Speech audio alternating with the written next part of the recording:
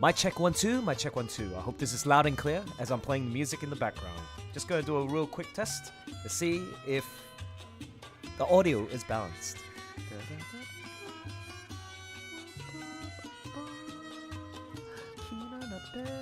I'm listening to some Cuban music in the background. You might find that surprising because I do dig this all kinds of music, but at times, you know, depending on my mood, I do listen to this kind of stuff.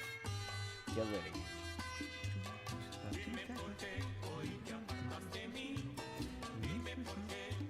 Alright, let me do a quick pause. Oh, actually, I can hear it from that side. Give me a sec.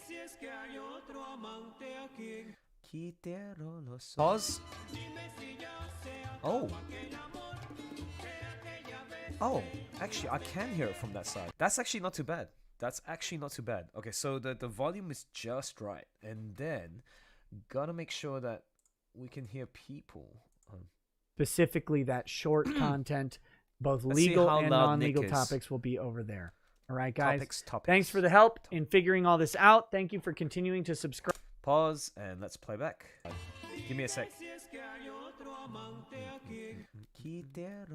Pause. There. Both legal and non-legal topics will be over there. All right, guys. Topics. Thanks for the help in figuring. Good. All right. I think we're ready to do a show. Okay, so, 2 people. Okay. So, I'm gonna make sure I post the link to the show, and I'm gonna tweet it out just in case anybody wants to come in and watch me work on Edenspell and see how this all works out. Yeah.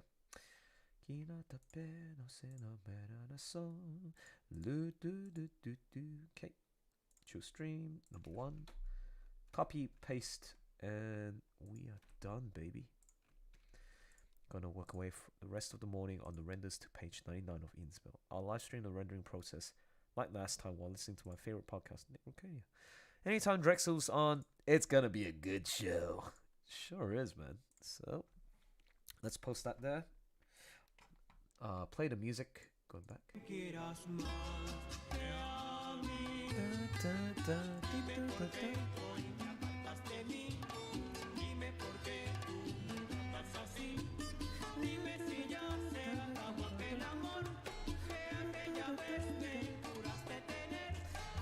Oh, Donovan's World. Hi, how's it going, buddy?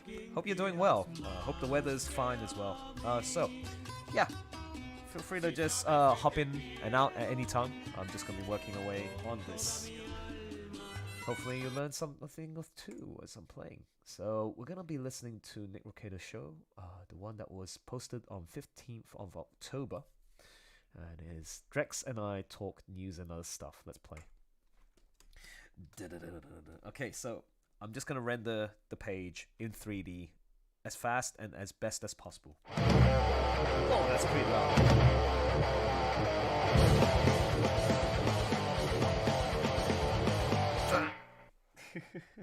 Hey, what's up, guys? Hey, what's up, guys? Welcome to Law-splaining the Interwebs. I am your host, Nick Rekeita of Rekeita Law, a small law firm in Central Minnesota. And with me today is my terrific and fantastic guest, I love Drexel. Mr. Drexel. What's up, everybody? How's it going, man? He's a wise man. I mean, the drive sucked. The fact that I'm wearing shorts. You got these shorts. You got these little. Really, I'm literally Drexel? wearing Daisy Dukes. You got these little anti-leg day twigs sticking out. Oh, come on. Yeah, it's been. Yeah, this room is hot though. Oh yeah, here have the look. My benevolence. This is reparations. So how come you've never gotten a second fan? Because that would take effort. How come I haven't gotten a? What is going on with this? That feels marginally better. Good. Someone put a Xbox. What cable is this? I don't know, man. It's horrible. Get it sorted, Nick. What I need to do is get like a real fan, not just this little desk fan. You do. Oh, you know, I'm gonna give you a update. I'm planning on going to Colombia, land of Escobar, Medellin, Colombia on Monday. Colombia. On Monday. Yep.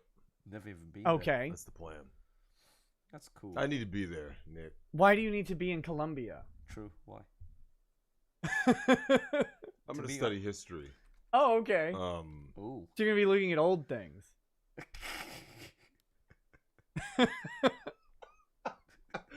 Look, man. Old ladies. I'm just saying. Pablo Escobar, right? Right. I want to be where he was at. So, anything in Colombia, sure. Count me in. All right. Eat some food. Chill out. Mm-hmm. Just gonna eat some food, huh? What kind of food?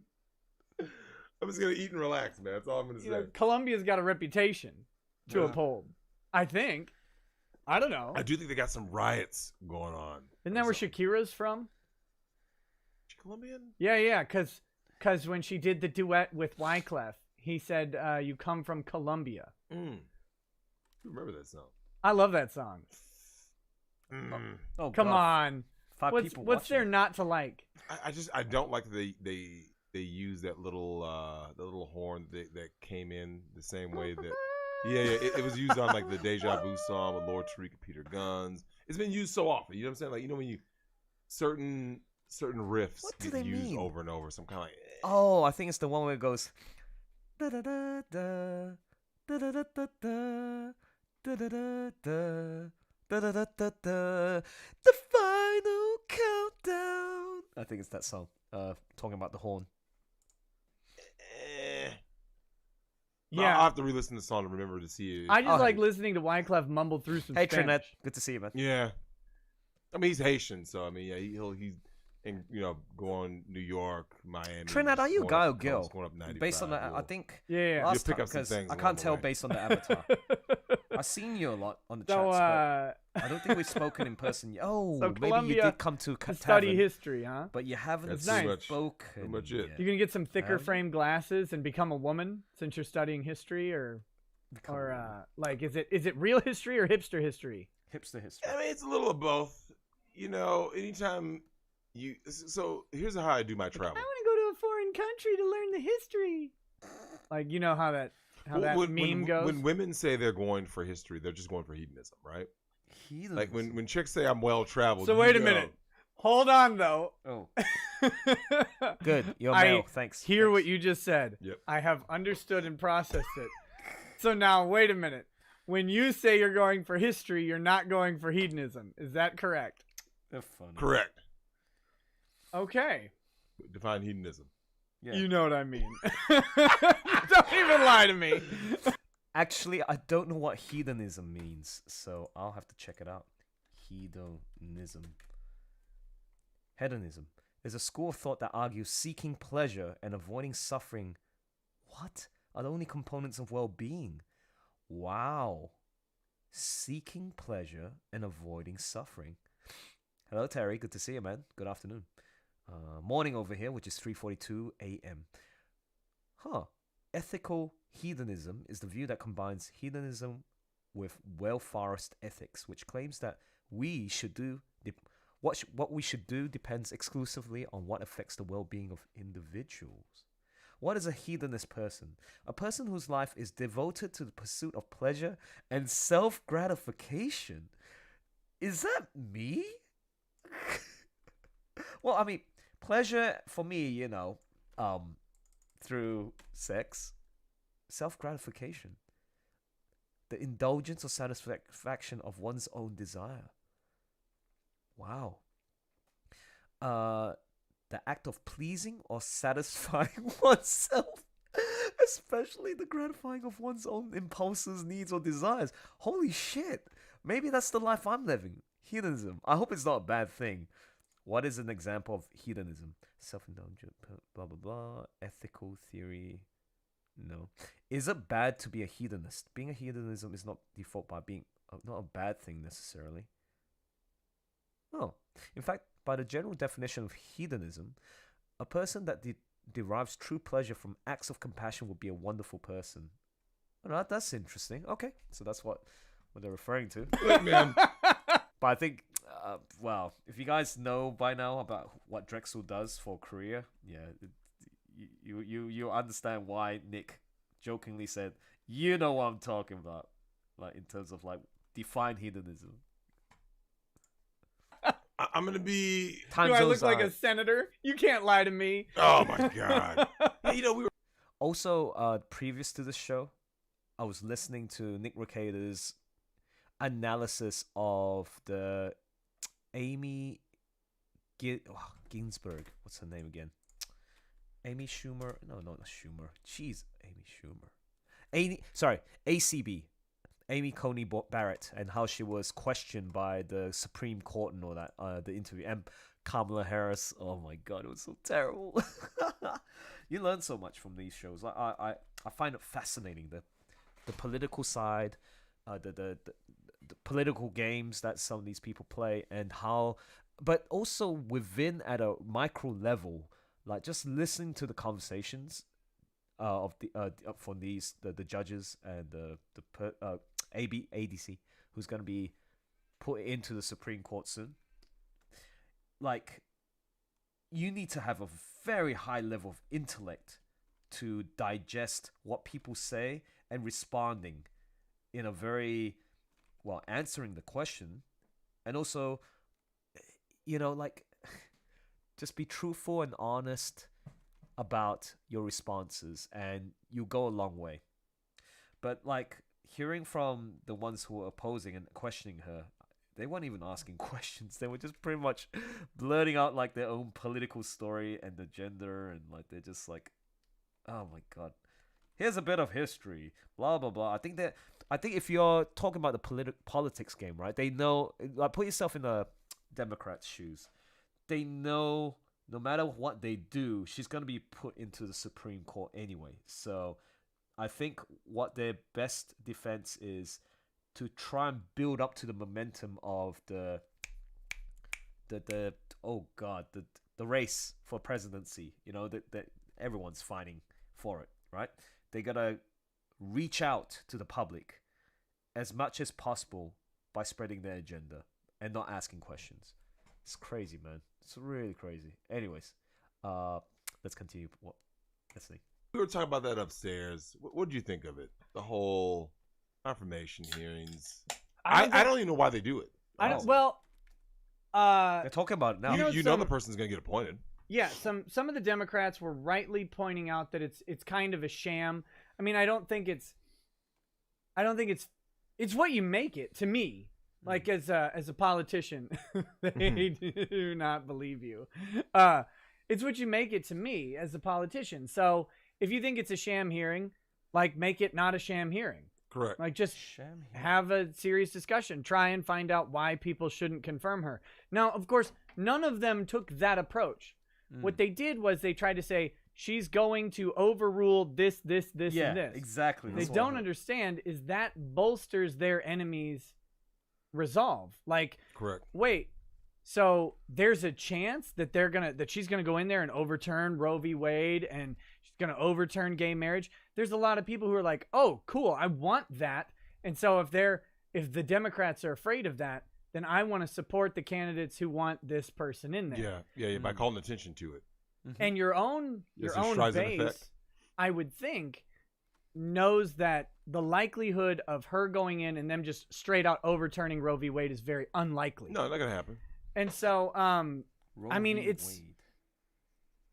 what bothered me is you have an opportunity to have intelligent discussion about it and about her fitness as fitness and character is what you're really trying to assess, and her qualification. And instead, you went and, like, based on, I mean, I'm a simple person, right? I have my intelligence. I don't believe I have reached a peak level of intelligence yet, because I'm still growing as an adult, 35 years of age, and I've only just started learning, questioning about the world and how it works, life, the world. I just blanked out. I try to see. That's my problem. Sometimes I try to impress. I want to think of something really intelligent to say, but sometimes you just have to free flow and just trust your gut instinct and not overthink the situation, and things will come out right in what you say, right? As I mentioned earlier, let the truth speak out for yourself so that it resonates with the audience, you guys listening to me. So what I wanted to say was I wanted to talk about how I'm slowly in my 30s, which is some of my best years now, I'm starting to feel and encapsulate an understanding of how the world works. It's beautiful from a macro to micro level.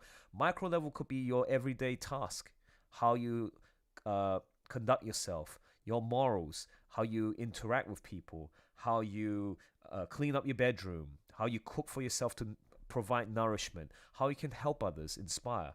Like macro level would be like the understanding of how systems work, yeah, from cultures, the economy to government systems.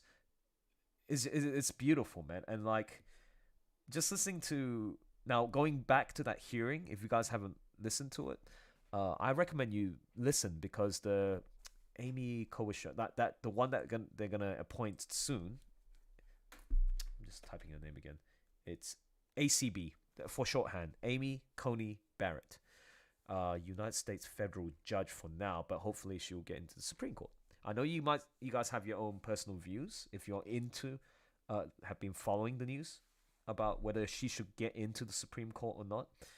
But I mean, based on question time and everything, she was amazing. Like being able to just take the time to digest what the opposition is saying and answering the questions in a very intellect way.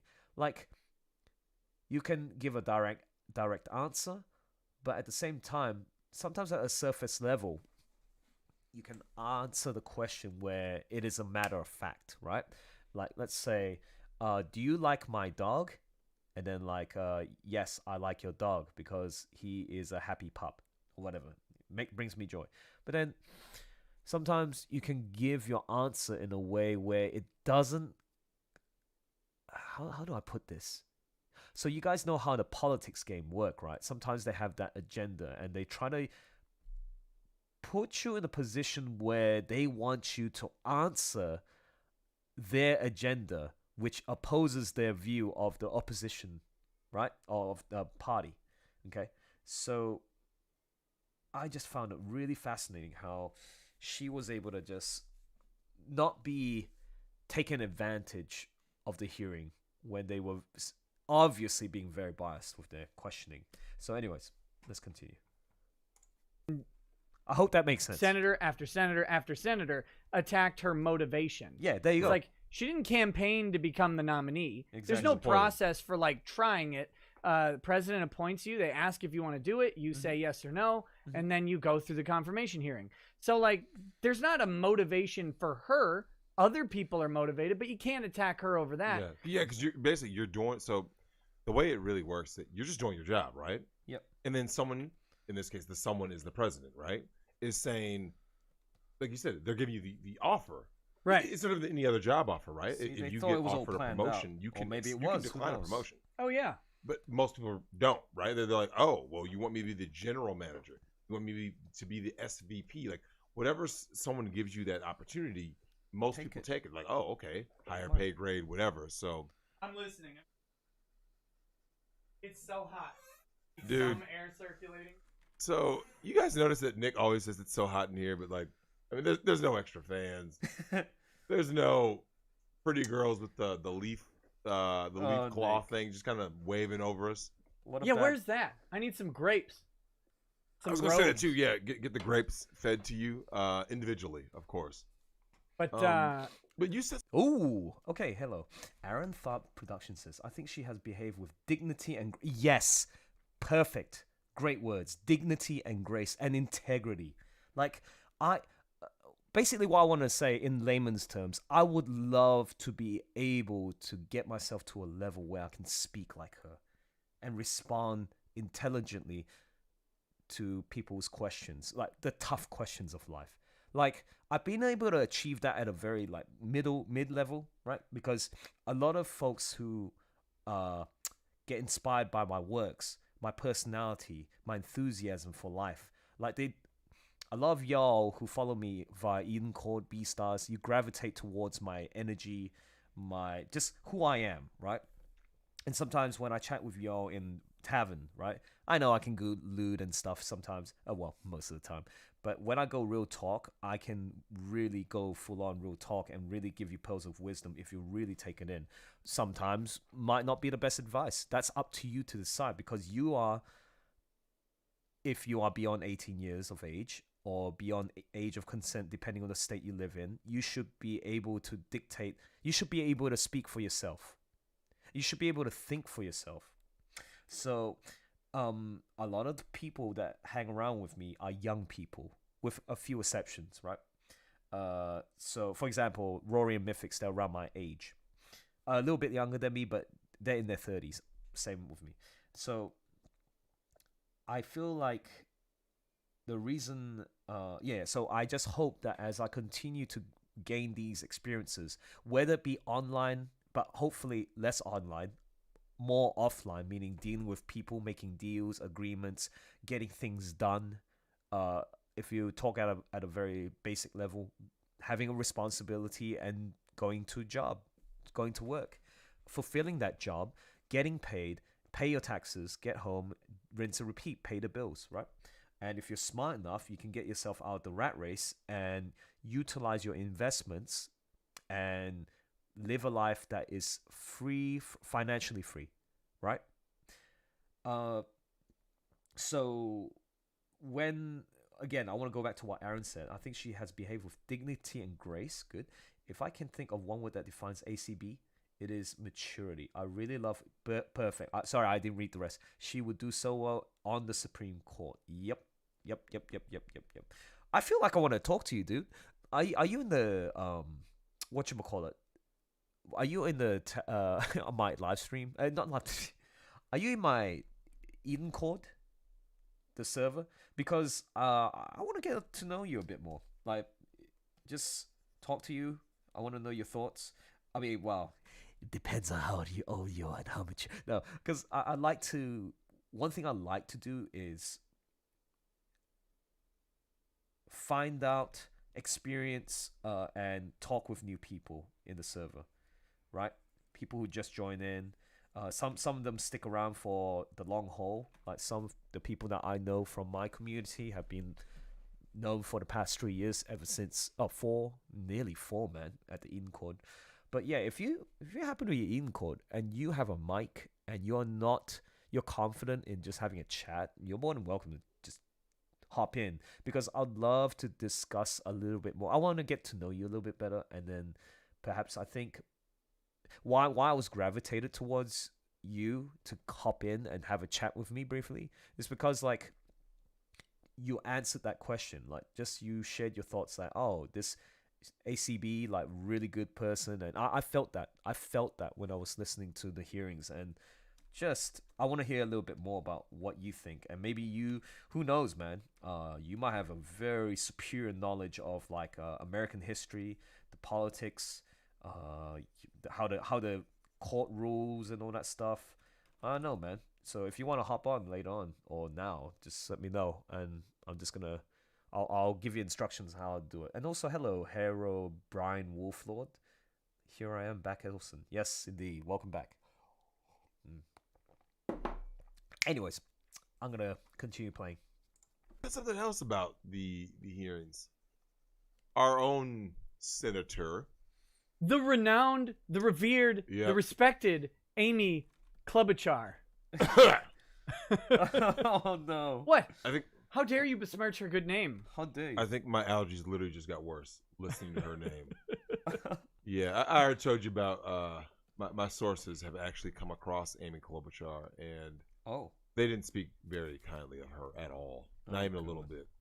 Because, you know, people's public persona is usually different than their real selves, which, you know, Nick, one of the things that's funny, other than the fact that your fans think that you are a manlet, we are the same people off camera. Yeah. A lot of people don't know that. They're like, is this an act? Or is it because we don't have a persona? This is just us. You know what's funny? Like, when I listen to these two talk for so long, like, I feel like if I were to meet them in a convention, they're just who they are, right? And I resonate with that because I'm like that too. when you see me online being lewd and funny and talking about sex and porn, and then sometimes, I move on to subjects like art, and then talk about comics and storytelling. I'm who I am, man. I've got nothing to hide. I think that's a quality that I had, my honesty. That's something that I got from my dad, and I sometimes the thing I have to be careful is not being too honest with everyone. Sometimes you gotta hide secrets, right? Sometimes you gotta hide secrets. You gotta be clever enough to hide certain things. I'll give you an example. If you know somebody who's absolutely vulnerable and they are constantly, let's say, I'll put a real life example. Let's say hypothetically, someone is inspired by my comics. They want to be a comic artist. They want to be an illustrator, but they show like, oh, hey, please look at my work. Give me feedback. And they got like subpar level artwork, right? And I say, what should I say to this person? Oh, yeah, good on you. Great work. Like if I give them the sugar-coated candy response, it's like, all the best. Good luck, man. You're doing well. Keep at it. I mean, what more can I do? I mean, it depends on a lot of factors too, right? How well I know this person. But if it's a random person and also who's consistently asking about this, and every year they consistently show no progress, what am I to do? Right? So how I approach it is I give them the I used to be in the past like so much more forgiving, meaning like, oh, I'll sugarcoat, I'll give you praise and blah blah blah. No, I'd rather tell you the truth right now so that you can save yourself time and think about what you really want to do in life. If your work is shit, I will tell you it's shit. All right?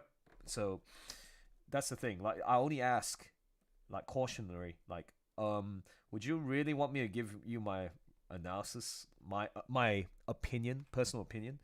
Because, the truth can hurt.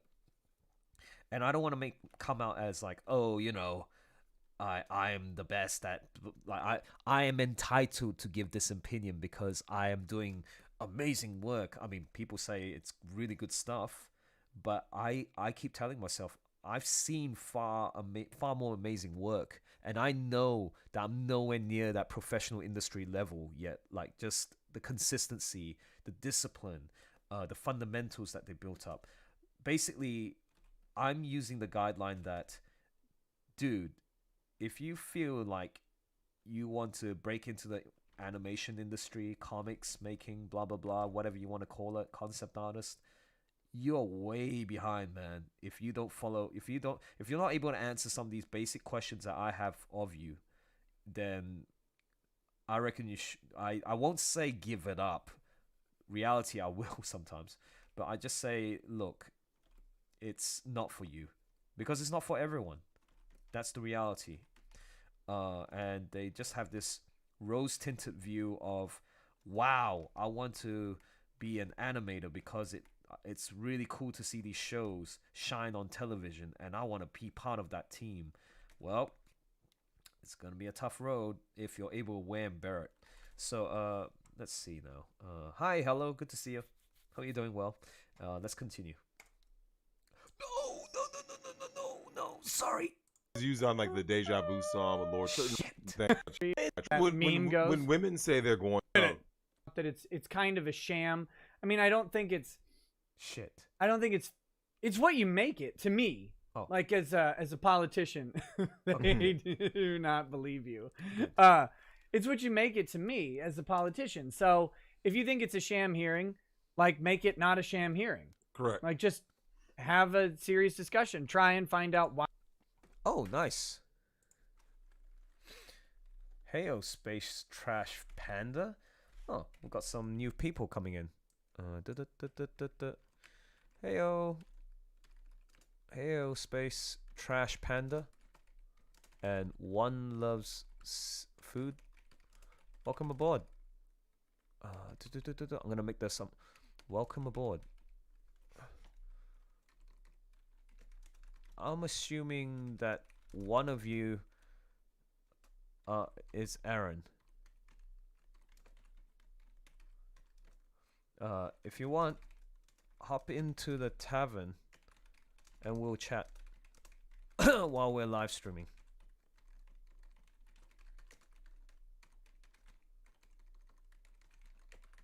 Okay, cool. Voice acting, the same thing. Do you know why?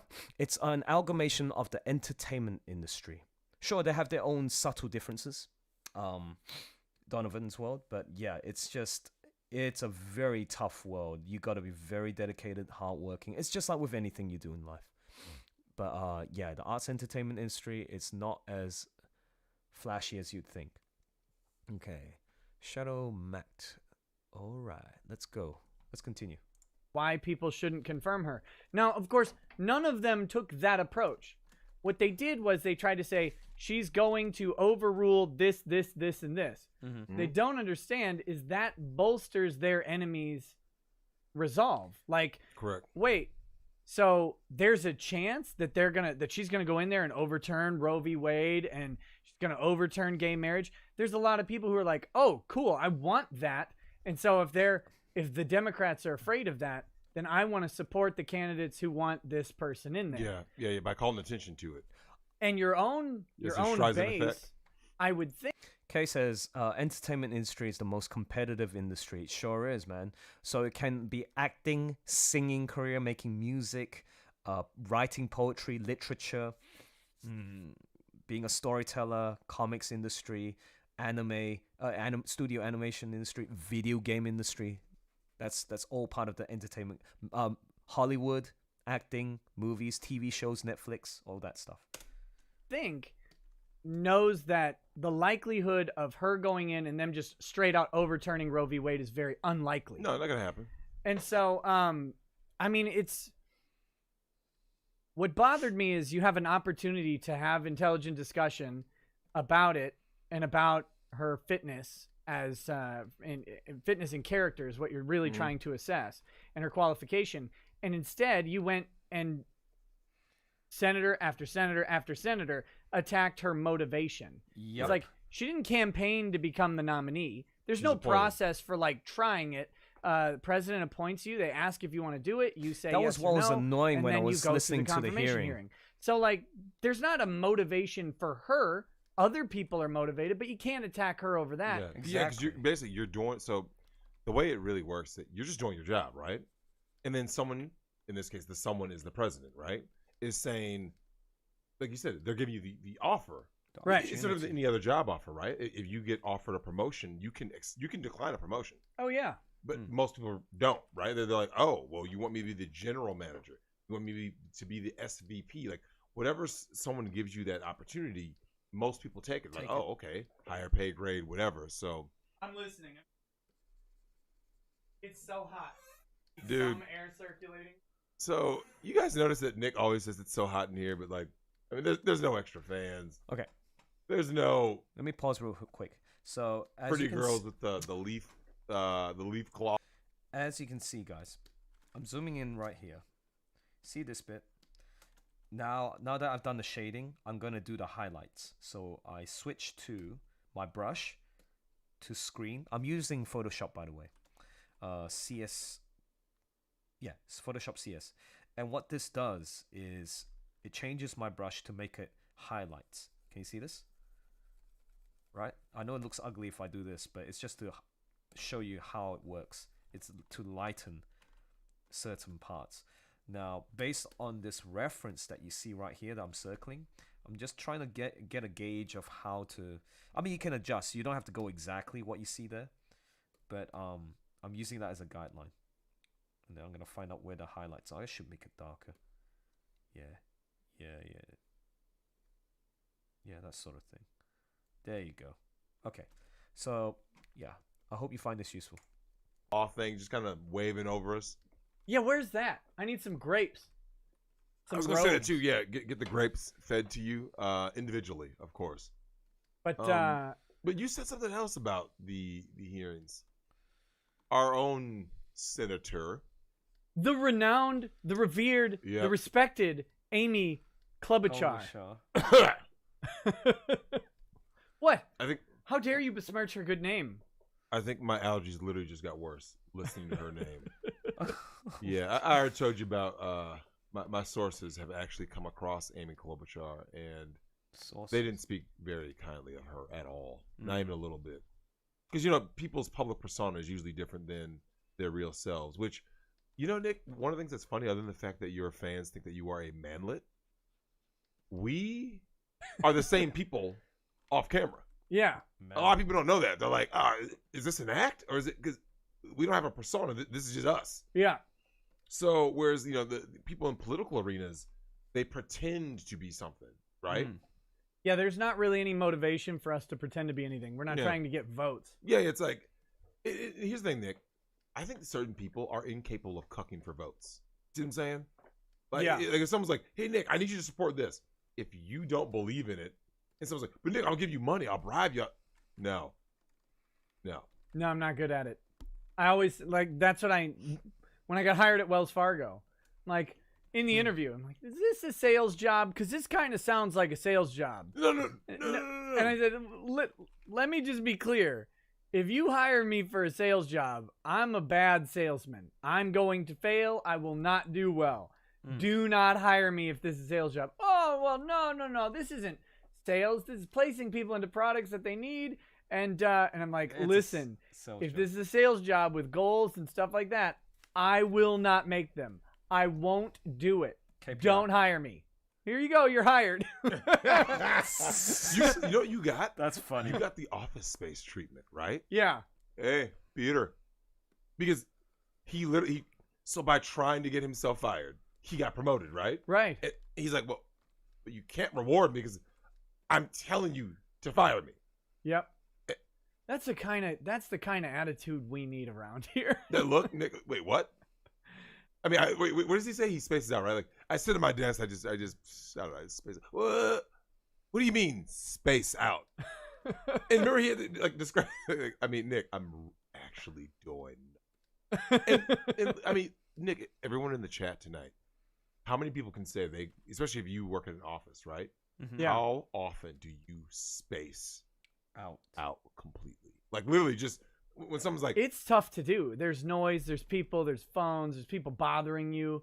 But it can be done. It can be done. It can be done. And back when that movie was made, and it was at late 90s, I think it was a lot easier because there were fewer distractions, right? Like without the phones and.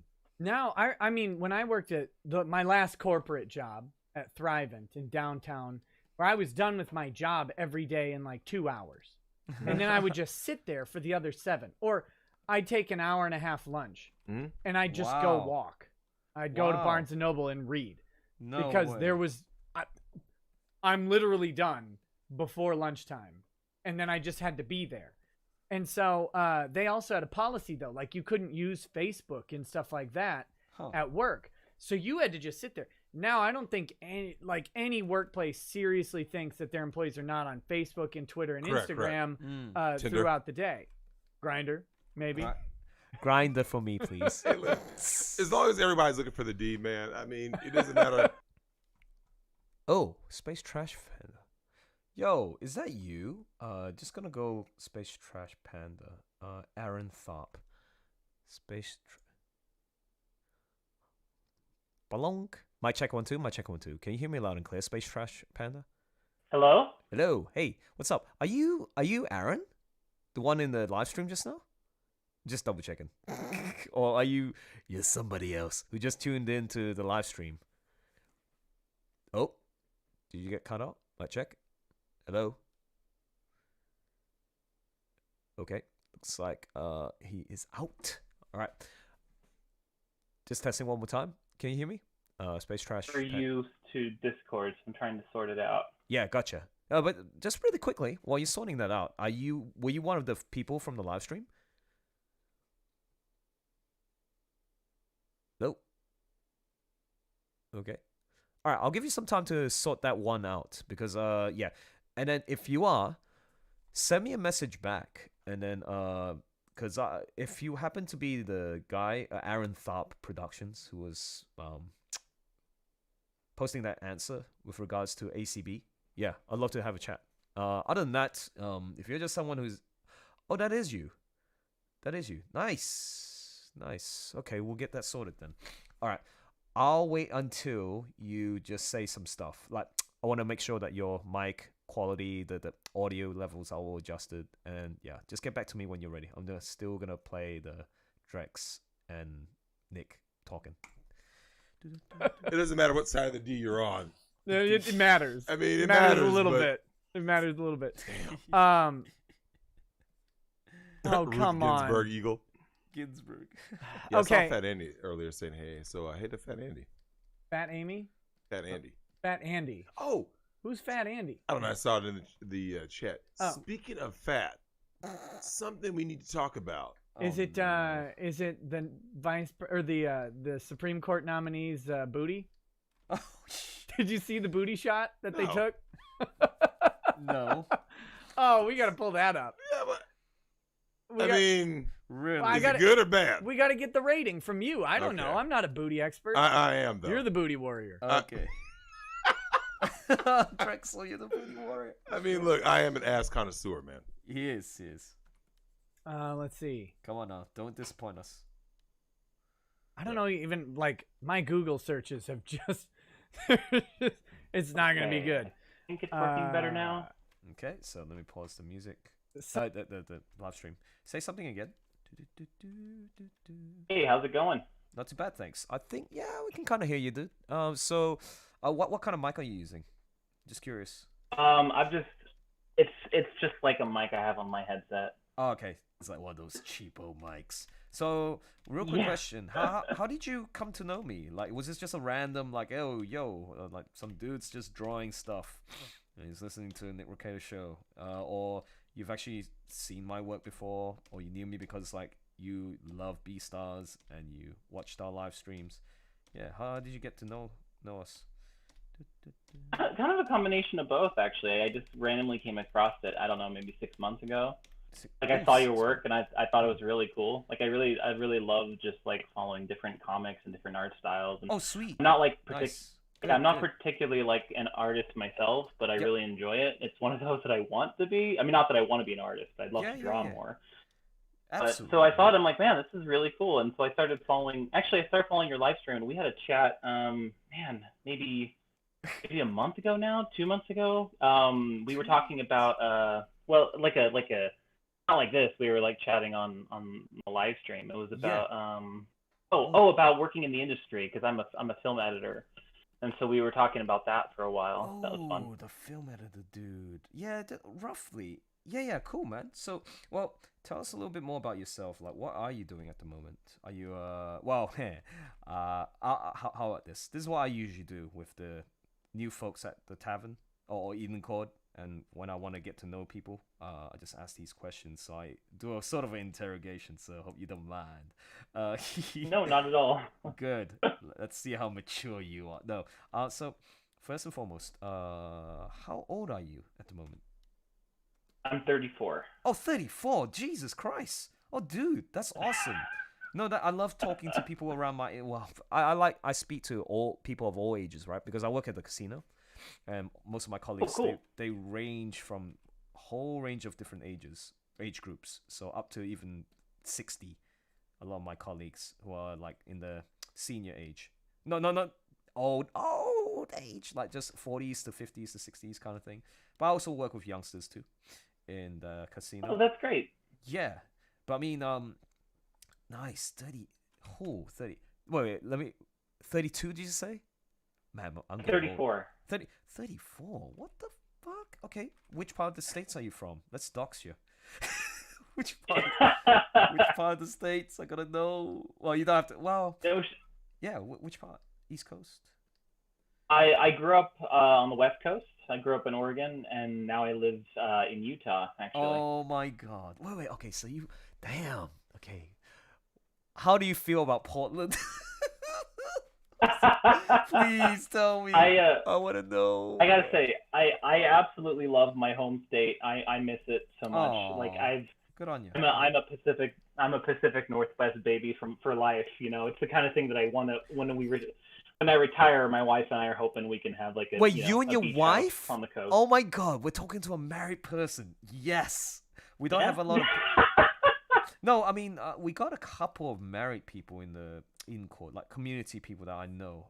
But nice. I love speaking to because that's like a whole different level of experiences, right? Because can you? Mm-hmm. I don't want to sound bad. Like most of the young people I hang out are, and I'm just speaking facts here, right? I'm not gonna be like, oh, give a negative view of people. It's just my observations. Most of them are still single. They are young, either doing high school or just getting into college. Some of them unemployed, mostly males. Most of them furries. And are you a furry first? I noticed that you got the how does he sound like? Raccoon. Shit, what Rocket Raccoon? Yeah, I don't like the wait, Groot. Oh, I forgot how he sounds like, but he was awesome. But yeah, the Bradley Cooper, Bradley Cooper vibe going on. Yeah. But are you a furry? I'm curious. Like not No.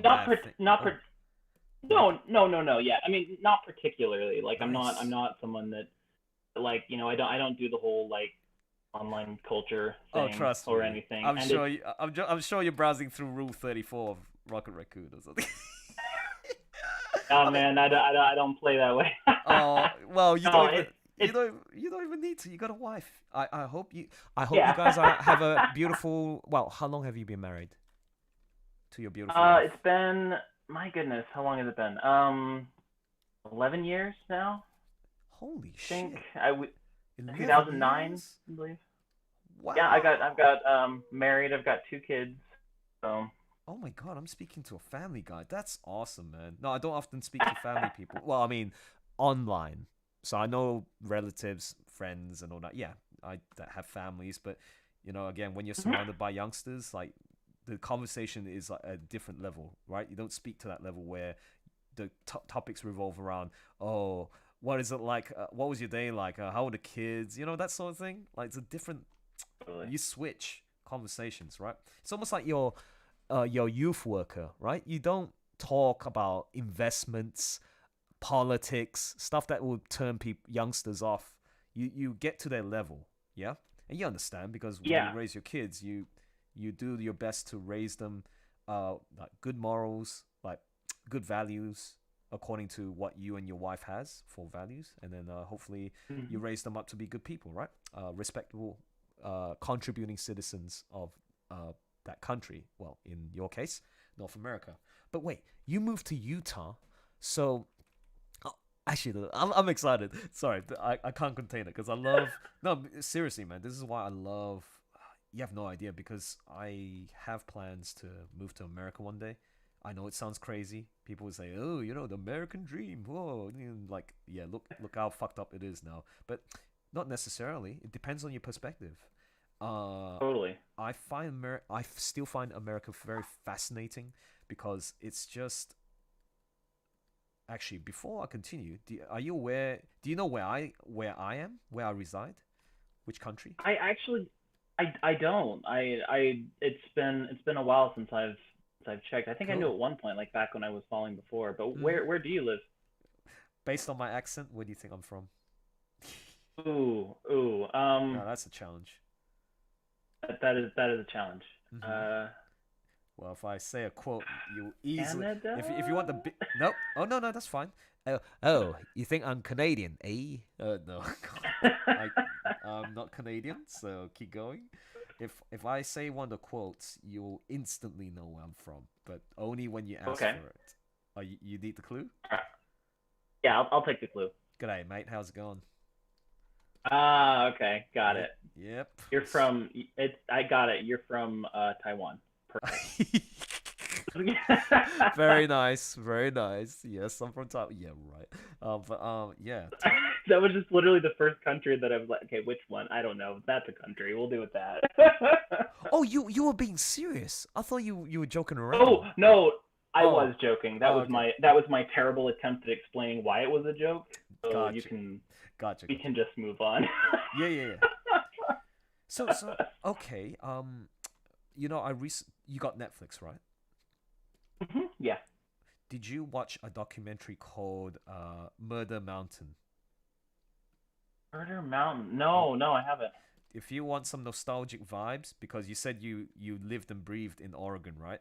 You're well aware of the Emerald Triangle, yeah? Oops. Uh-oh. I think you got cut out. Oh, No. Oh. I'm still here. Sorry. Oh, okay. That's okay. Are you well aware of the Emerald Triangle? Sorry. Hmm? Minute, buddy. All right, 1 second. Oh, no, just take I'll your be time. right there, bud. Take your time. Take your time. It's my boy. Yeah. No. You gotta if whenever you need to attend to those duties, just let me know, man. Yeah, you do what you gotta do. I appreciate that. Yeah. Great. The Emerald Mountain. No, I'm not familiar. What is that? Oh my God. How could you not know when you? Well, actually, it's one of those things of. The sad fact is I've been away. I've been out of Oregon for how many years now? Okay. Since I was. How about? I miss it. Yeah. How about the marijuana industry? Are you well aware of how it works there? Yeah, absolutely. Okay, yeah. Emerald Triangle is like a famous spot near the coast. You know Eugene, and then like you go further up, and then there's like 3 spots that make a triangle, and that's like a hot spot for where crazy shit happens, right? Like because of got it. And people, not even cops will go there because even if you make reports like, oh, somebody's missing or somebody's killed, like, yeah, we'll check it. And it's like, hey, what's the result? We checked it. And, like, it's too dangerous for the authorities to get involved kind of thing. Well, Right. I mean, it's almost like, not no man's land. It's like outlaw. Outlaws live there, man. So you don't want to mess with their territory. But, Oh, thanks. but now you're in Utah. What is your job? Just curious. Yeah, what do you do for a living? Sure. Yeah. So before this, I was an apartment manager in a different state. I know, weird, right? And no, it's not. The reason it's not weird. It's not weird. This is cool. Like, wow. I'm gonna get deep into some other stuff, but can you keep going?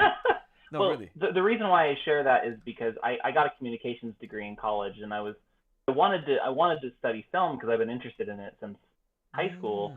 And where I went, there wasn't a film program, and I couldn't really afford to go elsewhere. So I just decided, I'm like, okay, I'm gonna try and build one. So I studied like graphic design, photography, communication. My idea was to kind of like build sort of like sort of a creative design basis. That's it. Good. And that's awesome. And so then I was like, I left school and I didn't have any work. Big shock. And so I decided to just kind of, I needed to support my wife, and I had my first child at the time. So I was like, okay, I'll get a job as that, and I worked that for about 4 years. And the reason again why I'm sharing this is at the same time I had a friend of mine who was also in the film industry, and he was working in Utah. And he was like, hey, work's really good out here. There's a lot of freelance. Come join me. And I'm like, I don't know if I can. And then after a few months, the job, like, I actually, not to go too deep into this, but sure. there were these like work meetings that we took, and I went to this one meeting once, and I realized something. I kind of had this sort of this epiphany moment where there were like 10 or 15 other apartment managers in there, and they were older managers, and they were like in their 40s, 50s, 60s. Every single one of them was bitter to the core. Wow. And it just hit me hard. I was like, oh my gosh, if I stay in this line of work, you're gonna be miserable. You're gonna be. And I like to, I'm gonna be miserable. And I realized that like I like people in general. I really like people. I like talking to people. I like trying to help people. I like trying to make people happy. I know it sounds corny, but it's no. It's a noble thing to do. It's a noble thing to do. Yeah, and so anyways, I realized that it's like this is my moment that I need to just like leave this job because it's changing me into someone I'm not. Yep. And I decided I'm just gonna do it. So I quit. We moved to Utah, and I've been literally trying to live off of freelance work ever since.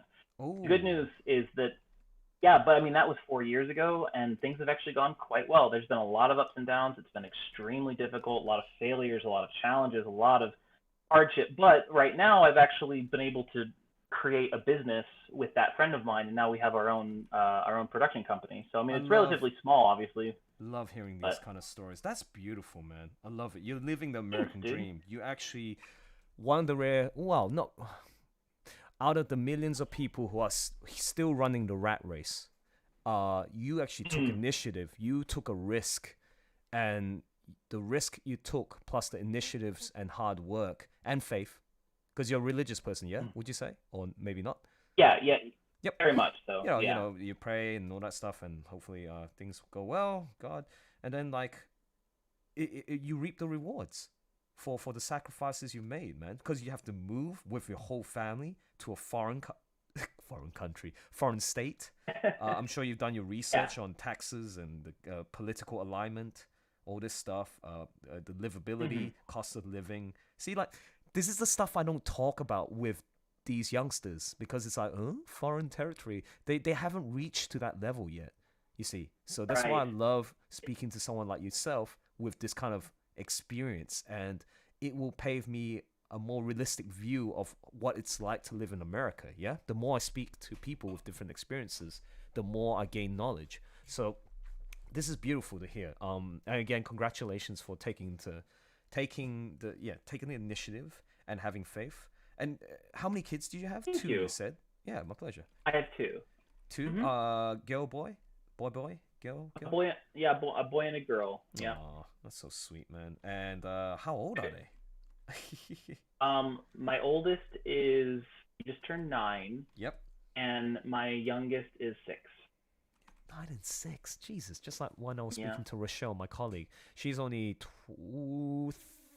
27, but she has a 4-year-old and a 6-year-old. So we were talking about That's family great. stuff, and yeah, they're doing well. I'm happy for them.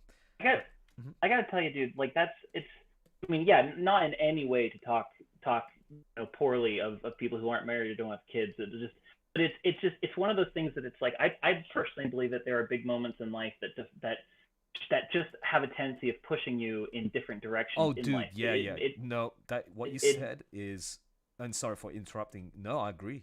No, you're good. Wholeheartedly agree. It makes you grow up. It makes you do things that, like, it makes you shift your focus from me to, not to sound corny, but from me to we, right? It's like you shift it away from personal need to the need of your spouse or your significant other, your children, other people in general. It makes you have to think about other people, and so the decisions you make are always forced around that. And if I'm being completely honest, it's been a bit of an internal struggle for me, is like, kind of making this jump into wanting to do my dream has been, I've had a lot of self-doubt. There's been a lot of moments in my life where I'm like, am I being selfish? Am I putting, my wants and needs above the needs of my wife and my children? And it's actually something that my wife has been just I can't tell you how grateful I am for her, because there's been multiple times where I'm having those moments of like, the work's not coming in, or it's just not paying good enough, and I'm working like 80-hour weeks. I'm like, what am I gonna do? And she's just always been like, we have enough, we're okay, you're doing great, keep going. And it's that kind of stuff that just has helped me, when if it was just me, I don't know if I could have done it. That's inspiring. She's basically your rock, your foundation. You have somebody 100%. who's there. Yep, who's there to support. And I'm so glad to hear this, because I'm, again, 35 years of age. I feel like my 30s have been the best years of my life, because I'm at a point where I'm starting to understand how things work, right? I know it sounds weird, but some people mature at different ages, because I feel, based on my observations, people who question about the world will learn about the world far faster than those who don't, and also problems and have critical thinking. I lacked. Absolutely. I'm more of an observational guy, so I lacked that the critical thinking, which allowed me to problem solve and understand how things work, whether it be the economy, whether it be relationships, people, social, like cultures and all that stuff. And like what you talked about, family thing, like the reason why I want to get back to you is like, wow, I'm so happy to hear about this story, because like I've only just started understanding how women work behaviorally. No, yeah, and you understand how it's like, because you've been with your wife for so long. And Totally. I don't know, like I'm starting, because of this Nick Rekeita show, that you're hearing two different views. Like Nick Rekeita has 5 kids and doing really well. He's living the American dream, and he's a very humble guy, very smart guy, business-wise, relationships and all that.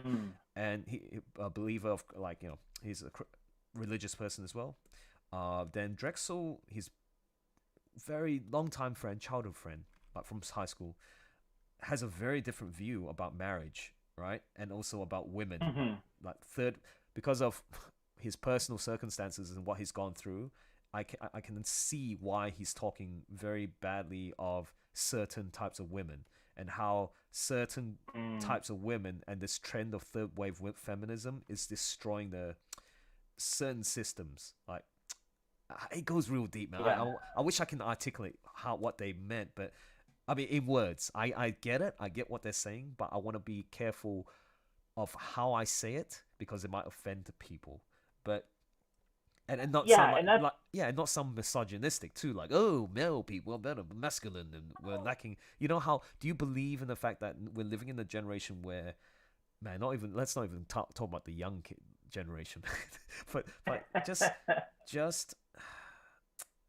I'm talking about men in general. How we're becoming more vulnerable, less masculine. Is it emasculated? Is that what it means? Men are becoming more Is that what it means? Emasculated means like less masculine, right? It's not like the old-fashioned way of like, we get things done. Like, we will say what we say, and we will enact on those discipline. We're disciplined people. We like. To reach the epiphany of a good man is to be a gentleman, right? You got those masculine traits, a leader, but also you show bits and pieces of feminism, like feministic qualities like empathy and understanding people and showing love and all that stuff, right? But nowadays it's like, I'm gay, and like, it's like, I mean, I have nothing against like homosexual people. Like, it's almost as if we focus on like oh dear, now I'm gonna be very offensive to people. Like the furry fandom, right? And actually there's one guy who's inside here, and it's a long story, but I want him to hear my views on this. It's just what was it, like, people in the furry fandom, majority are men, majority are either bi or gay. Like, I noticed, like, just based on observations, man, like, not a fan of when, and it doesn't mean it's just a sexuality thing, right? It can be a political agenda thing, like, oh, my Twitter handle will always have BLM, Black Lives Matter, that kind of shit, right? And then, like, right, why do you always have to show the pride flag every single time, man? Why? It's almost like you're stuffing it in my face. We know you're gay. Fine. Just be cool. Like, why do you have to make it so loud, man? Like, and I get it. You have every right to do your celebrations and all that stuff. Yeah. And some of those celebrations are cool, but people who are always so loud about it, like, why do they need to be heard? I think when I put myself in the shoes of these people who just, I mean, historically, I'm not an expert with the history of like homosexuality, and like, when it sort of became underground, and then eventually, how it's frowned upon based on like old-fashioned values. It's like, oh, it's supposed to be heterosexual, religion thing, like it's always supposed to be a man and woman, have kids, not like two gay people or two gay lesbians having children, blah blah blah. Very deep stuff, right? But like, ever since, do you remember what year it was when gay marriage was not appealed? It was thumbs up, made legal in America and worldwide. What year was that? Just trying to think. The exact date I'm not entirely sure. I do know there was Prop 8 in California, which I think was around 2008. 2008. Then I remember, at least in Oregon, I remember it being like, I don't remember if it was like official, but I do remember it like kind of becoming, if not official, like more like politically accepted. Dang it, that's not. I sound like an idiot. No, that's fine, man. No, at least you're trying. It was like 2000. I have no idea. I have no idea. That was. I remember I was in high school at the time, so that would have been between 2000 and 2004. Yeah, so probably like 2003, 2004. And that's pretty cool, right? Like, because like I can also accept progressivism in terms of like, hey, as long as you're not hurting anybody with your activities, as long as you're not flouting and shoving, it's just like religion.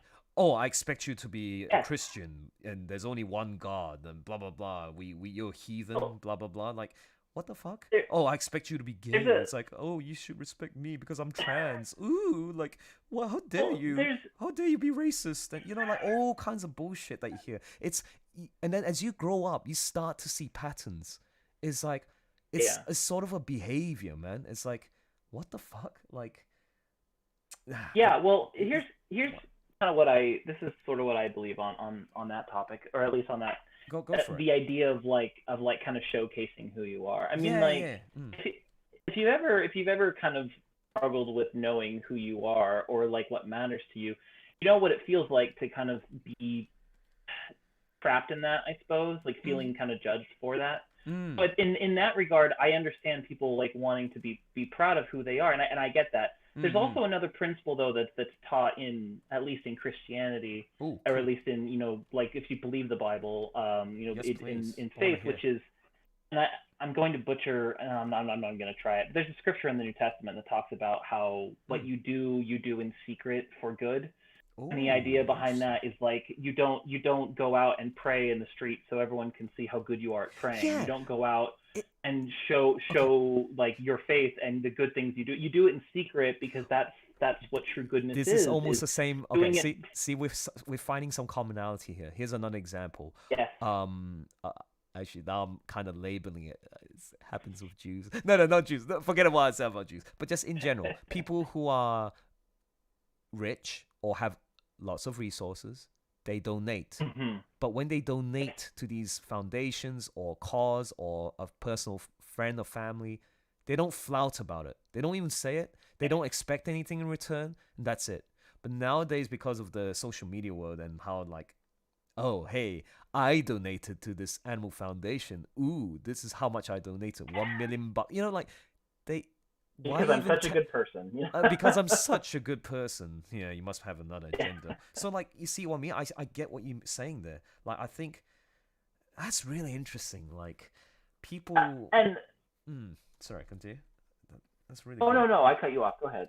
No, I find that really fascinating. Like, I mean, I'm nowhere near perfect. I'm sure I do that too, where I feel like, hey, man, like, I helped you out, and I don't even get some sort of say in return. You know what I'm saying? Like that sort of thing. It's almost like you're almost like, it's almost like as if you should strive to be better. Like you don't need a reward for something that you've done. But sometimes we're just human beings, man. We just feel needy and a bit like, and just like, hey, man, like, how could you just do this when, you know, you couldn't have been in this position if it weren't for me, right? Oh man, we're going deep into this shit. That's good. I love it. Yeah, this is good stuff. Actually, this is one of the reasons why this is going to sound weird for a second, but I promise it will connect. Sure.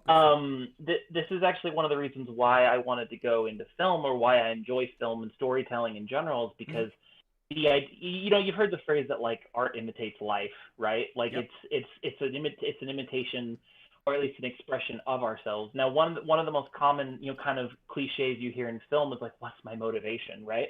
But the thing is, the reason why that's a cliche, but is because it's literally embedded into every facet of good storytelling. And when you look at a character, what they do isn't as important as why they're doing it. And that even can be done on a technical sense of like, you know, why does the camera do what it does? What's the motivation behind why that camera did that, right? Whatever, or why that cut is done that way. Anyways, my point in that is that it's the same thing in life, because art is imitating life. Why you do what you do is just as, if not more important than what you do. So, for example, do you go out and serve those people because you want the Instagram likes, or to get like seen of your friends, you know, to see how good of a person you are, or do you do it and then don't tell a single soul? And if you're doing, and again, it comes down to why you're doing it. Is your motivation to get attention, or is your motivation because you want to help someone in need? And I think that's something that the world has quite thoroughly forgotten, or is forgetting, that it's crucial to do things for the right reasons. And then people will say, define what's right. That's when you get into more complex subjects. Yeah, but I mean... Well, I think you can never go wrong with helping someone feel better in their daily lives. Whatever that means. if it means just helping someone in the smallest ways, like throwing a smile their way when you see a stranger, who knows, that can always help. Or like, whether it's bigger things, like there's someone who is struggling, and you help them, but you don't let them know you helped them. It's like, I just feel like that kind of idea, in a world so obsessed with going, look at me, here am I, look, this is who I am, this is what that matters to, it's like, in a world that's so flashy and so like obsessed with itself, I think it's almost like the effort, yes, fame. Instead of like going after fame, go after doing the right thing because it's the right thing to do.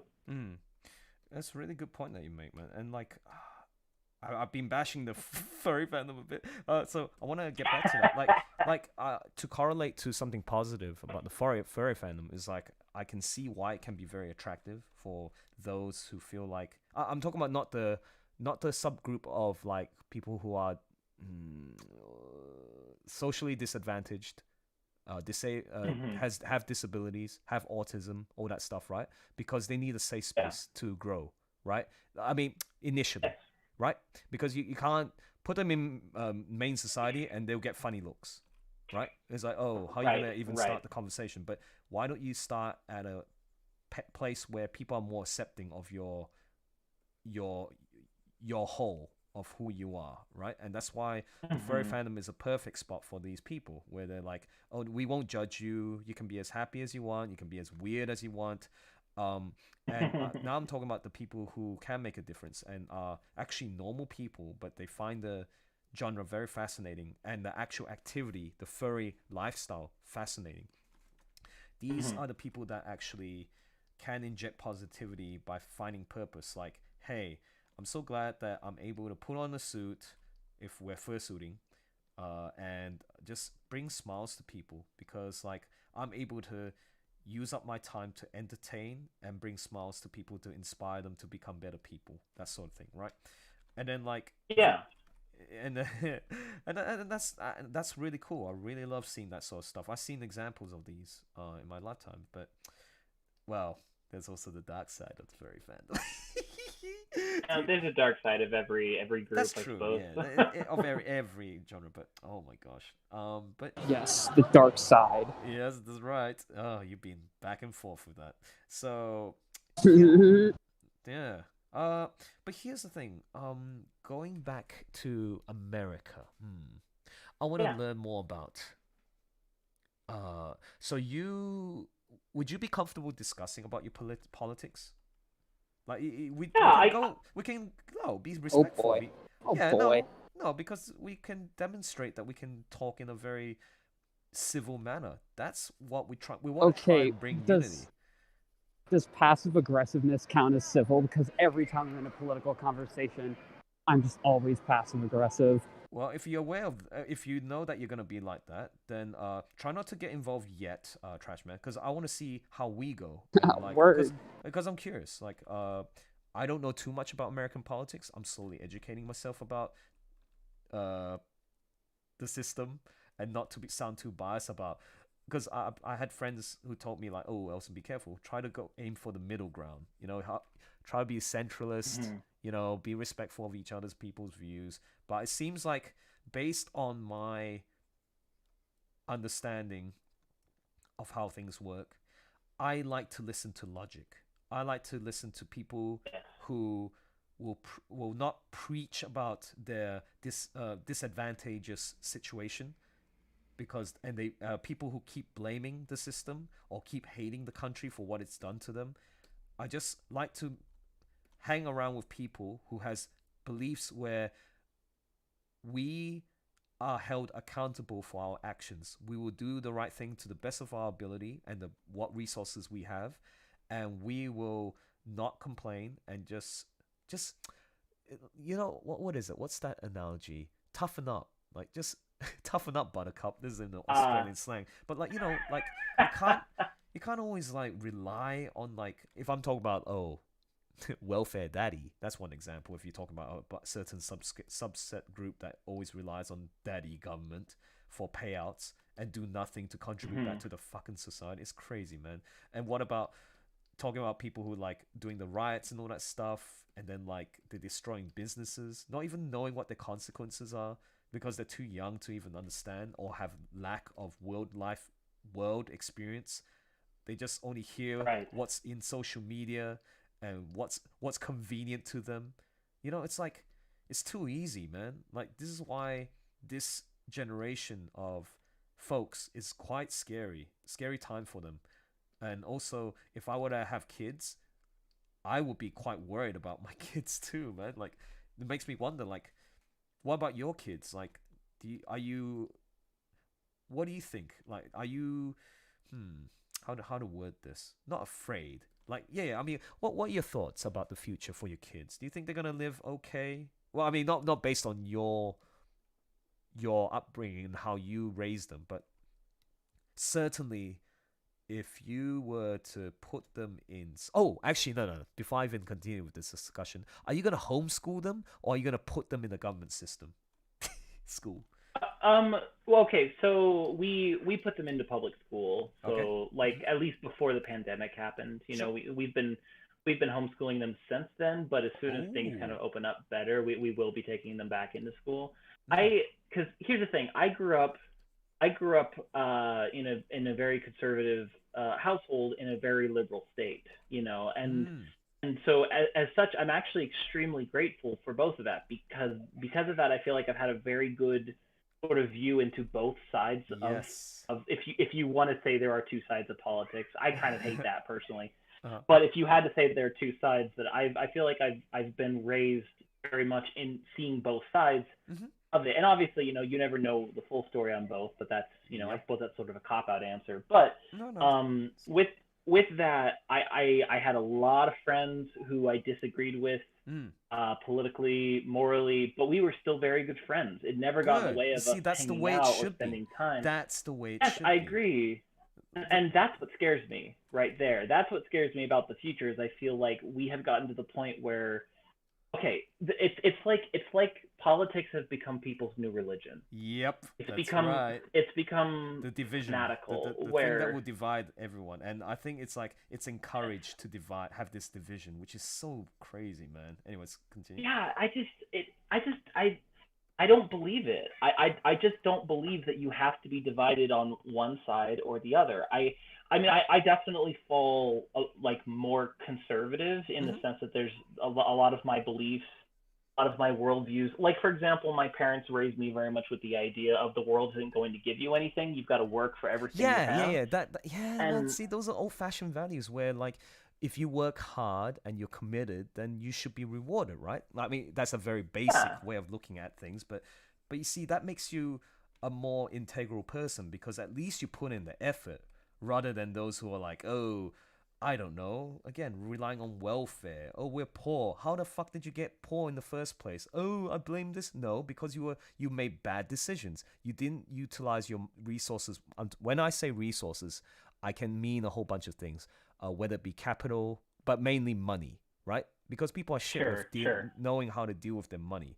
That's a hard thing for me to really understand because I was never one of those people who waste their money on stuff, right? Because money can lead to greed and like, oh, you know, be materialistic. I want the latest iPhone, or I need to have a car, brand new car, and then they don't realize that they have a mortgage, they have a loan.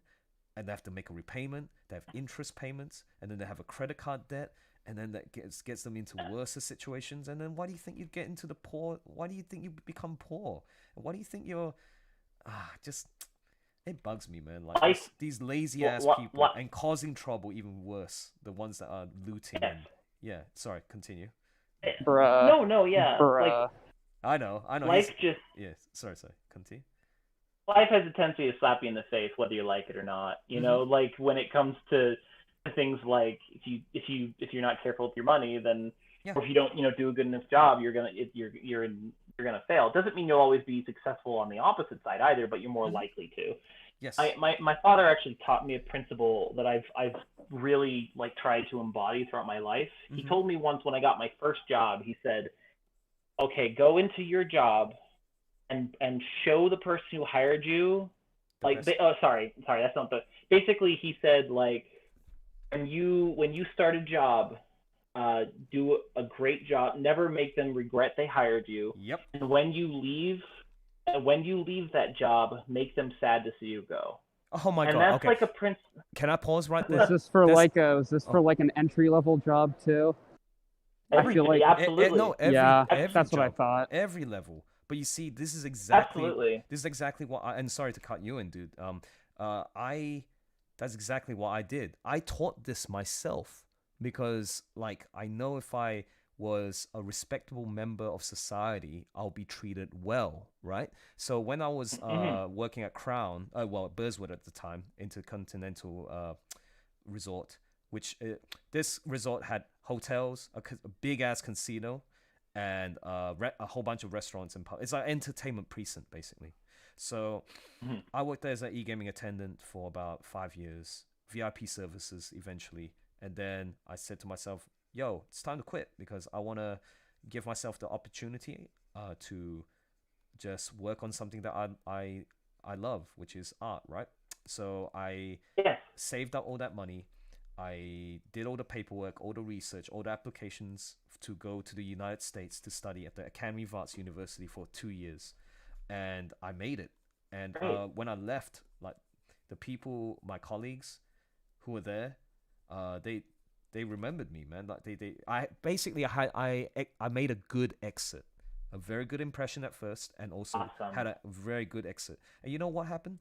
This is after the financial crash in America, 2013-14. I think subprime mortgages was hit as well. So, you know, Lehman Brothers situation. Yeah. So yeah, so at the time, the Aussie dollar has now gone down against the US dollar. So, oops, time to bail out because my dollar is not as strong as before.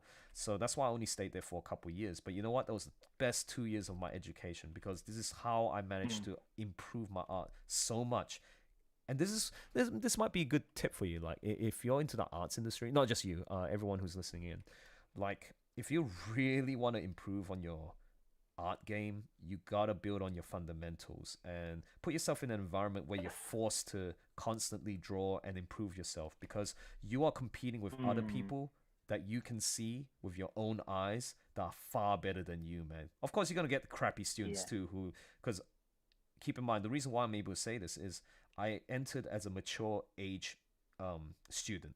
Meaning not your typical, oh, I just graduated from high school and I'm ready to do college. Hey, I heard that working in the video game industry is fun. Guess what? Guess what the turnover rate was every year at that school? 89%. 89%. Yikes. Yeah, and then, like, do you know why? Because when I see the quality of those, like, top level students, I'm like, holy shit. And that's what got me excited. It's like, man, if these guys are able to pull off some amazing stuff, like I'm talking about ArtStation level. For those who are in the outside the stream, if you go to Google and type in artstation.com and you just go to the front page, it's always refreshed, but the best pieces come out every time on the front page, new or old. And then you're gonna get a sense of what's expected in the industry. If you're not even at that level, don't even talk to sorry, I was gonna say don't even talk to me. No, don't even bother. Like the most successful people in the art industry are the ones who are super disciplined and don't brag about it. Yes.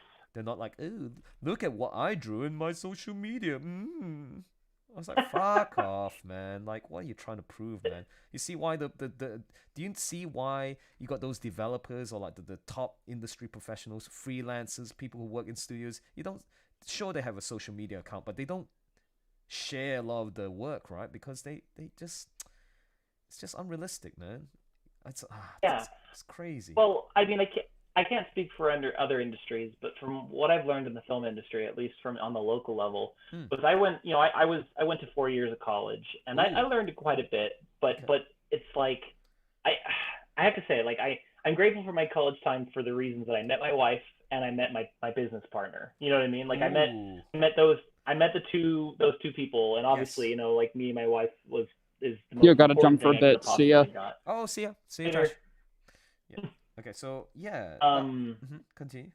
But the actual stuff I learned in classes was extremely minimal. I mean, And to be fair, I wasn't in a film like school, but so it wasn't like they were like specifically film related classes. Mhm. But from when I finally made the jump into just doing it full time, I mean, not to like exaggerate, but I learned more in 1 month of working on sets as the lowest level person you could Mhm. in my 4 years in college, and that's just my experience, and I know there's other people who get a lot more out of it. But the thing that I gained the most kind of respect for was in if you have no pride when it comes to working in competitive fields, specifically in my case the film industry, but if you have no pride, you will go far. And what I mean by that is like if you go into every position you get, because on a film set, the lowest, quote unquote, the lowest place you can be is called a PA or a personal assistant. Oh my God! And basically, yes, the PA.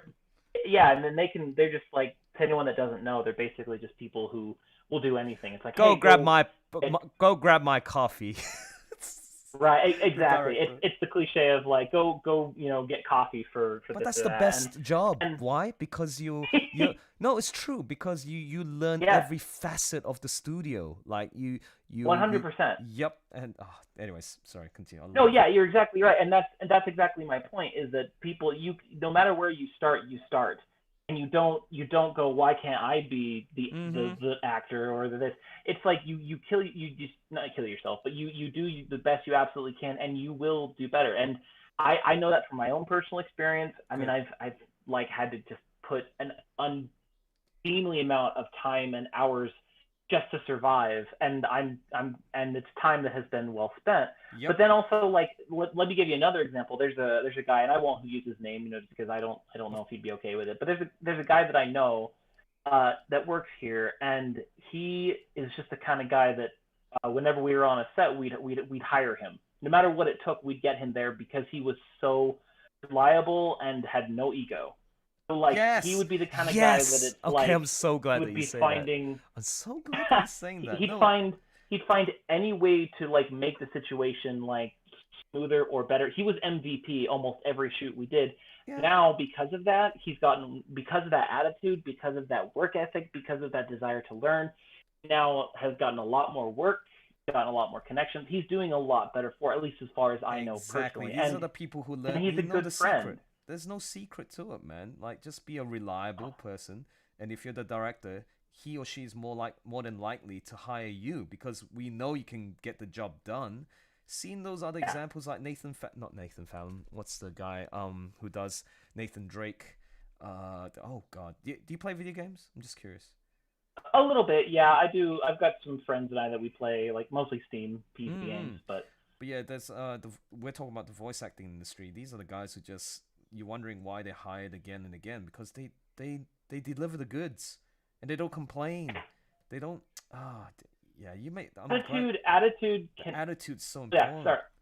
So important. Can't be underrated. Like it's something that like, and it's hard. It's hard when you feel disenfranchised in general. Like to talk, again, like the generational gap. I know that there are a lot of younger people that feel disenfranchised with the world in general. I think that's kind of why, that they feel like the world is out to get them. Nobody's gonna listen to them. Yeah, exactly. Yeah, and I understand that to some degree. Like I try and be as understanding as I can. At the same time, it's like attitude literally will dictate sometimes whether you succeed or not. Yep. Literally as simple as like, are you good to work with? Are you easy to work with, and do you work hard? Exactly. Those basic ideas honestly make a massive difference, and it's kind of cool. It's become the philosophy of the business that my buddy and I have built, which is like our tagline for our business is remember your roots, because our company is named Timber. The idea is that it's like you always remember where you came from, and like to be respectful, and basically the values that both of us were raised on. Yep. Remember those values, to treat people with kindness and respect. And yep. Beautiful. And the thing is, it's like we'll hire people who are. It sounds weird, but it's like we will hire people who are more respectful and more kind, even if they don't have as much experience. No, I don't think it's a weird thing. Because it's the kind of people that you. I don't think it's weird because nowadays there's just too many people who are just assholes or they just take advantage of you, or like they expect too much, too demanding. And it's like, what the hell? Like, I just love everything that you said there, man, because it's just finally somebody who's able to not say my other friends don't speak at this level, but to hear your life experiences and correlating to the themes that I like hearing about, like real life talk. It's just refreshing, man. It's so good. Thanks, dude. And it's been really great talking to you too. Like it's just like I said, I've watched your streams a couple times. I love the stuff you do. I love the conversations. I love your just outlook on life. You're so happy and having fun, and I think it's great, dude. So thank you. No, and actually, I have to thank my mom and dad for allowing me to have this lifestyle. Is because I'm in a situation where, well, my friends taught me what the word is. Because of my honesty, sometimes I blurt out stuff that like, hey man, you should keep that a secret, or like don't say certain things because, you know, don't reveal. Like in the Chinese culture, we're very hush hush about certain things. I guess in the Western culture too. Like, but for example, like don't tell them how much you have like on your balance sheet. No, like what I mean by that is like I want that's why like, oh, you know what, you're right, like certain things you have to stick in terms of norms of what's expected, and you have to be careful because then some might take advantage of you as, oh, this guy's a rich guy, maybe if we have a one night stand I'll just go and get married, get divorced, take half of your fortune, get your kids, and you pay for the rest of the 10-year contract, you know, my share of the income. So what the fuck? Okay, anyway, oh god, dude, you have no idea. Like, again, listening to Nick Rekeita and Drexel red pilled me all about this, and Nick as well, because he understands how he hates family law. He understands it. He's dealt with it, but like it's so brutal in terms of US family law, like how disadvantageous it is to be a guy nearly almost 99.9% of the time. No matter how good of a dad you are, the women, in most cases from what I heard, they just play the victim card. I can't raise the kids and blah blah blah. And then they just, have you heard about the case where, where was it? The one where the young girl was raped by the mom's partner, who is in an affair, and then like the husband like just found out like, why, sweetie, why you hurt, like crying all the time? It's like, because mommy, and it's like, oh shit, what? And then like actually grandma was also there whenever there's also, you understand when you drop your kids and let the in-laws look after them for a while, but like there were recordings of her in the car where it's like she's screaming and like wondering, why are you touching me like this, and the partner was just raping her basically. And then the mom was there, and the grandma who was like coming in from time to time wondering why she's crying, is like she did nothing about it, like, you know, there's nothing wrong, didn't even report to the police or anything. And then like you can see how vicious people, but if I talk about this case, the woman, like, did for the father. The father was genuinely upset, obviously. Anyone would be. I'd be pissed and upset. And I would do the very first thing, which is to check if she's okay with a doctor. But guess what did the wife do? She put a custody on the husband. Like, nope, I'm sorry. You're not allowed to take my kid anywhere near doctors. You're not allowed because I got custody. What? Can you see how disgusting that is? Oh my gosh. Yeah. So the whole thing makes me sick. Like, yeah. And Nick Rekeita would feel the same too, like, because he has 5 kids. And it's funny, it's interesting. Like, I'm sure you feel the same thing too. When they talk about like back in the day when you were like no kids, like you're single and you're living your life, and this is sort of an off-cuff thing, but like just movies, like when you watch movies that involve kids getting hurt, even if it's in comedic fashion or I don't know, in a real life drama, like you actually really start to feel for it subconsciously. Like, you kidding me, man? Have you ever watched Children of the Corn? I was rooting at the end of that movie. Yeah. Oh, I have to watch that one again. No, but like, you know, wait, it's not good. It did not hold up. No, but your fatherly senses are there, or motherly senses. Like you just feel like, oh my gosh, like I can't look at it. I mean, if it's done right, then yeah, I feel bad. But if it's not, then it's just Yeah, dumb. no, you still respect the film and all that, but like, you just got that gut instinct. It changes. Yeah, it Yeah, changes. It changes you, and you made a very good point at very beginning of the stream, where like, as a dad, like you feel you got the responsibilities, and like you feel it changes you. It really does, man. And I'm like, whoa, because I've seen it in my family, like meaning my brother who has 2 kids, my sisters, and it's like, you know what, like, what about me if I were to have kids? Because I'm in the process where, again, I'm 35, still hasn't dated yet, so I'm still a virgin, but I'm saving it for the person that I want to. Oof, dude. Hmm? Oof. That's great.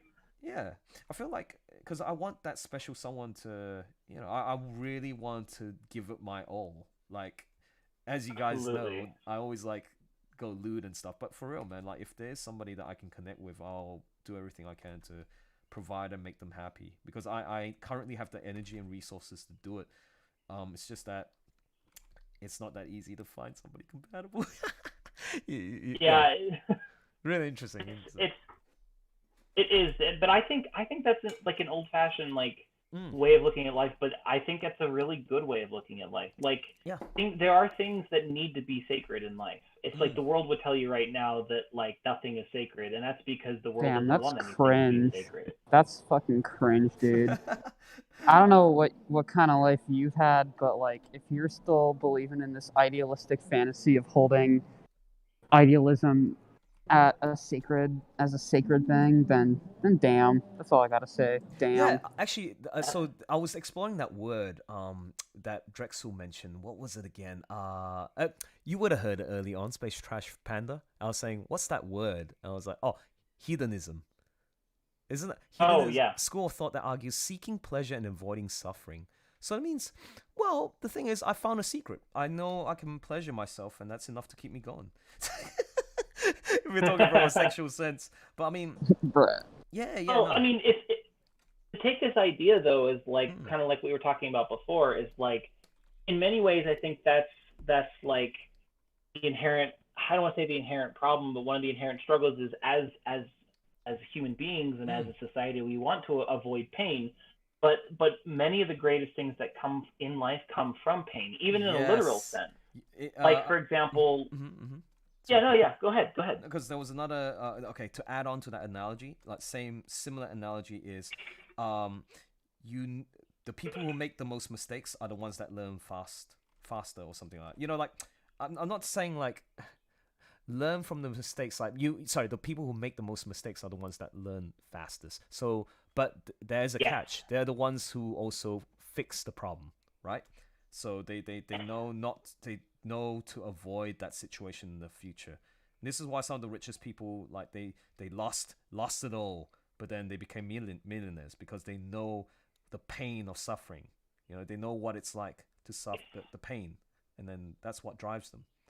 It's crazy, man. You know, I had a this is gonna be really off topic for a second. No, I had please, a like go. a kind of like a and then I actually got to run here a second. My business partner's trying to get me. No. Oh, wait, I know, before, but we'll because I'd love to but talk to you a bit more. There's so much that I want to talk, because especially when you come from that background where you have kids and like life experiences. Dude, I'm slowly learning about finance. Basically I'm building my next goal now for the next couple of years is to build up on my financial IQ and literacy. And I've been red-pilled so much about, American system is very interesting, how the rich get richer. Like, you know, you guys understand the basics of how they get richer and richer because of tax incentives and all that. But now I'm slowly learning the tricks and then see if I can apply that in Australia. But the thing that I want to learn now is stock market trading. And because my current portfolio is not too bad, but I feel like I'm losing out because I'm saving and using interest. Now, I know you guys in America like, oh, what's the incentive of saving a deposit of what, 0.1% in return? So even if you put $100,000, you get like $10 per year. What's the point? So, but keep in mind, in Australia, we had rates from like 14% way back in the day, dropped down to 7%. 7% is still pretty good. It fetches at least 70 grand if you got $1 million. That you're fine. You're living the life, man. But right now, my current percentage is it's been dropping, especially when COVID-19 came in. It's like now 2%.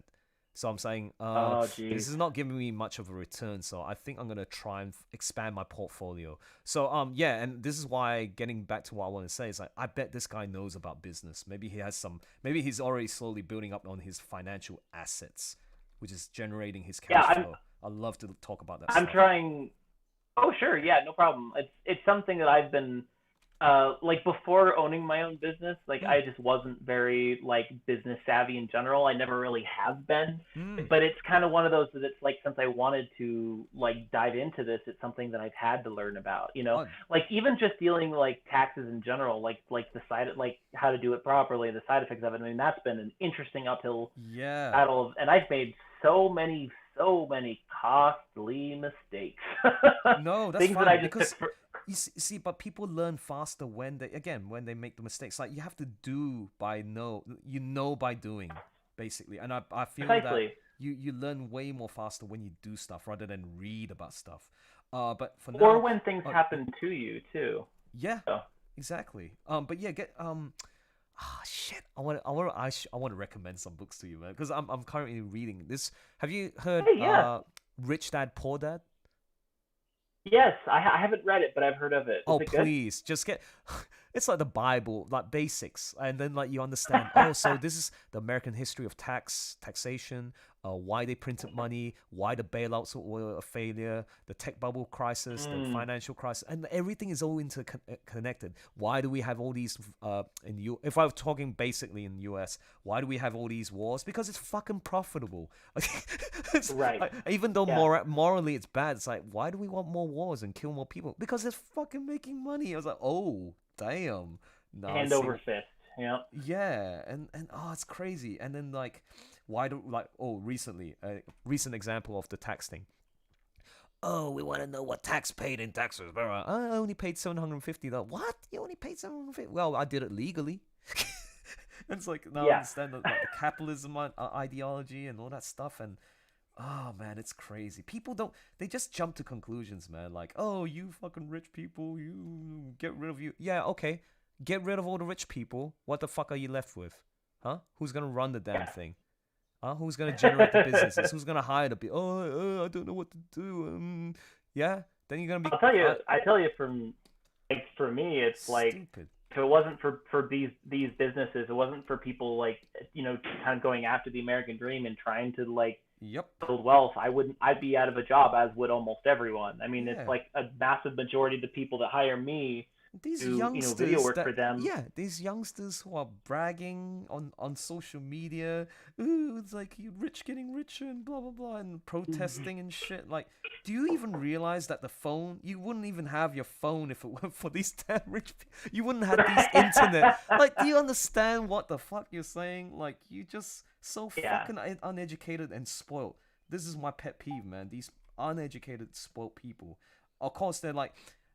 And that's why I'm so fortunate that there are young people in my in code server, B-Star server. I was pleasantly surprised when I caught up with these people and just had this natural talk with them. Like, they actually, some of them are very mature, far beyond their years, man, which I love talking to. That's great. And of course, not to say that all the immature people are not great to talk to. It's something that I can learn from too. So it's like, oh, that's cool. So. Anyways, Hollow says Gen Z is a joke, but yeah, dude, you better get back to your business thing, man. And it's been a real insightful conversation having with you, and I hope to have more in future. Because I'll one last thing: do you ever use social? Like, do you use Discord at all that much, or is it just a rare occurrence? It's pretty rare, honestly. Like, yeah. I guess showing my age a little bit, it's like there's certain things that I'm still not super familiar with. Discord's one of them. I do, I use it primarily, like I was saying before, like I have some friends that I game with pretty regularly, and we use it just as like a talking platform while we're playing.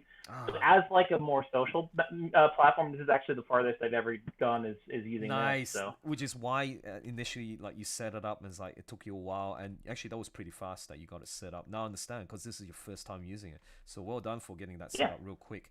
But I mean, it's a shame. I have a feeling I won't be able to speak to you as often, because like this only occurred when I did the live stream, and you just suddenly made that comment. I'm like, oh damn, this guy's like pretty like I liked what you said, so I want to have a chat with you. So I don't know, Dude, man. yeah, I'd be totally down to chat again. Like I'd love to hang out sometime. How often are you on here? Quite often. Like my schedule is like every like how it works with me in my life. I'm working shift work at the casino, so just think of it as 3 shifts of a week. So I got 4 days off each week. So I'm working part time. So during those 4 days off, I usually hang around on the Eden Court. But it actually, to be honest, it's very sporadic because like whenever I go to work, there are times where I just hop onto the tavern real quick and just catch up with people because I'm driving my way to work and just catching up and seeing how they're doing. So it's like a quick 20-minute talk. But sometimes we have these rare occurrences where we just have like 3-hour talks and all that stuff. But yeah, I'll take notes. So you're trash. Oh, space trash panda. Yeah. Well, I'll just pretty much at you or something like that. You know, like whenever I'm thinking, oh, there's this conversation I want to have with him. So yeah. Dude, please do, and I'll jump on more now that I'm more familiar with it. I don't think you will because it's just like full of furry stuff. No, I mean majority of it's just like funny stuff, funny shit. It's like, I don't think this is fun. No, I mean, Yeah, okay. it's kind of cringe. Yeah. So I'm gonna I'll add you to my friend list, man. Because so I just added you thanks, in friend. That's all right. And then in future, if I just say, hey, I remember you, let's just have a quick chat. So yeah, I'll do that. But yeah, I mean, again, my server, it's like, I love these guys, but, you know, I don't think it's gonna be your style. Hello. Yeah. So yeah, again, let's catch up next time so that I can learn more about Absolutely. what it's like to live in America. Ooh. Dude, I'd love to chat. Absolutely. All right, sweet, man. You take it easy, buddy. See you, Space Trash. What do you prefer to be called? The Space Like, is that just a random? Yeah, it's just my gamer tag for when I do play it's a online. gamer tag. So I usually prefer to refer. you can call me Aaron or you can call me Space Trash. Either way works. Oh yeah, that's right. It's Aaron on the YouTube. So Aaron, could you just type in Aaron, on your the message, like DM me. Name Aaron, and then also Utah, and then 2 kids, married, have a business, and also include like you can put notes on people's usernames. Yeah. Oh, but like I have everyone's name in their notes on Discord. Cool. Yeah, I mean, yeah, if you could do that while I'm working on Edenspell, yeah, that'll be great. But yeah, those notes will be handy because at least I can look back as like, oh, you're the dude. I remember now. Okay, cool. So yeah, you better You got it, dude. Absolutely. Yeah, go get your business done. I don't want to interrupt. Thanks, dude. Have a good one. You too, man. Thanks. Bye, Aaron. Okay, cool. Bye. All right. Now, meanwhile, I don't like that guy. How dare you? So he's chill. He's chill. Yeah, it's chill. So now, meanwhile, where are you driving off to, freak, trash man?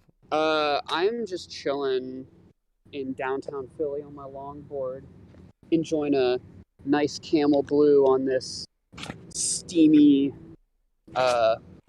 Sunday afternoon. Steamy. Okay, no, I thought you were at home, but yeah, it seems like you are outside, so, ooh. I am longboarding right now. I'm just longboarding around my sister's apartment. Is longboarding like the new thing, like skateboarding? No, it's what longboarding is. It's not like skateboarding, where skateboarding is more of like a BMX type sport. Yep. Like longboarding, I use more as like just a way to get around and shit. Because they're longer. The wheel diameter is bigger, so the trucks are different. They carve easier. They're better for carving. These things, dude. I seen a video where somebody's like, riding down a long hill, like a windy hill in America. Like, dude, fuck that. I'm not gonna try downhill longboarding until I'm sure I won't fucking bust my head open. Yeah, I know. It's. I mean, it looks. No, I wouldn't say it's... Dude, because some people get up to like 40 miles an hour on those things going downhill. Yep. Like, you can go fast as fuck on those things. Fast as shit, man. It's crazy. It's like, whoa, man. These guys are daredevils, man. How they do this. It's just crazy. Yeah, I'm not that stupid yet. Okay, so what's your progress in what you're doing right now? Remember the last time we had a catch up? Like, oh, Oof. You no, really want an update? yeah, no jobs at the moment. I mean, understandable because of the COVID-19 situation, but like, what is it like? Still manage to get something somewhere? No, I failed out of school. Yeah, it's like Yeah. I'm not surprised, but you know what? No, I'm not surprised either. Don't worry. No, but then to be honest, I think. Oh, but that's high school though. Wait, no, it's not high school. It's college, yeah. Yeah, because it's college. It's a trade school. Oh. 6-month trade. For what was the discipline? Carpentry. It's not audio engineering. Oh, it's still the audio. Forget about the audio engineering. Okay, but what does that tell you? You're not really that disciplined and inspired enough to continue this industry. It's not enough to keep you going. Like you find it like I don't think, bruh, I'm gonna be completely real. I don't know what keeps me going. I've just sort of been, drifting. Drifting. You're a drifter, man. It's like I'm a fucking drifter. I've been seriously putting some consideration into train hopping. I mean, I talked to a couple of hobos. They seem pretty cool. How interesting. Well, telling me the source of the Old Testament and shit, talking about that. That was cool. You can get a lot of cool shit from bums. The thing is, like, man, I know you told me last time you came from a, I wouldn't say privileged, meaning like you got. No, I came from a privileged fucking town. It's actually quite sad that I came from an area of such, like, good intentions and good stuff. I should be a fucking doctor right now. I'm gonna be real. I should, like, with all the shit that I've had and all the opportunities that have been afforded to me in life, I should be a fucking doctor. Yeah, but why did But here I am. Why did you choose this audio life? engineer dropout. No, who cares about the audio engineer stuff, right? Like, why did you pick this pathway? What led you to this? I don't know. I just fucking couldn't. Like, I knew I couldn't function in a typical 9-to-5 job. Okay, I didn't really care about anything else. Let me ask some additional questions, and it's not to offend. Like, okay, do you have any like are you autistic? No, I have ADHD though. ADHD. Like, up the fucking ass. Maybe that okay, but maybe perhaps that's something that has impacted your ability to socialize. In real life. It definitely has. It definitely has. I'm becoming an adult. Sort of gain that sort of, and that's kind of why I like being an adult. You sort of gain that self-awareness where it's all of a sudden like, hey, I'm a fucking retard. I should change that. You should not be a retard anymore. No, but that's the thing. Like, it's funny because you are self-aware that you're these things, but why do you keep doing it? I also don't care. I just don't care. Like, I think you've reached to a point where you just don't care anymore. But then, what do you expect? If people are gonna hear this story and then like, oh, have you made any progress? And we know the hearing answer. that dude talk, like that trash can dude, he's cool and all, but like hearing him go like, hearing that whole I pulled myself up by the bootstraps and just put myself into it. It's just like, come on, dude. What do you mean? Like, it's not that simple for a lot of people. For a lot of people, no, he didn't make it sound like that at all to me, man. For me, it's just kind of like you just kind of have to have that. Like, how did it sound? Wait, sorry. I think you keep cutting off, but I'll get back to answering that question. I don't think he came out as disingenuous in that sense. I don't think he was disingenuous. I just did not agree with his views. Okay. Yeah. I mean, I have to disagree with that assessment. Like, are you trying to say that, as you said earlier, he made it sound like it was easy. It can happen to anyone. But well, he didn't make it sound like it was easy. He just made it. He just made it sound like, just do this, or like just, all I had to do was this. He just didn't. I don't know. No, wasn't vibing with that mentality. Well, though I have that same mentality too. Like, is it meritocracy? Like, meaning based on merit. Like, you put in the effort, and maybe and then you get results. But the reason why you're not able to see this is because you haven't achieved anything yet, right? No, dude. I'm not gonna lie. I've spent almost the entirety of my life pissing every opportunity and every okay. chance I've had at improvement away. can And you see now why I'm that's 20, and now I have nothing. yeah? I But have no life skills. I have don't no drive to pursue any passion. don't you find that annoying if people are gonna criticize you for like? Can you see why like the credibility of what you said about that guy saying, "Oh, it's too easy"? What the fuck are you talking about, man? Like, especially for someone like yourself who have this privilege and all the resources, like, and the environment, more importantly, right? Because people can complain, "Oh, I come from Chicago and there's shootings everywhere, and like it's hard to concentrate because people are dying everywhere on the street." See, it's important because like you can't focus when you have all this shit going around, right? But you come from a place where I personally been to, like not lived, but visited many times, and it's like, wow, what a fucking beautiful place. And it's just that I'm sorry, dude. Like when you're telling me all this and this again, you will be a perfect... Hey, I'm not digging you for disagreeing with me. Yeah, no, I don't. I feel that way too. I respect you for that. But like I don't want to sound like offensive to you, but like again, remember when I said one of the pet peeves of mine is like people who just slack or like take advantage, like have, especially if they have every opportunity to improve themselves, yet they like, fuck it, I don't care. I was like, but You ever thought there was a reason behind that? Yeah, there's a reason why people don't give a shit.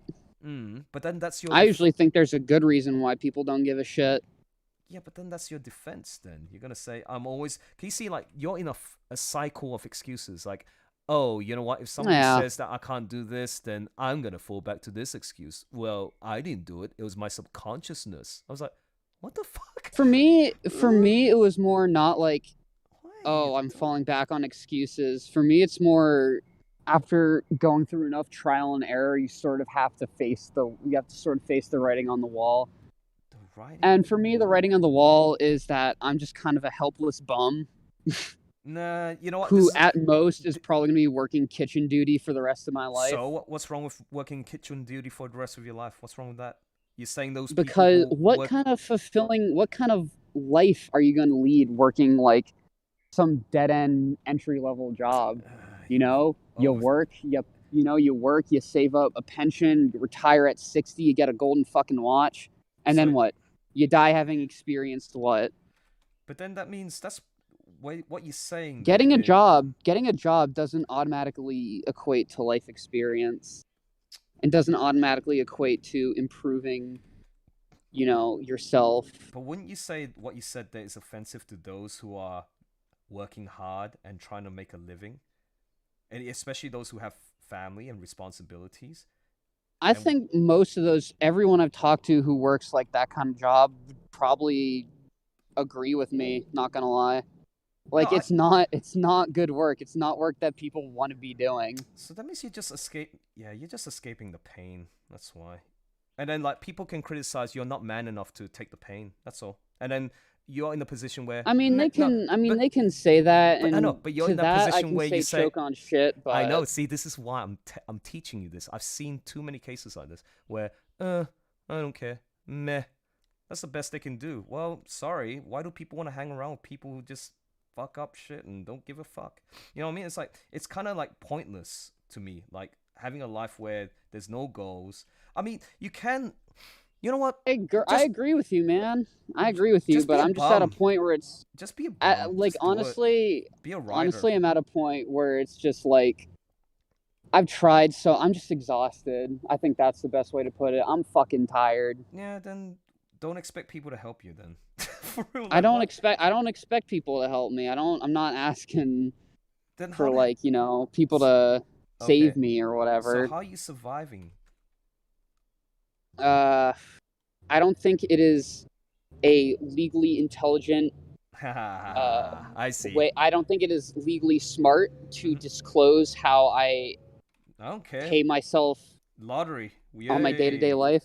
Oh, lottery is definitely one way of putting it. Yeah, so that means big inheritance. Who cares? It's your money. It's not even inheritance. I sell fucking pills. That's what I do now. I sell pills to college students. Yeah, as long as you're doing it legally, man. I do not know mean, what the if you- legislation's like. I can't say like, oh, it's illegal. Like, hey, some people will criticize Oh, you it's for saying it's highly illegal what I'm doing. It is not a legal, not a legal path I'm taking, but Well, I'm just at a point in my life where like I've tried to improve myself. I've tried to make myself better, and I'm just kind of running out of options. I don't know what to do. Interesting. Okay, well, Like, dude, the reason I failed out of music school was because like I the entire year, and don't get me wrong, when I first started out, it might just be quarantine. I don't know. I feel like part of it is definitely like coronavirus vibes, but let's play the it's blame also game. It's the blame are you game gonna again. tell? It's true. 'Cause Bruh, you I'm got the telling you, money. man. You got the money. Who the fuck cares? Like, money meaning resources. So resources help pay for food, rent. Rent is like shelter. If you plan not to stay with your parents. And I don't know, basics, just toiletries and all that. That's it. All you had to do, stick around for the next 2 years, finish that damn degree or whatever it is, and get your qualification. We all graduate. Everyone in my class graduated. That's not the issue. It's just that like I tried so fucking hard, man. Hold on. That's all right. Well, if you tried, you tried. Just yeah. Hold up. Well, anyway, I gotta get going because I'm still on second panel. I can't. I gotta believe jump this. too. Yeah, you better get going, man. All right, take care. I'll talk to you later. I definitely want to talk to you later about shit like this though, because I don't know. I think engaging in this kind of conversation with people I, for the most part, disagree with could be good. Yep. You better. No, because like I feel But like yeah. again, not to sound rude, like it's pointless talking to, not absolutely pointless, but now that, again, as a 30-plus-year-old, like who's, and not to sound like, oh, I'm better than you, like when you get to your 30s and you see some guy who's like you just don't have time. Why are you wasting my time on people who just give up and shit? Like I'm wasting time. I think there's a very good I think that's kind of just dismissive, you know? No, it's like there's a very good reason. How is there's it a reason dismissive? behind everything. So the past there's a reason 2 behind years, everything. you had repeated the same thing and you've achieved no results. I'm trying to break that cycle, though. Well, then that's why people have to be more patient, and I don't have that patience, man. I'd rather hang out with people who will at least, how would you say, at least when they try, they show some genuine, not genuine. Oh, I try and I show care in what I do, but after care a in while, what you do by selling drugs? What the fuck? What are you I sell talking drugs about? because I failed out of school, dude. No, but if you're selling drugs, you're only contributing to the problem. Oh my god, can't you see that? What as problem, man? Well, those kids are. If those kids want their Xannies, they'll find a way to get their Xannies. Man. Okay, they don't need me. Oh. I'm not contributing to a problem. I'm just making my own money. I wonder why you have. But like, I don't know. Right now is just not the best place to be talking about this. I do want to talk about this stuff with you more later if you're open to it. Because I don't want to get caught. I was like, this is pretty bad territory. It's like, this is illegal shit. Like, I don't want it. Like, I'm not gonna talk to you about my fucking. It's like, for the record, the people for YouTube, Google, or anyone listening to our conversations, I have no connection with trash. No, it's like, this is true, man, because they. 911, open up. Yeah, they have. All right, I gotta go here. Yeah, take care, man. I'll talk to you later, though. No worries. Peace. See y'all. So yeah, Bexon, I gotta get going. And Cade, I didn't realize you were there. So, folks, I am going to continue with the live stream. But I always miss the good shit. Miss the good shit? Oh, you mean having a conversation? Yes. Oh, I see. Well, have confidence and butt in next time. I mean, I try to join these things as much as possible, and then I get memorized by you talking, and then I forget to talk. Yeah, that's good, because again, this is one of the reasons why people gravitate towards me, is because like I speak truth. Uncle Elson. Yeah, Uncle Elson. But the thing is, I can suddenly just go lewd and say, hey, what have you been wanking to? So, what I'm gonna do is, yeah, I better get to work. So, yeah, okay. Take it easy. See you back soon. One last thing. Oh yeah, go ahead. Last thing. Dragons. Okay, I'm gonna hug the dragon. Bye. See ya. Bye. Okay, see you. And Kate, see ya. Take care. Yeah, see ya. Don't get on Rory too much. Jesus, you and your old ooh-woos. Jesus Christ. I think I might. I'm gonna start easing on that because now it's starting. I think it's starting to get old. Yeah, that's right. What? Yeah, exactly. Just work on something fresh. All right, catch you boys later. See ya. See ya. Take care. Okay, so that's it. So I'm gonna continue with Nick Rekeita and Drexel. Someone posted on Twitter. I'm trying to find it on. Killing me, man. Maybe I got to turn off safe search. Once again, that was really awesome speaking to Trash Panda guy. Really nice guy, and I'd like to speak to someone like that. I'll make a comparison here.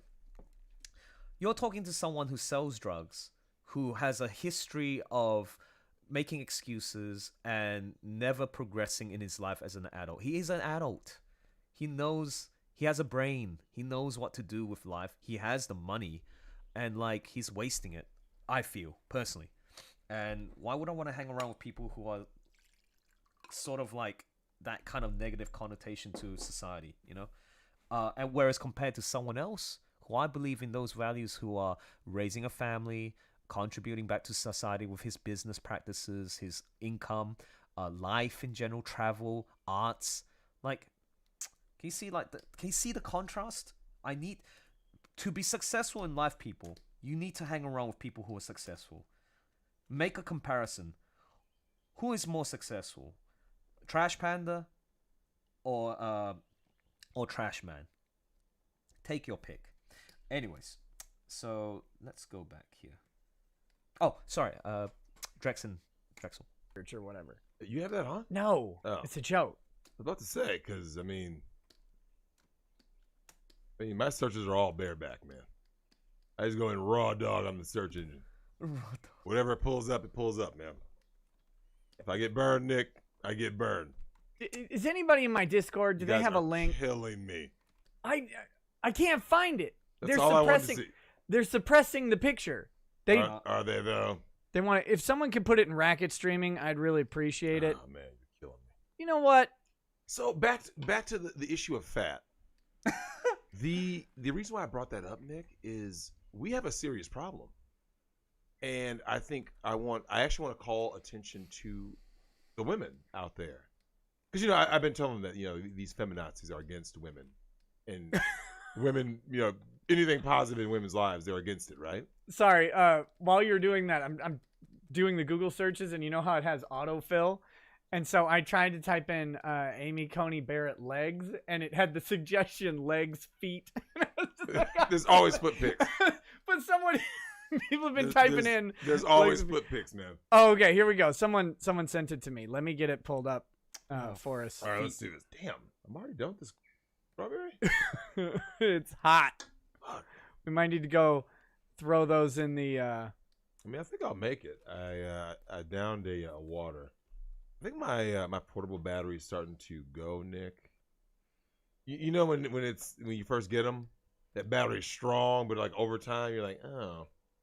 Okay, let me. I've got the picture pulled up. I just need to feed it into the thing so the chat and you can see, so that everybody knows what's going on. We got to have full disclosure here. Full disclosure. Little window. Someone talked about Sarah Palin. Sarah Palin. All right, here we go. We got to get She was attractive though. I mean, for her office. Yeah. All right. Here's the shot for you. Oh no. I mean, how many kids did she got?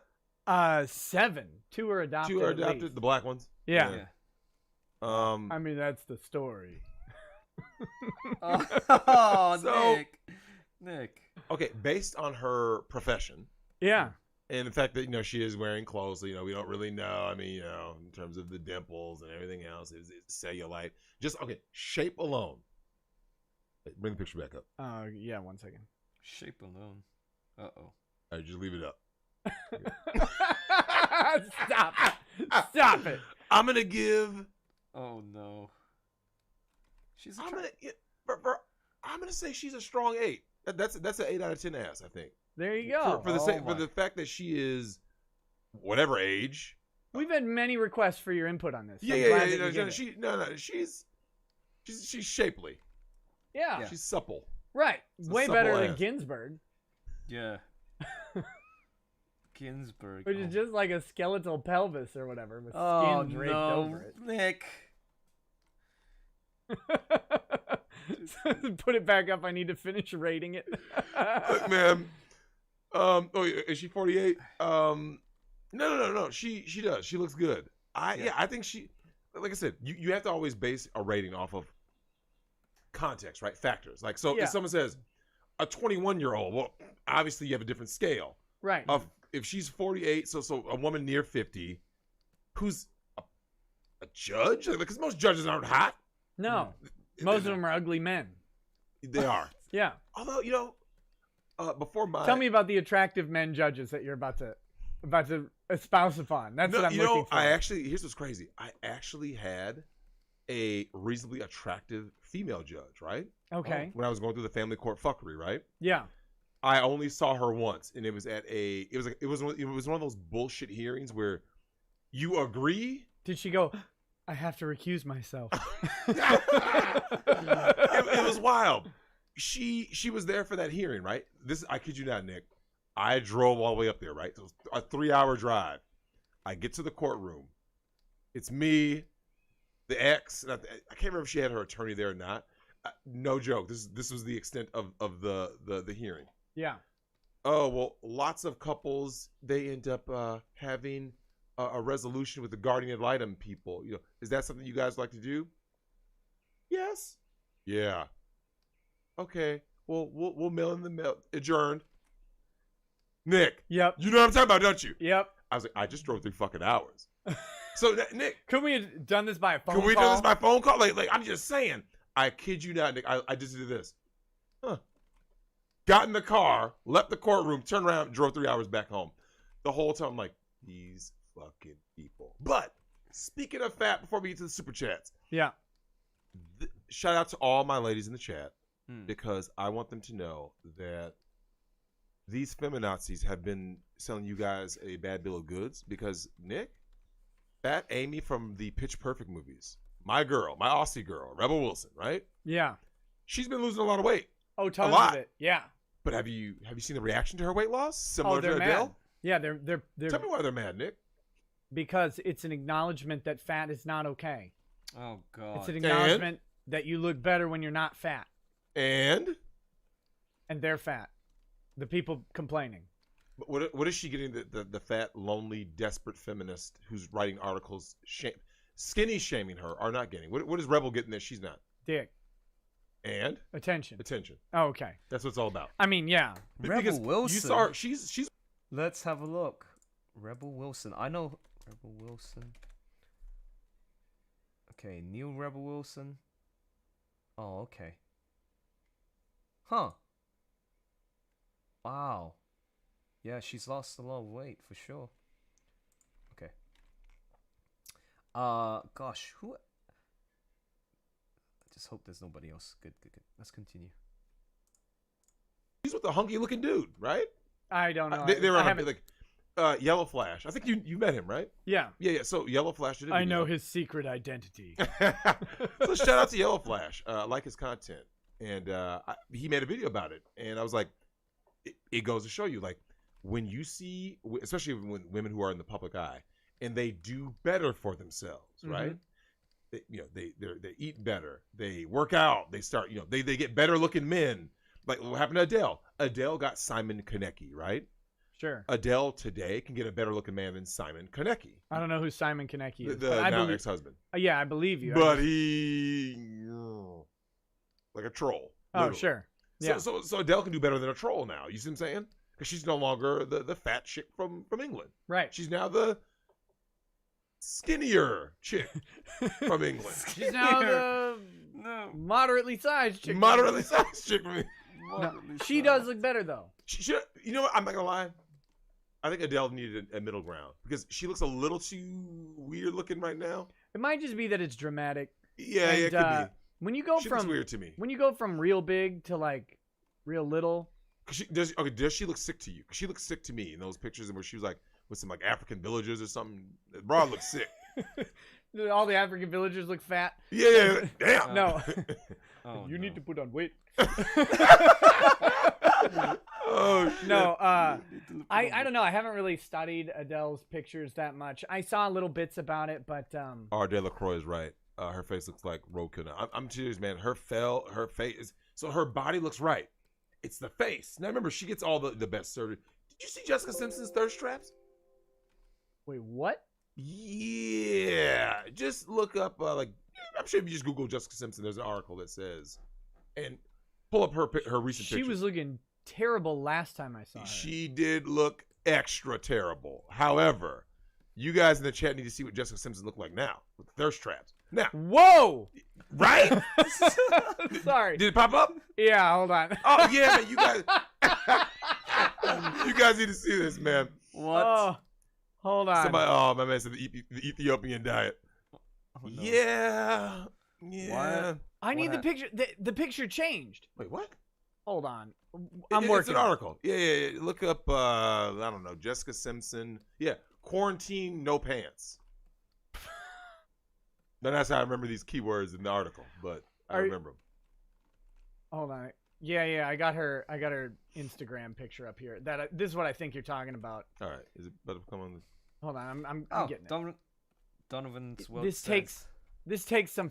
Let me pause. So Donovan says, so Elson can't wait for the next Beastars live stream. Yeah, you mean the last one? For sure, man. Absolutely. Can't wait. Trash man, what did he say? Ah, Jesus. Of course. Thanks, dude. Fingers crossed on the mic issue feature. Okay. Mythic says, fingers crossed on the mic issue. I think there's a feature because of it's a source that I needed add to the custom scene. I didn't have my mic input in there. Okay, so yeah, if you guys have any questions and such, just let me know. I'm more than happy to try and answer your questions. For now, it's 5:51. Just gonna refresh the stream and see what's happening. Okay, 6 people. Who are the 6 people still watching? I've only done 2 panels, but I mean it's looking good. It's looking something's a bit not balanced, man. Like I'm talking about this panel right here, this one. Something doesn't seem right. It feels a bit fake in terms of lighting.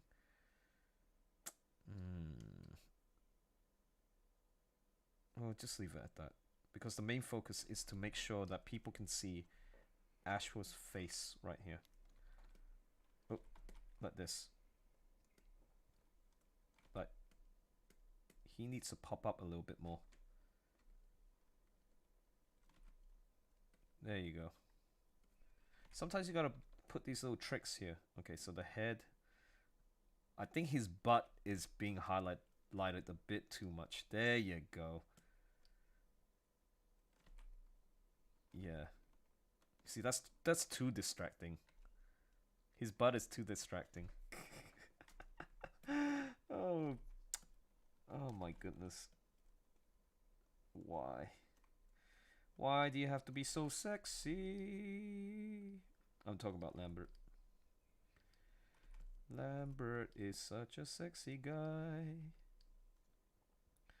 I would do everything I can to rape him. Just rape him from behind. Okay, let's continue. Finagling. I'm so hot, man. This picture? Yeah. And then there's another one where she's like in a yoga pose. So yeah, there was another one, and it was just a second. No, Jessica, I'm telling you, like, I get like, so myself and one of your subscribers was talking about this, but she has the money to do this. You see what I'm saying? Yeah. Most women, when they get to be big, horrendous looking Jessica, that's it. They never lose the baby weight or whatever the weight is, the octuplet weight. Here we go. Oh, okay. Yeah. And plus, she's like really tiny, right? I don't think she's 5 feet tall. She's real she's short. Like tiny, yeah. So, all the girls of her era, like the Britney Spears and stuff, they're all like Shakira, 5'4" yeah, they're short. all tiny. Shakira's like 4'9" or something. Same with Aguilera was Aguilera's like tiny. 4'8". But she's like 900 pounds now. Yeah, Have you seen her? I was like, oh my god. But you know, look.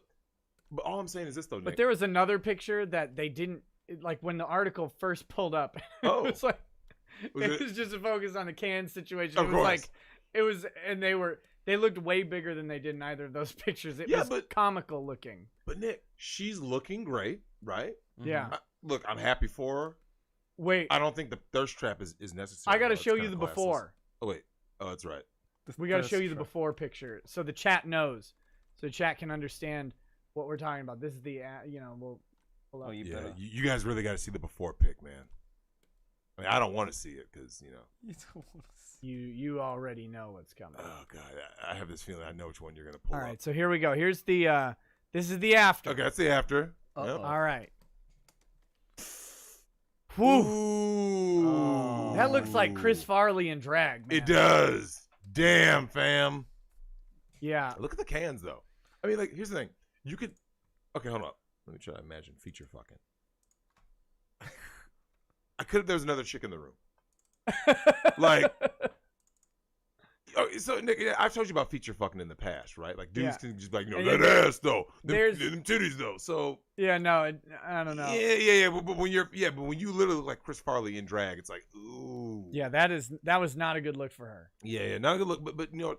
Congratulations to Jessica. Congratulations to Adele. Congratulations to Rebel Wilson. And men or women out there, Nick, who are like getting themselves healthier, right? Yeah. I just think that this is why I said this is like a message for the women out there. You ladies should really, really take note of this. That every time women are out there bettering themselves. Oh, Nick, that Australian woman, right? Who gets up every morning like 4 a.m, gets her husband coffee, blah blah blah. Oh yeah. And she was getting shamed, right? Of course. Wow. They're always going after women who are winning as women. Yeah. As long as you're losing, body positivity. Yeah, she's so strong and empowered. But as soon as a woman like loses weight, gets herself a good man, wants to get married, we need to talk about that Jeannie Mai situation with Jeezy. Talk about I'm submitting to my husband. And of course, you already know who came out of the woodwork hating Nick. When women say they're submitting to a husband, you already know who's coming out of the woodwork. Yeah, everybody. All the feminazis, right? Yeah. And the simps. So there's a guy who sent in a couple chats that needs to go. So Go I'm ahead. gonna read his first real quick, and wants me to. God damn it! I was simping in the office late one night when my eyes beheld an eerie sight. From my lungs, from my chest began to rise, and suddenly, to my surprise, he did the coof. He did the West Nile coof. The West Nile coof. It was a wheezing smash. He did the West Nile coof. It caught on in a flash. Did the West Nile coof. He did the West Nile coof. Godspeed. So, thank you, Phoenix Aurum, for doing that. I think. Thank you for doing that. Yeah, you think. But that was that. Let's see. The Dragon's Treasure says, sing a duet of Kermit and VR Tuber Chan, song of your choice, at least 30 seconds, while looking Drexel straight in the eyes the whole time. This moment has been brought to you by the Dragon's Treasure. Now buy my tea. No. I don't know how I'm supposed to sing a duet as two different voices. Yes, you can, Nick. But no, I'm not gonna do that. I know that you sounds can. terrible. Fac Uniga says, Drex, I want you on the next presidential debate stream. My favorite streams are the ones where you and Ty make passionate love while Nick sits in the corner with the super. I love when they talk about Nick. Oh, that's brilliant. Okay, so Domin says, no, don't be sorry. What do I think about Lugosi, Pina? No, nah, not my style. I mean, they're great as friends. I love how they were portrayed in the story. But if you're talking about Beastars Rule 34, not my style. I wouldn't be using them as part of my imagination if I were to wank. For chat tray. Yeah, here's this crazy. Don't be afraid to ask more Beastars questions or any other questions. Oh, I was about to say crazy and say it's another word, and it just all came out wrong. Are you 9? Oh. That was Thanks, crazy. Terry. That was crazy. You know what, though? Do you know when you do start developing speech impediments? Is Strip clubs and swing clubs. Oh. Dudes start speaking in tongues. Just, what? You see that ass, bro? I mean, now, Nick, I don't like to say that there are guys out there. How many dudes are you talking to in strip clubs? Oh God. Well, you hear them. Yeah, I guess. You and I talk about this. Strip clubs are very, very disturbing places. They're the most depressing places on They're earth. very depressing, right? Like you watch in a movie or TV show, they go to the strip club. It's never like that. It's like a party. There's champagne just squirting all over the place. What's it doing? Erupting. There are eruptions. There are, the women are all gorgeous. All of them. They can all dance. And then you go to a real strip club, and it's like the girl goes up, she walks around the pole, she goes like, oh, this is my 8th dance this hour. Yeah. I'll lay down, I'll do the legs up and kind of jiggle them around a little bit. Then I'll get up and I'll bend over, and then I'm gonna walk off the stage after I collect my $8 because it's a Tuesday. Yep. And then they're done. It is and everybody there, like the lights are low and everybody's just sitting there like this. That's pretty sad. Like all the dudes. And nobody looks happy.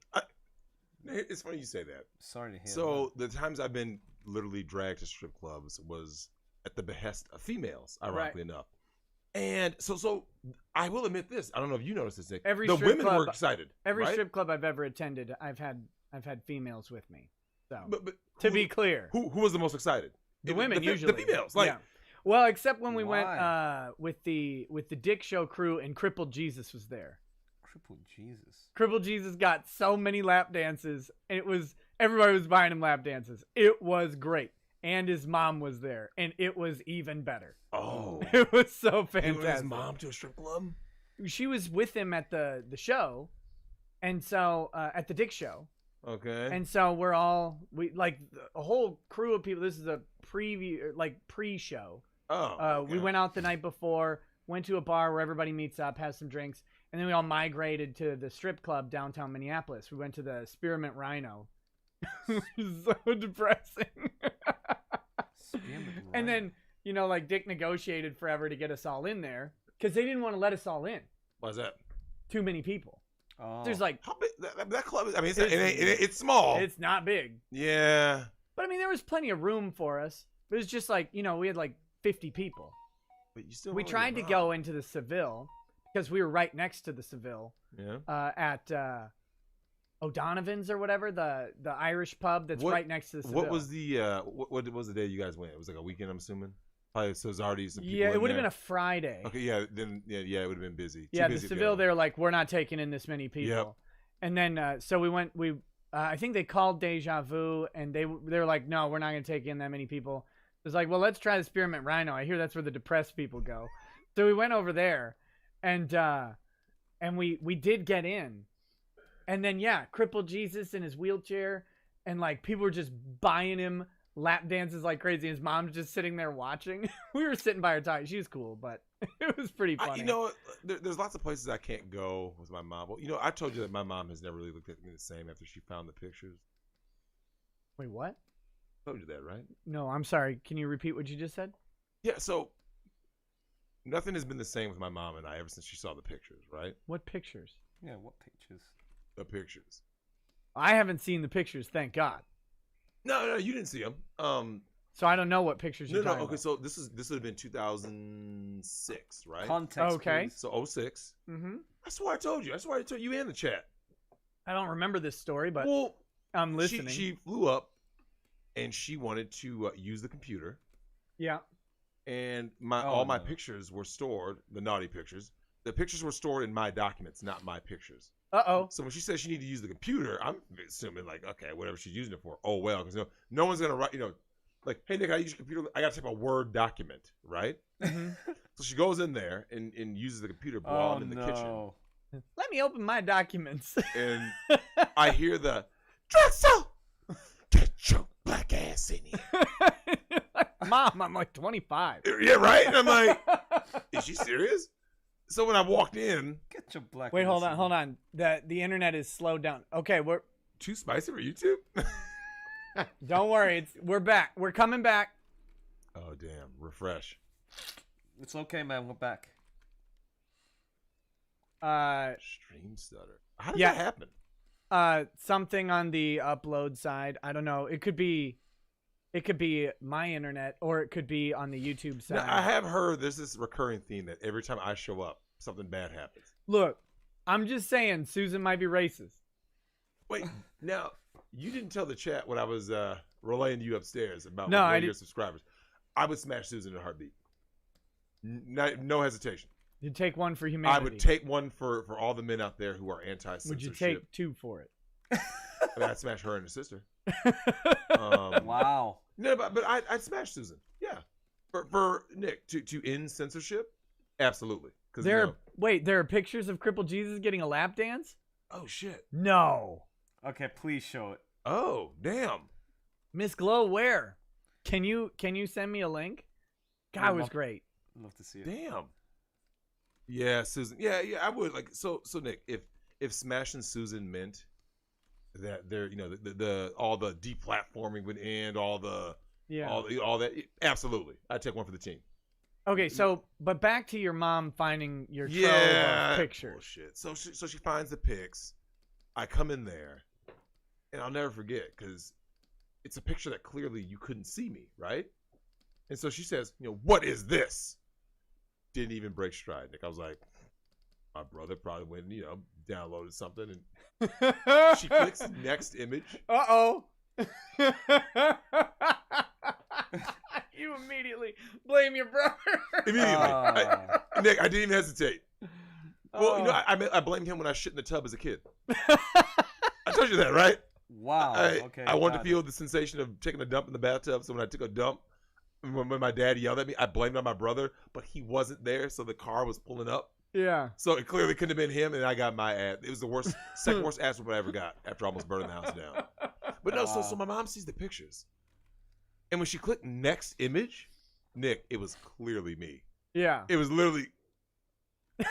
And so she sees me, and I'm like, so Nick, have you ever been so ashamed and embarrassed you don't even you just go like this and respond? You just. So I lowered my head. You like go in the corner like Blair Witch, just yeah, that's what it was. I look like my man at the end of Blair Witch. I just lowered my head in shame. And so she gets up, she goes, just get it off of there. And clearly, so like I said, this was 2006. This was the very last time I had a desktop. Mm-hmm. Oh wow. Who had desktops after like what? I mean, unless you're like a gamer, unless you're a gamer doing a YouTube channel.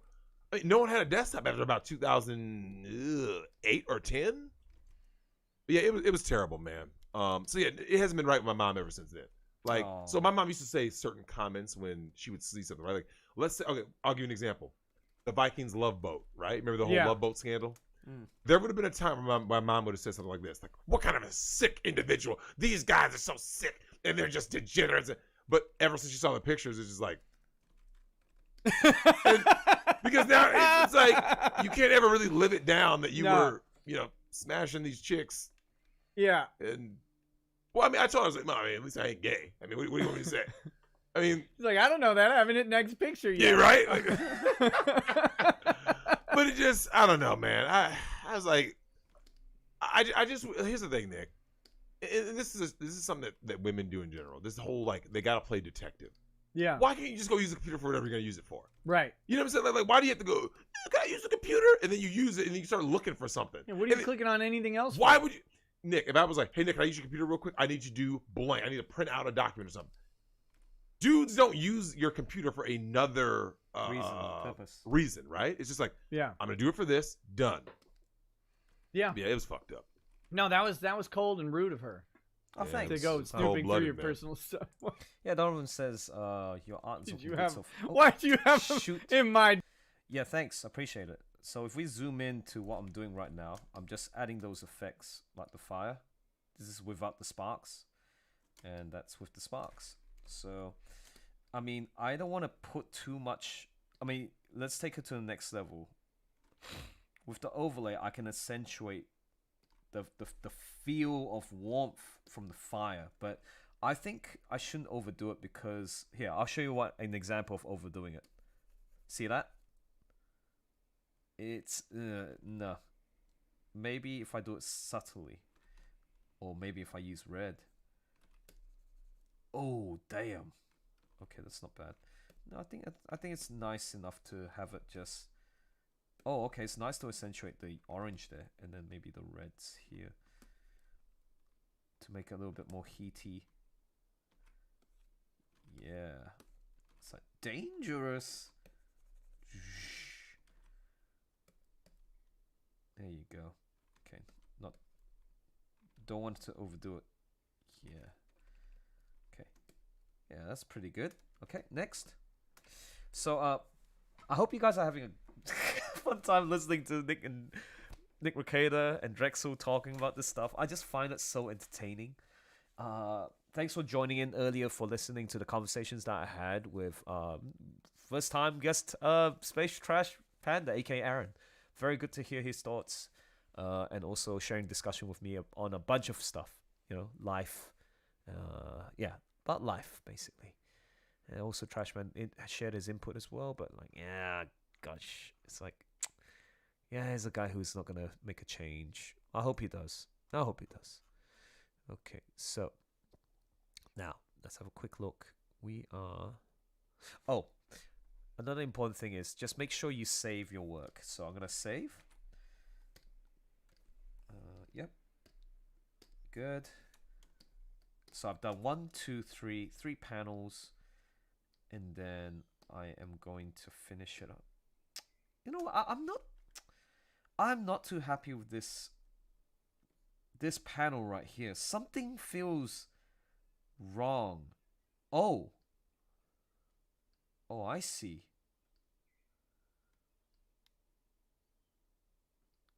Oh, thanks, Hollow. Appreciate it. Can you see like the difference? Left, right. So with, without, with and without the highlights. Oh god, that's a bit too strong, man. You know what? I'm gonna cut that. I'm gonna paste it. See, this is what it looks like without the effect. So overlay, I'm gonna use overlay again, but I'm gonna actually fill it up to maybe, yeah, that's better. Yeah. It's just a bit too strong.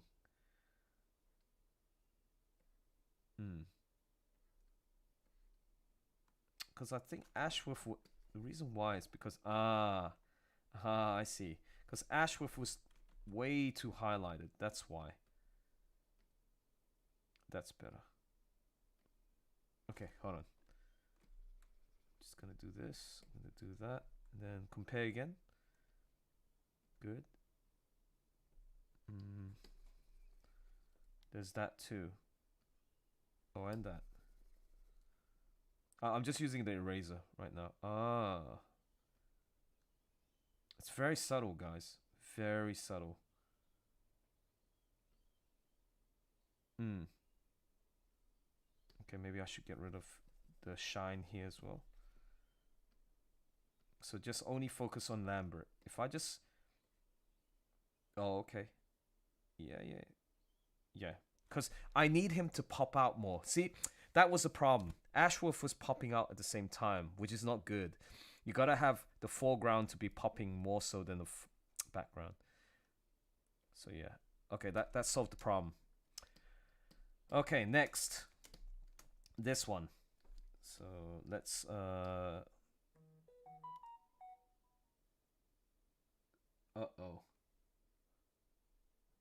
I just got a message. I think the highlights look fine. Thanks. Yeah. Thanks for your opinion, Hello. Now, quickly, I think I've got a message saying there's a overtime shift, Elson. Would you like to do it? There's a overtime shift starting at 9:30, finishing at 8 p.m., which is a 10-hour shift this morning. Call this number before, like, meaning the... Oh, it's my supervisor, my manager, actually. And let me give you an idea of what it's like to do an overtime shift at Crown Casino. If I get my calculator. See, guys, you can do a quick math. If I'm doing $27.50 an hour times 10 hours, that's $275. OT is double time. So times 2 because nobody else is doing the shift and you have to do it by contract. So if I did the shift now, today, like right now, my shift will be 2 hours time. I'll get $550 Australian. But after tax, meaning you pay the tax, let's say 80%, I get $440 net. $440 in net payment for US dollars. 440 Aussie dollars to US dollars is. So doing that overtime shift gives me $300. Can you see why it's good to have this additional job as a, it's like it's very easy. But I'll be fine. I'm happy with where I am. I need to focus on the comic, and I'm going to focus on the next following months to use. Going back to what I spoke to with Aaron about investments, let the money earn the money. Have assets that will give you cash flow, right? So play it smart. So yeah, I'm not in a position where I need the money at the moment. I mean, it's really nice, but I don't need it. Okay, very tempting though. Documents. Well, so at the time, you know what? I didn't even have a. There was no password on the computer. No. So this is in the era where you say administrator, right? You click and it just opens up the computer. Right. Ever since that day, I always had a guest account. Yeah. Like, hey, Trix, I need you to use the guest account. Fucking asshole, man. So, yeah, that was that. That shit sucked. Oh, man. But back to the super chats. No, next time I see your mom, I'm gonna start bringing up like cases and stuff. It was so bad, man. I mean, like, can you believe those Vikings on the cruise ship? I mean, that was ridiculous. It was horrible. You know what happened with that? We should talk about the lawsuit fallout that came from that. I'm gonna do that. That'll be fun. Her reaction will be priceless, I promise. Like you see these men out there just sleeping around like crazy, just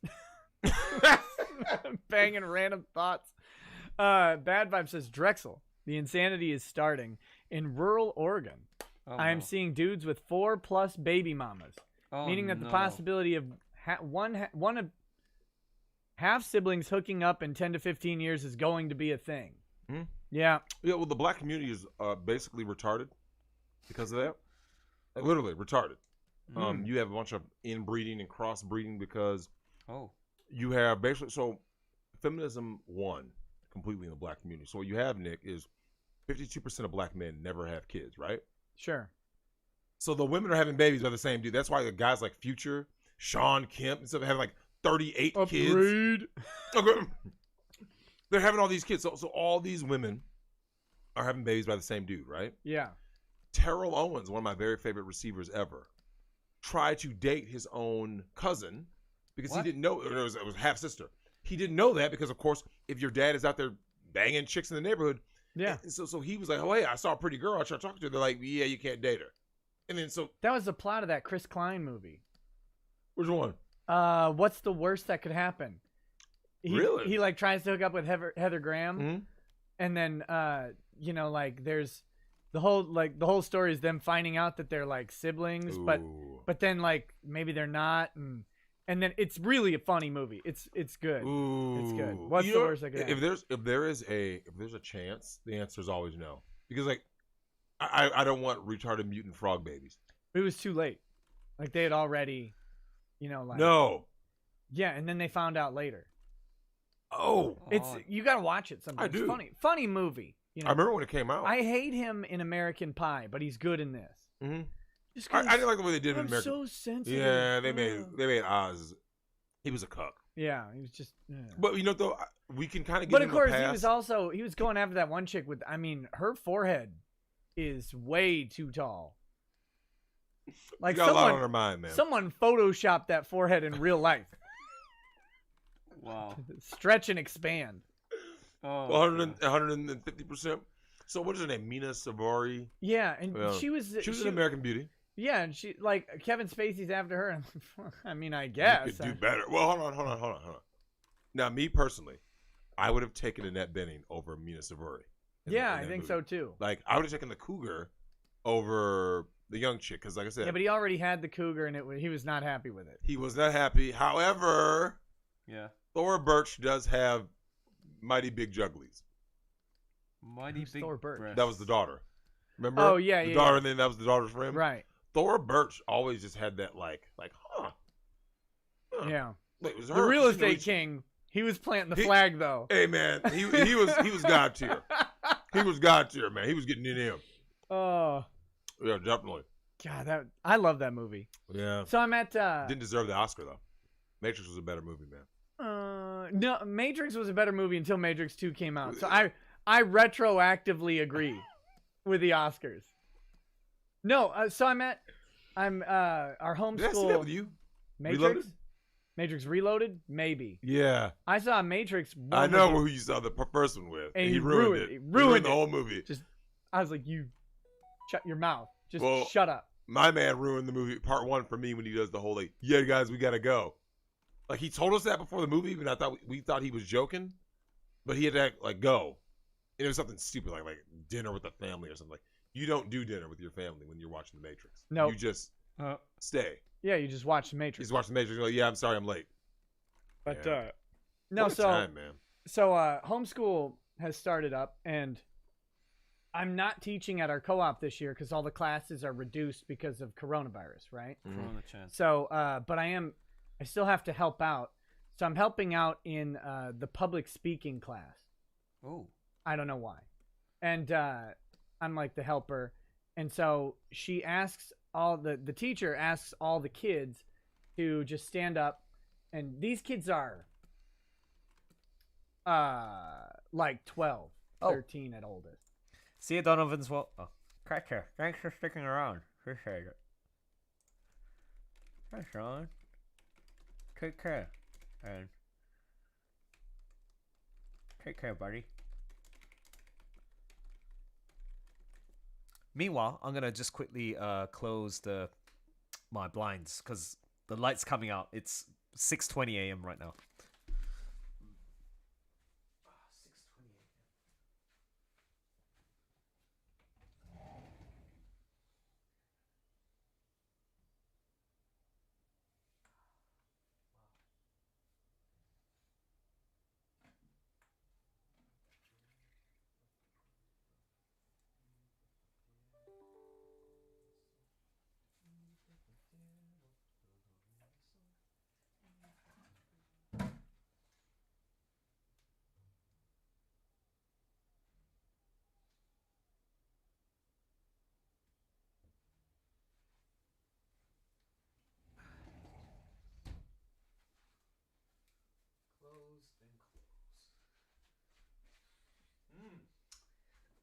Woo!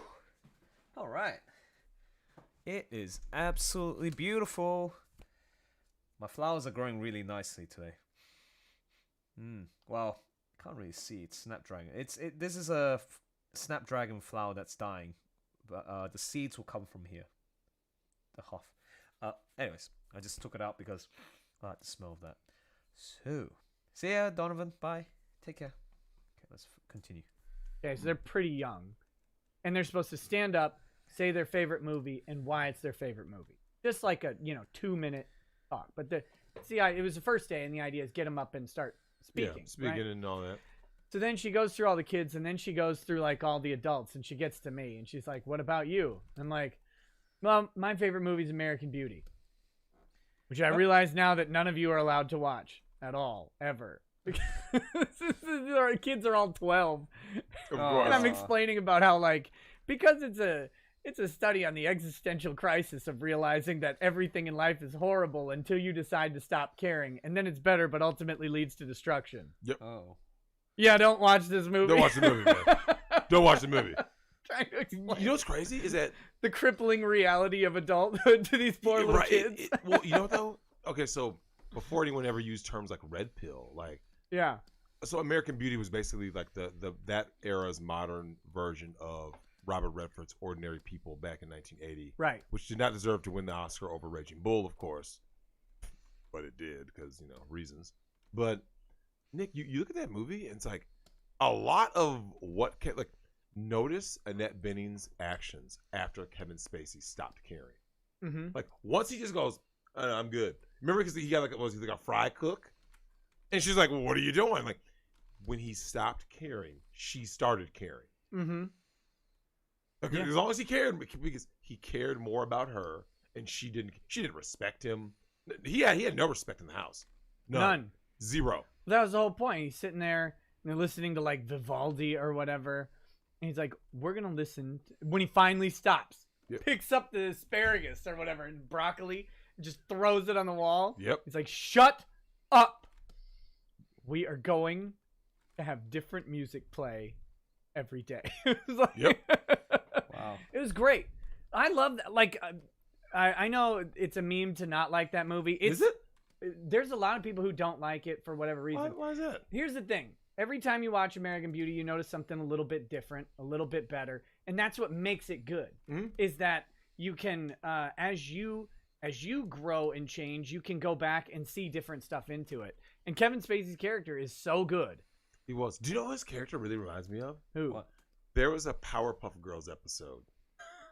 And the dude, he becomes a villain, right? I think the whole family becomes villains. And his name was Harold. And the beginning of the episode shows him. So you know how cartoons do. It's the same body, just sitting there, right? And like the background scenery keeps changing, right? So every morning his wife just this endless montage. Goes, "You'll never guess what's for breakfast? Pancakes." And he just has that face like, Nick, work, everything. And he eventually snaps. I remember that. You remember this episode, yeah. And he just snaps, and eventually he becomes a supervillain. It's like, but of course that's who becomes a villain. Nick, everyone has a breaking point. Oh. And when Kevin Spacey finally reached that breaking point, because that's when the movie really takes hold, right? It's like, you see the day in the life, right? Like most movies have that day in the life opening. But once he gets to that point and just snaps, all of a sudden the movie just veers off from there. Yeah. And like you said, look how complicated everything got, right? So long as he would have just stayed on the no respect, no nothing, just basically just dying and stuff. He was literally, Nick, he was a This vessel. is me jerking off in the shower. This will be the high point of my day. It was like, oh man. It was like Nick, I didn't know how true that movie was until like now, it's my birthday. It's my birthday 2 weeks from tomorrow. Oh. So Docs. Yeah, right. And so I got a birthday coming up, and it's like we're at that age now where like we start to see, and we have seen people of certain age. Because remember, he was at the like mid 40s, early 50s age where you start to really see. Remember, Nick, when we were growing up, we heard the term midlife crisis. To a 14-year-old, that didn't really make sense. Right? Like, what the hell do you mean a midlife crisis? What is that supposed to be? And we saw American Beauty. We're kind of like, is this what a midlife crisis looks like? Of a person just snapping? And here we are, Nick, approaching our own birthdays now, and as we get closer to 40, and we're starting to see a lot of the stuff that we saw in that movie. It's like when dudes say like the highlight of their day. Nick, do you remember the movie Knocked Up when he talks about like the highlight of his life basically was like going to fantasy football, going to watch Spider-Man alone in a theater, right? I want to watch Spider-Man, and Leslie Mann makes a great like crazy bitchy wife girl, you know what I'm saying? But you can just see it on his face, right? Like there's like this like look of like defeat, like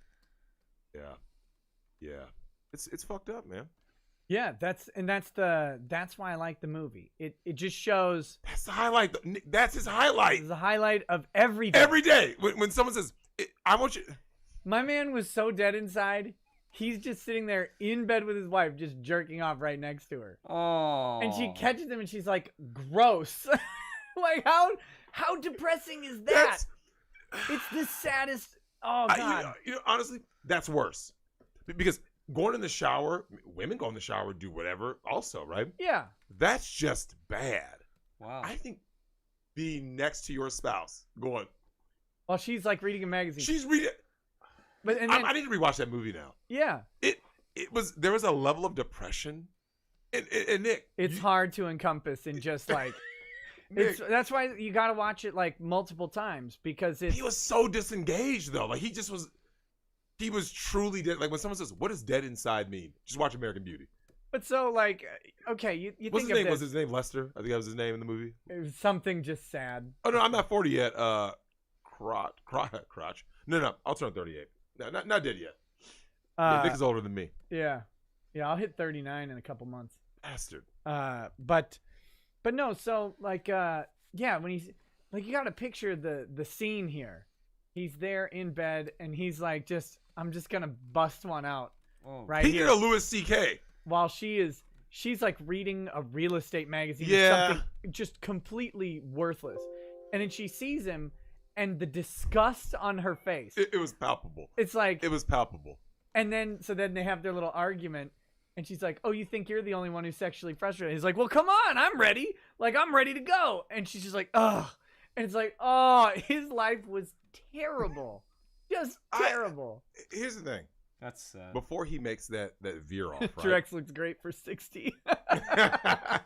well, so Nick, in that movie, if we were to go back before he finally veers off, right? Yeah. Can you think of any aspect of his life that you would say like this is a positive, like anything, like this, like a tiny little, like there's a win here? No, he hated everything. He hated life itself. Yep. So when he goes to smoke with like the weird kid, right? No, the plastic bag scene isn't profound. That's the good part of the movie, is that the plastic bag scene is garbage. Mm-hmm. And none of the characters in that movie are really redeemable, except kind of him. And his redemption is to die. Well, his girlfriend was, or not his girlfriend, I'm gonna say his daughter was kind of okay. Like, yeah, she's just kind of there. But the weird kid, like his life was destroyed, and he's like, it's the most beautiful thing I've ever seen. And everybody watching it is going, it's a stupid bag flying around. Mm-hmm. Like you're just an idiot. Mm-hmm. That's okay. You're not supposed to actually think it's the most beautiful thing ever. Correct. But it kind of goes to show you his frame of mind, right? Yeah. The fact that a kid who's 17 years old-ish, you know what I'm saying? Yeah. If one of the most fascinating things he can find in his life is a fucking plastic bag just twirling around with some leaves, like, bro, your life sucks. And so Nick, when we saw the movie, that's what I took it as. I'm like he's like, this is so profound, and like, she's like watching the video with him, right? I was kind of like, but at this age, you should be, like enjoying life. And so, dude, his life sucked. Yeah, it was kind of funny that he and Lester ended up, building a friendship. Oh, the kids, yeah. Yeah, the kid with the dad. Yeah. Right. Yeah. Well, that's probably enough American Beauty talk for now. I like that movie. I know. It's great. I got to rewatch that, man. Yeah. You got all these damn super chats, man. At Zuma says, Nick, shill the GoFundMe. It's been too long. The grifting levels have hit an all-time low. No, I've talked about it outside of like specific Vic content. I'm not super inclined to shill the GoFundMe until after the appeals come back, like whatever the result is, because I don't want I don't want people putting money based on my recommendation into the thing if the case is going to wrap up. It is obviously still helpful to Vic. I don't know the status of the legal fees or anything like that, but it is helpful. So you can go ahead and do it, and all of the donations are appreciated, of course. But so I'm not using I'm not like out here to keep bringing up Vic's GoFundMe unless there's Vic stuff going on, and right now there's really not. We're just kind of waiting. You know what's wild? Now you're a lawyer. I've been in court on the other side. I don't think a lot of people know how long the process is. Like when like, let's say it's Casey Anthony, right? When they're like, Casey Anthony on trial for murdering her kid. But bro, when was she actually arrested though, Nick? Like 4 years earlier. Like, it takes forever to be stuck in court. Mm-hmm. Oh, it's awful. Yeah, it was a mess. FNAS96 says, Nick, thank you from literally the other side of the world for accompanying my lunch hour. Love listening to your show. Also, hi Drex. Hey, what's up? Hey. Hope things are going well over there. Are you in? It's PHP. Is that Philippines currency? If you are, or if you're not, I hope you have a good day. Synac8 says Nick, Drex, and Ty on the next presidential debate. We'll see. Synac8 also says Drex, if you're not gay, then did you a picture of your brother's naked body? Oh, I know you simply blame him on instinct, but that brings up more questions. No. You weren't saying that you had a picture of your brother's naked body. No. So in the image, you could tell it was a black dude with two white chicks, right? Okay. You just couldn't see the face of the dude. Mm-hmm. So my mom was like, "What is this?" I didn't hesitate. you always blame your brother, right? I don't. Well, you don't have a brother, but Yeah. that's what you do. Everyone knows you always blame your brother. So Right. I don't know. You probably went and just downloaded something and click. That's how it happens. So once she clicks the next image, now I can't lie because it's clearly my face. Yeah. Face full of booty. Eating groceries all day. Oh no!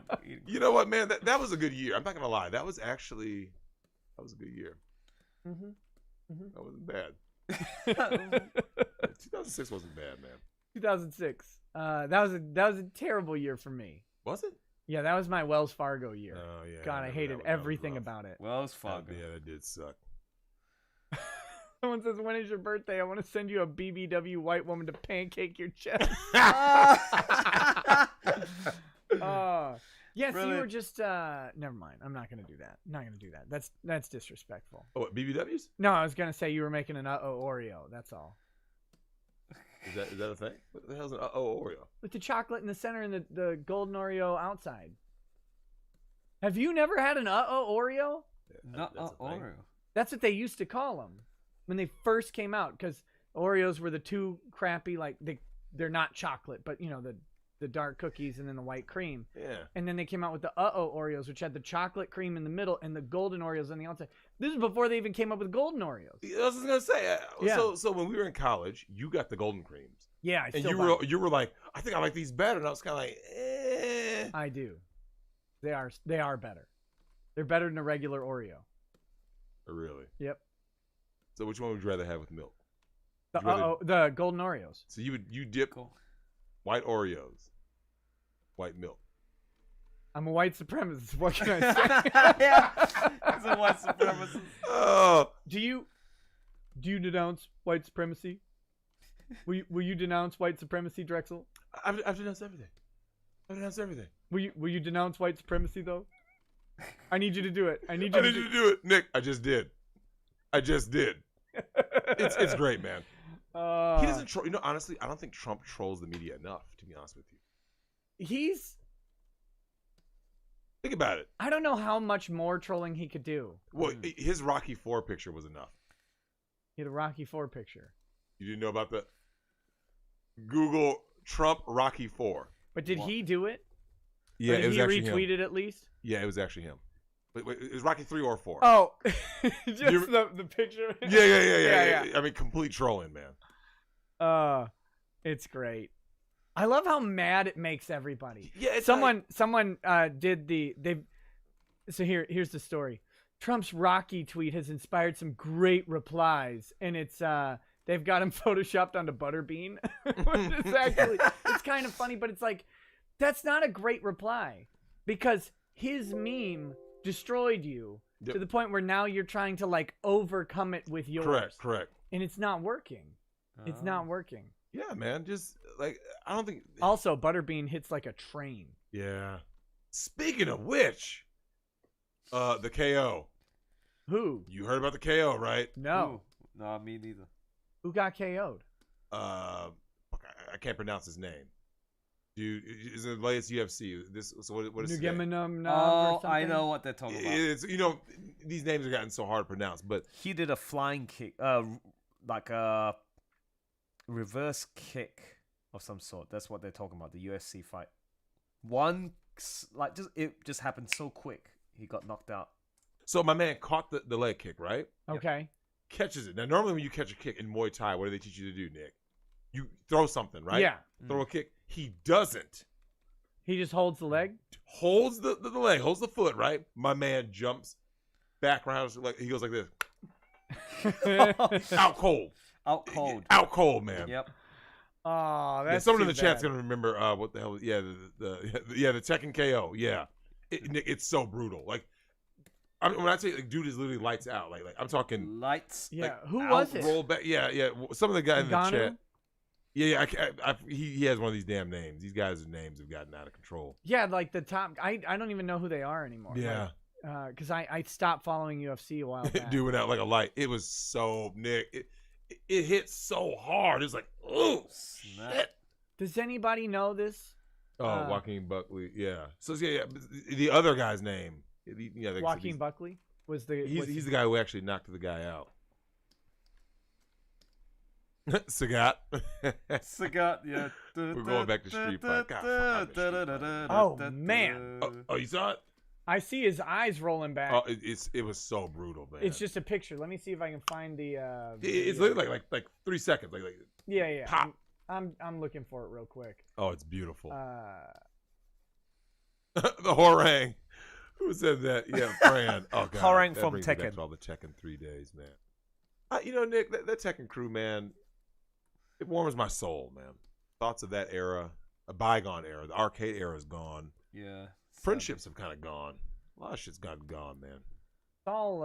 It's especially weird during COVID, but it was before that. Yeah. Okay. Just look up UFC spin kick KO. No, I've got it. Oh, it's glorious. Here we go. Let me pull it up here. All right, guys, we're almost All right, there. you ready? Oh, Okay, this is look, this is it. Look at it. beautiful. Look at it. Look at the kick. I don't have any audio coming through. So. And bam! Ooh. Oh!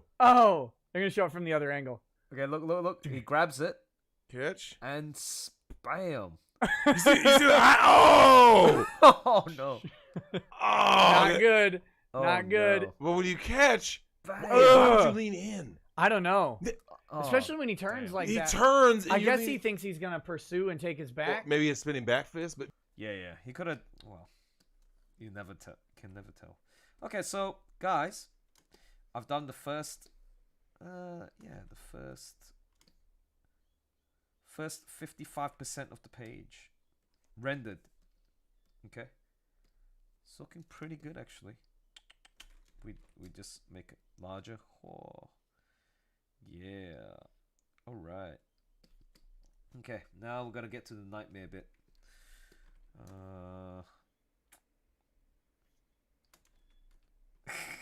You know what's really funny? I didn't realize that Ashworth seems like he's getting raped from behind. I mean, no, that's not funny, but just oops, sorry, I didn't realize that. I didn't mean to. It's like, I'm having a good time. I want to get you from behind up the bum. Oh, no. It's nasty. Nasty. Okay, welcome to the people who just came in. Okay, so, are we ready? Are we ready to do this? 4 new people indeed. Okay. Marco Polo just came in. Alright. So, folks, it's looking damn good. You know what I should do? I am actually going to... Yeah, I'm going to actually open it up and tweet it. So at 1,000... Oh, no, not this one. No, I wanna hold your hand. 1,000? Looks beautiful when it's rendered. Oh! Imagine having a fully printed page like this. God damn. That'd be absolutely beautiful. Abandon weakness. You must. Okay, so copy, get rid of. Ooh. I've sharpened it a bit. Give it 20% treatment. Cut, paste. Let's tweet this. Oh, thanks, Ari. Cheers, Ari. Appreciate it. Cheers. Terry and Hollow.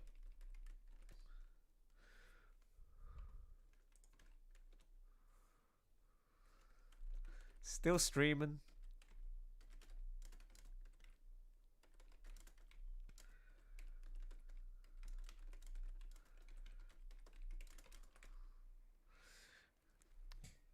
Okay, so right. Let's just tweet this out, yeah. So Elson's gonna say. There you go. Ooh. Bring on the fire. Okay, and I need the fire emoticon. Fire, fire, fire.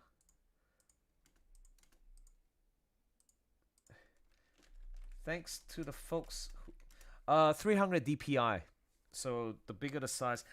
If you're talking about real, like the adjustment to real life size, it's 12" by 8" like this book. Black side. So whenever I save it to 800 pixels, it is exactly like I put this book down on the Cintiq is the exact size of what I see right, like what you guys see. Well, actually not from that screen, but what I see on the screen right now is exactly the size of the font, the artwork. Is what I see is what I get. It's what is going to be printed on the book, the hardcover book of example like Black Sad. Okay. So it's good that you asked that question. Thanks for asking. So gonna quickly say thanks to the folks who have listened to me on live stream. Also a shout out to, I want to see if that dude has, surely he has a Twitter, maybe. Mr. Space Trash Panda. Because he was really lovely to talk to. Sadly he doesn't have Space Trash Panda. I'm going to see if he has a Space Trash Panda.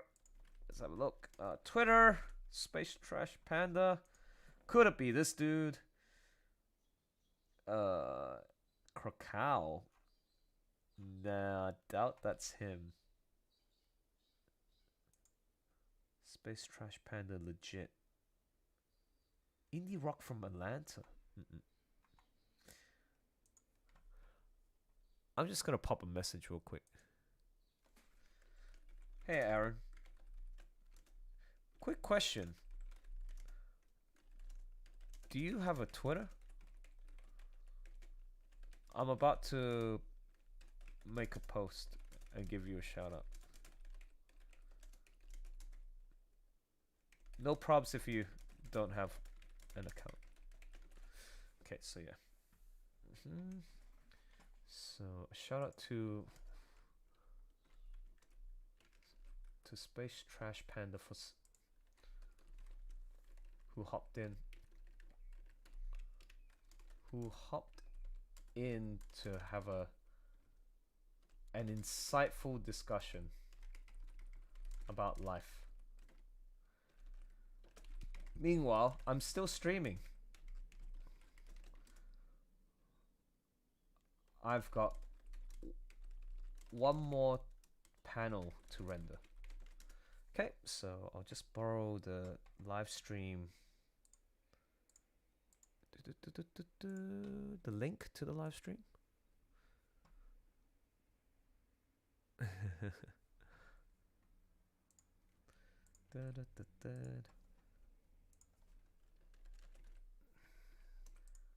Okay. Ooh, bring on the fire. Thanks to the folks who have listened to me on live stream so far. No. Who have watched and listened. Oh, what the heck? What is it? Oh, 4 more to limit have watched me on live stream.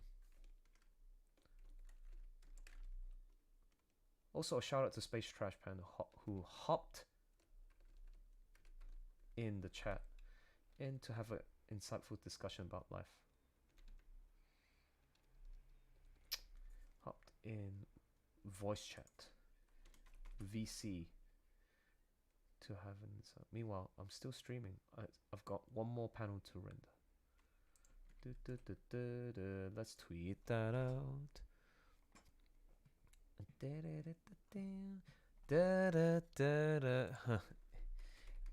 Indeed, Terry.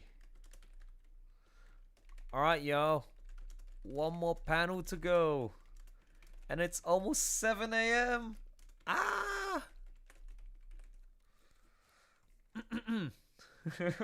Remember when I said that I'll finish this at around 4 a.m.?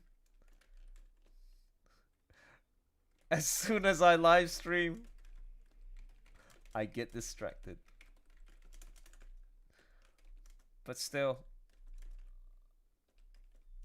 I'll have it done before I go to bed.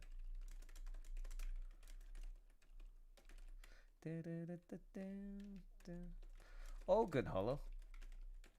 I'll go to bed when... I'll go to bed according to my body clock adjustment to the following graveyard shifts this week at the casino. Rory would be working at the moment. Oh, Rory. He was adorable yesterday. Everyone was fantastic. All my guests and friends, as always. And also the people in the chat. Like Terry and Ryu and Laura Lee. But, oh, don't tell anyone. Rory, because he was in a Legosi suit. And he made that suit. So talented. Such a lovely guy. If I had the opportunity, I would have slept with him. Stop thinking dirty, Elson. Sorry. Speaking my mind. But yeah, he's a lovely guy. Really love him. Love him. So, anyways, yeah, you know what I should do? Now, before I continue, I am going to do 5 chin-ups. 5 chin-ups this way. 5 chin this way. And then 5 chin-up push-ups this way. Okay? Because I still need to build up on my... this. Yeah? Like, the definition. I need to work on this. Well, this part's okay, but not here. Here is where it's still fat. Look. See that? If I suck it in, that's where I need it to be. So, you give me a sec. I'll be back. And let me play some music while we're at it.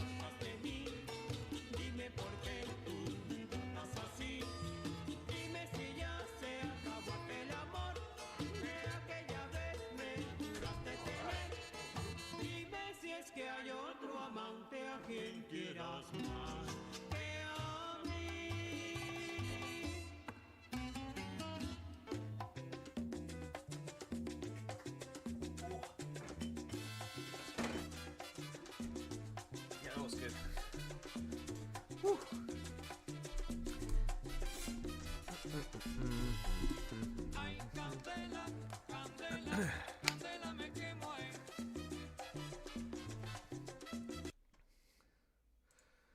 Okay, let's see what's going on. One Piece is always delightful. There may be still a Beast Complex. Yeah, be a lion. What's this? Oh, the lion thing. Shishigumi. Alright. Okay. Okay. Sure. Oh, somebody posted on the not safe for work chat. What? Well, Vexen. Uh-oh.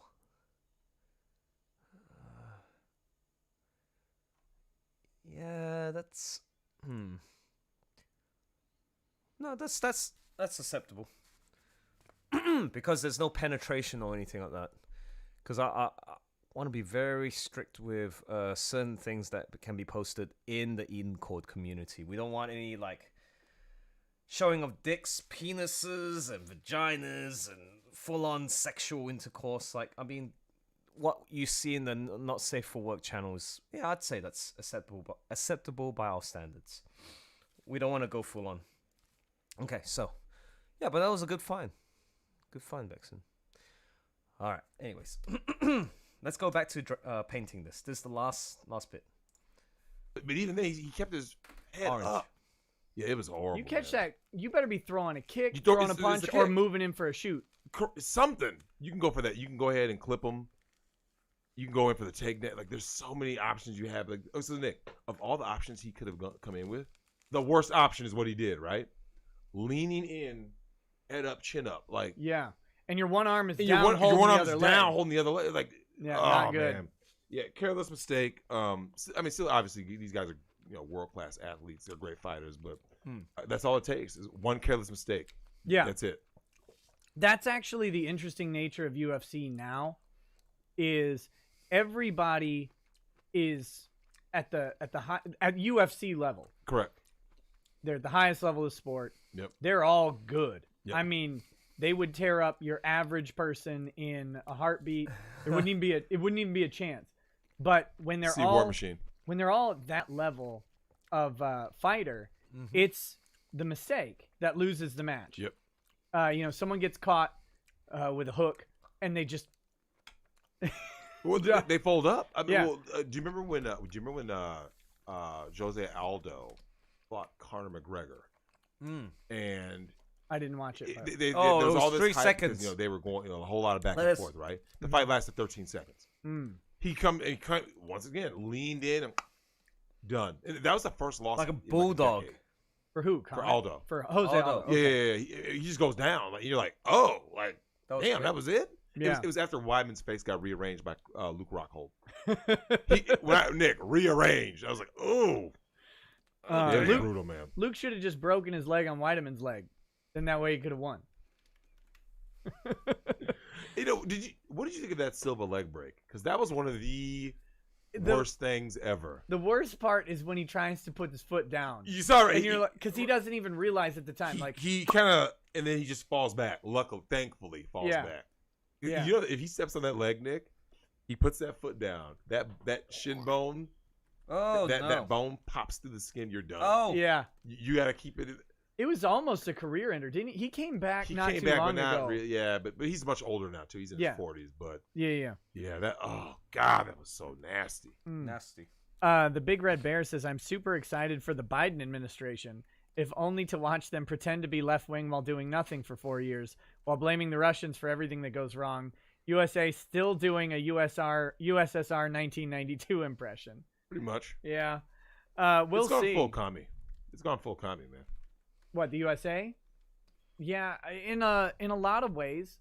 Well, I was talking to Big Hurt before this, and he was saying, California's gotten so desperate, Nick. They're offering people the first month's rent free In California?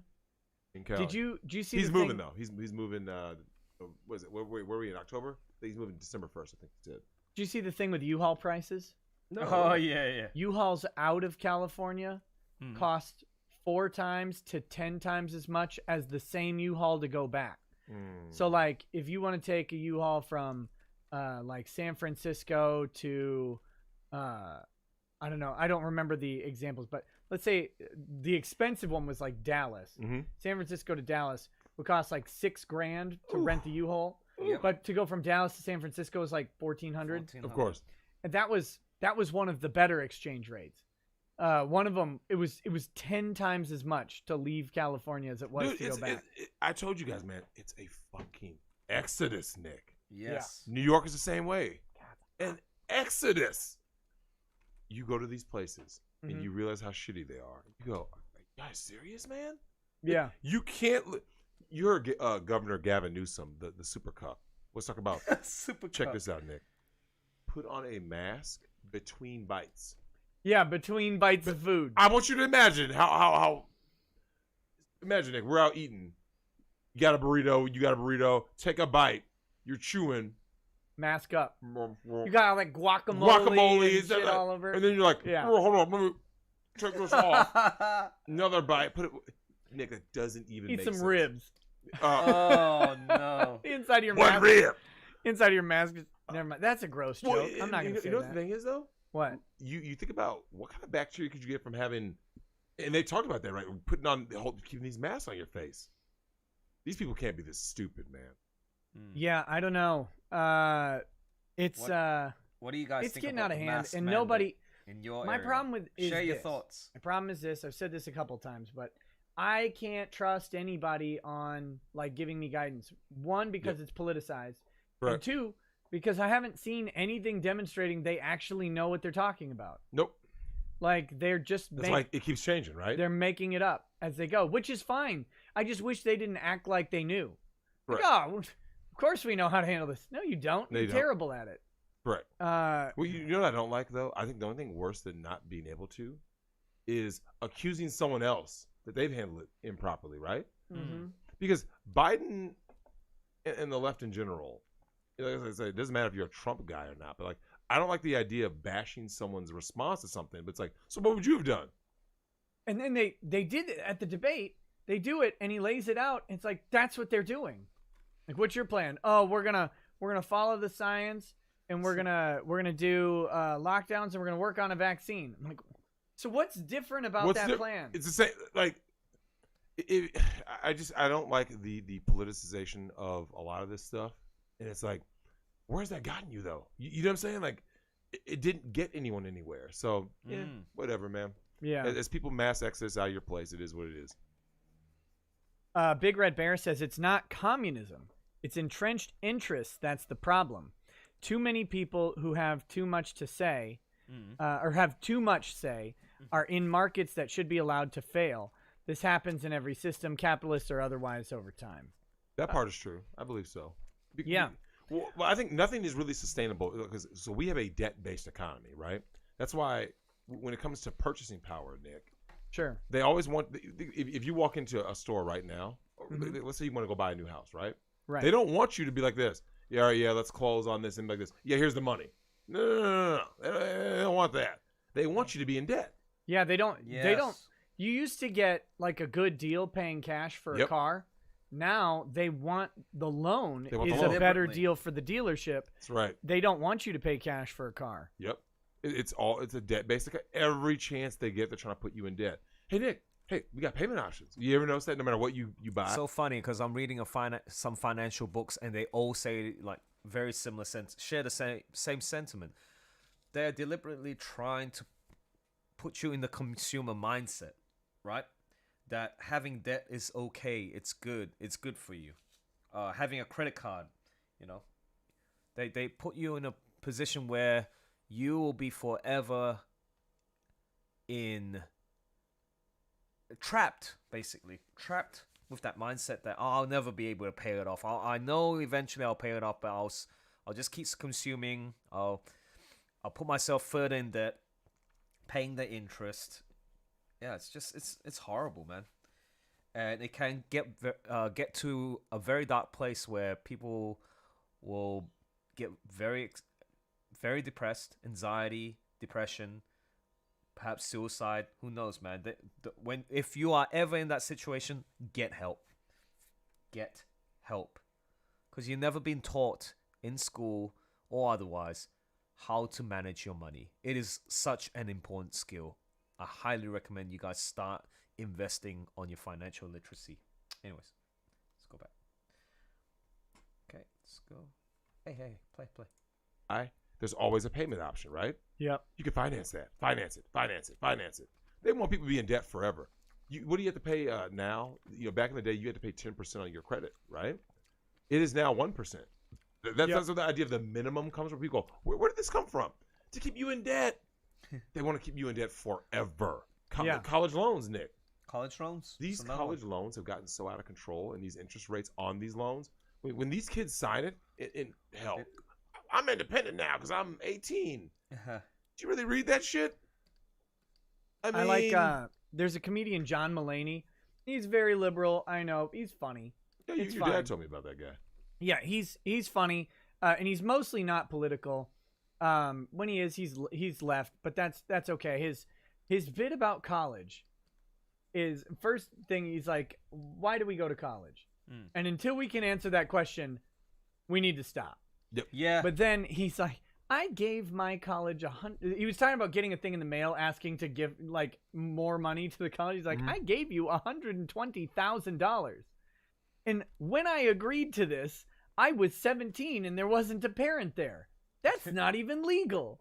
Yeah. And that's how these they work. It's predatory. He's being hyperbolic, but that's how this stuff happens. These colleges, they get these kids applying for colleges when they're 17 years old, when they're juniors, and they're locking in this stuff.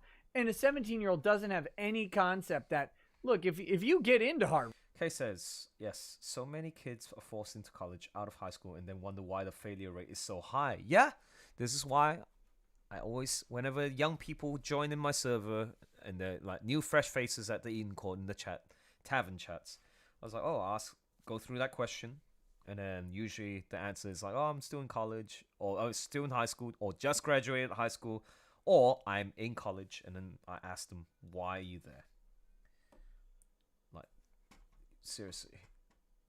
And they usually can't find an answer. It's like, oh, I don't know what I want to do. I just went there. Who taught you that?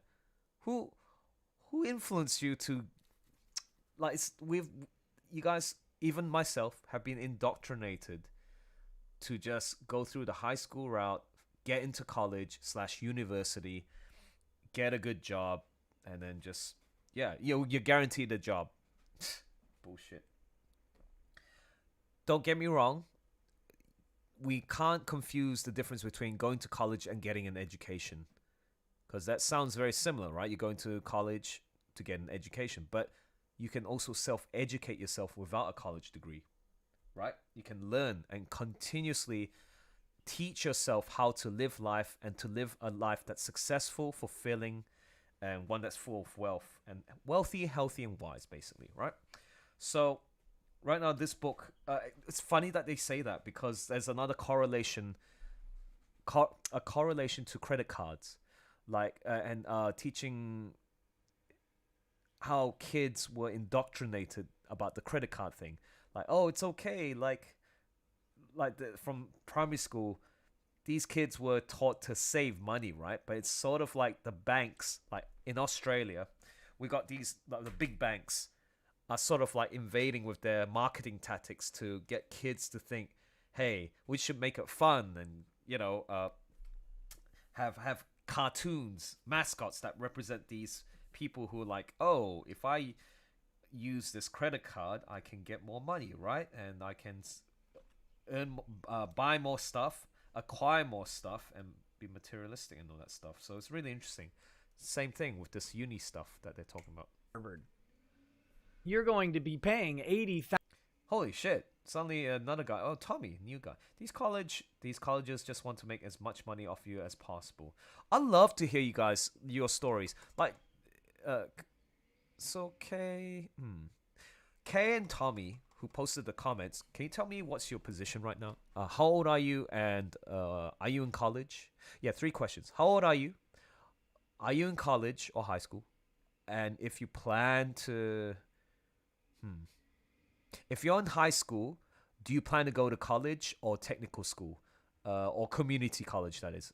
Or, and then if you are already in college, what is the discipline that you're doing? And are you almost done? Meaning, like, say, oh, I'm on 3rd year in arts and humanities.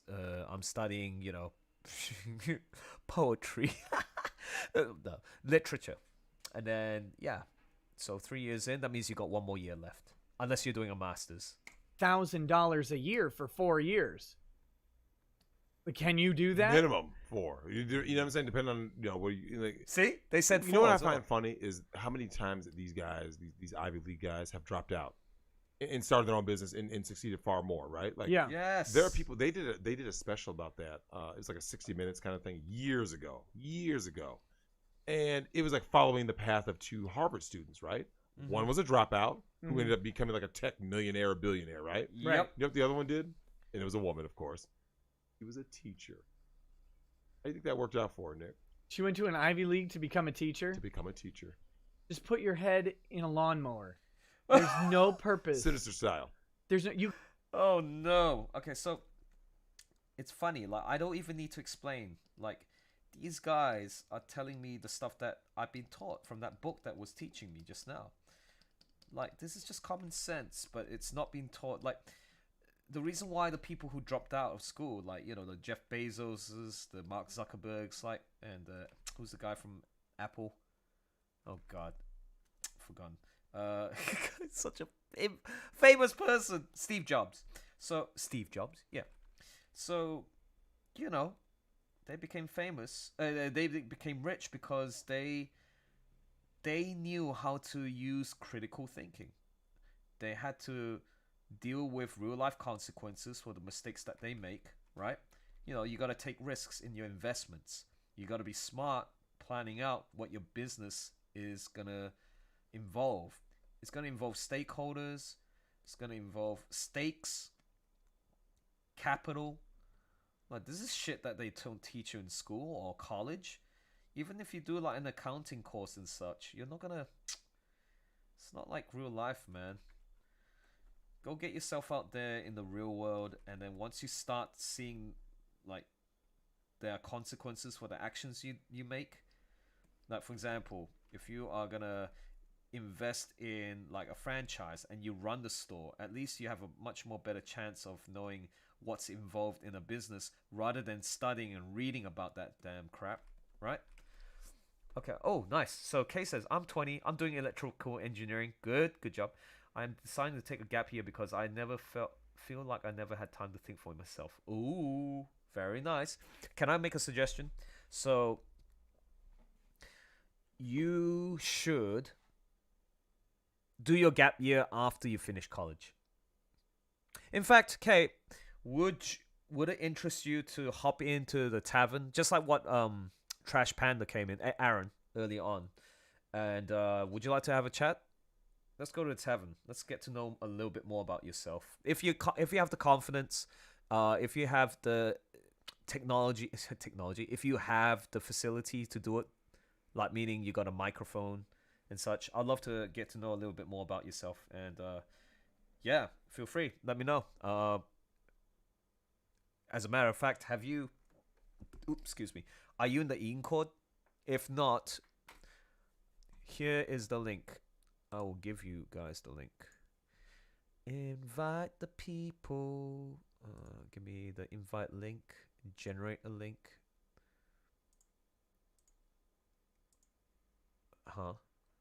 No, I just want to get after 6 hours, no limit, generate the link, copy. Oh shoot. Nope, not that one. This one. Yeah, feel free to hop in, man. Just keep me company. And we're gonna if not, no worries. Don't feel pressured to talk to me. More than happy if you just keep texting, and then we'll continue listening to what these two have to say. You can be a teacher from community colleges. You can be a teacher from any liberal arts college. They all have an education department. Yep. Go do it. And you if you have a Harvard degree and you're gonna be a teacher, you better be a private teacher. Yep. For Warren Buffett. You can be a tutor. Mistress or whatever. Absolutely. Yeah. There's Unreal, no reason. So I've got a article that I want to kind of go through. Are we going over that one article tonight? Which one? The article. The UK article. Which article? The one you sent me. My man's not getting any. I told you I refused to read it because I wanted to see. I wanted to actually do it on the stream. we can. Because that dude is the worst, man. We can do that in a little bit. This blatant cuckoldry. I wanted to go through this. This one involves gaming. Oh, nice.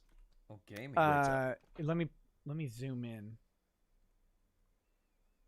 Okay, here we go. Electronic Arts teams up with the ADL to enforce social justice in gaming. Okay. Okay. If you're listening to me, hop into the tavern. I'm right there. Okay. So yeah, I'll just wait, and then you have only about 10 to 20 minutes. Yeah, sure. Let me know. And then just introduce yourself to the live stream. Oh, this is great. I get to chat with people who just watch my show and they're listening into Nick Rekeita's show. They're contributing to the discussion. Okay. So I'll just wait. Actually, I'll wait until I hear the plunk. Okay, so. All right. The Defamation League. Yeah. Yep. There it is. Now this is from the Post Millennial, which I think is kind of right-leaning. I'm guessing, but the games industry is being pushed by Germany and electronic arts in a direction that, bless you, if successful, would mean the mass deplatforming of right-wingers and free speech in gaming. The Anti-Defamation League and the big names in Silicon Valley have already signed on to similar projects in the U.S., all of which, if successful, will mean the inevitable control of gaining, I think he means gaming, by the woke. Starts with Germany. Martin Lorber, Electronic Arts Public Relations Director for German-speaking countries, announced in April a dual project between itself, the German government, and two new organizations, Good Gaming, Well Played Democracy, and Keinen Pixel den Faschisten, No Pixels for Fascists. Wow. Their stated goal is to make sure gamers do not become radicalized into neo-Nazis. Whoa. Is this happening? Yeah. Like, is That's literally what it is. some like helpless kid is walking by an Xbox and he's like, "Oh, this is cool. I'm gonna play Hello? Mortal Kombat." Give me a See, sec. hi! Like, I'm just listening to the. Okay, yeah, mic check 1 2. Mic check 1 2. Can you hear me loud and clear? Yeah, I can hear you. Sweet. So you're on YouTube. You're K, and then you're Picto Chat. Is this your first time using Discord or your regular? I use it a little bit for gaming. Oh, nice. Yeah, but that's about it. Sweet ass, man. Yeah, just introduce yourself, dude. Like, how did you? First of all, like, how did you get to know this channel? Your channel? Yeah. Curious to know. I saw a B-Star English dub trailer. Yeah, that was it. Whoa, that's way back. Have you seen any of the live streams? Just like the one yesterday? Just curious. I did see when you were doing the episodes, but not the mangas. Oh, very nice. Yeah. All right, cool. So, and this came into your notifications, I guess, when I did the live stream. It's like, yo, I'm just chilling, working on my comic. Yeah, yeah. Okay, awesome. I mean, sometimes I come in and see what you're doing, but been pretty busy at the moment. Yeah, so electrical engineering. Nice. Well done. How far are you into the program? My second year. Second year. How are you finding it so far? Enjoying it? I mean, it's pretty good, but it's pretty challenging right now. It's a lot of work. No, but has COVID-19 affected much for you personally? Because now it's mostly online. Online, yeah. Yeah, like I have lab work, so I have to like get the equipment mailed to me. Then I have to use new softwares. Oh my god, what a pain in the ass. Yeah, Jesus. It's pretty challenging to use all those stuff. Mm-hmm. And also. Oh yeah, no, sorry, continue. Yeah, and also like I've been pretty kind of disappointed with how my school's handling it, because it's a lot of students are cheating regularly. Cheating? Like Ooh. Yeah, it's actually. Please explain. I'd like to hear what this is. I'm sure you know of Chegg. Have you heard of that? Doesn't ring a bell, but please expand on that. What do you mean? Or like Chegg is this place where it's like this. Oh God, people hacking, getting a. It's not. No, it's not none of that. It's just like a place where you can look up homework solutions and stuff. Oh, okay. Yeah. I thought it would have been like a service where, hey, yo, I'm advertising my services. If you got an essay that you need to get done real quick in a pinch and you don't have the time, here, the quote is $200, and I hope you do the essay. I thought it was that sort of arrangement. It's actually kind of worse because you can pay much cheaper, and you can just like upload something, like take a quick picture, because people are doing that during tests, right? They're taking quick pictures. Surely yeah, it's very easy to do that. Surely the university system is aware. They're not that dumb. Well, yeah, they're aware that they're using lockdown browser, but it's that people will find ways. People will find ways. Yeah. Yeah, gotcha. Okay. Now, did you civil? Wait, let me just double check again. Electrical, not civil engine.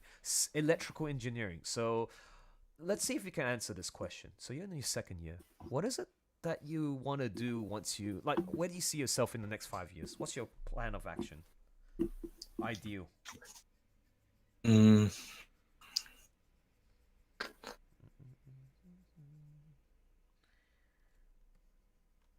You know, obviously I can say like get a job, you know, and stuff like that. But you've been indoctrinated to the rat race just like all of us. No, I mean, yeah, that's fine. No, I mean, like even before you did this, like when you finish, you graduated high school, it's like, yay, sweet. Oh, okay, the natural selection or natural path is I need to go to get college because it'll guarantee me a job or most likely get me a job.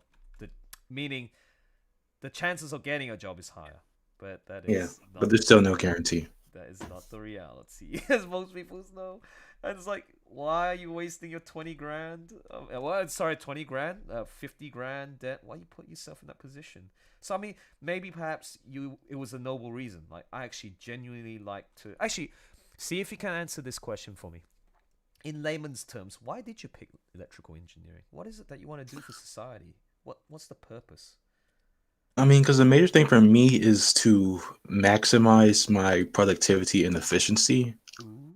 So I really thought that electrical engineering would be a good course to try and pursue that, you know. Now, maximize my productivity and efficiency. But what does that mean to the layman? Like, why? What? That doesn't... How does that contribute back to society, in a way? Just see if we can explain that part. No, I just want to bring, like, you know, give value. Okay. That I feel that's important. You know, I want to help people. Okay, that's you a know, good start. You want to like help people, but in what way?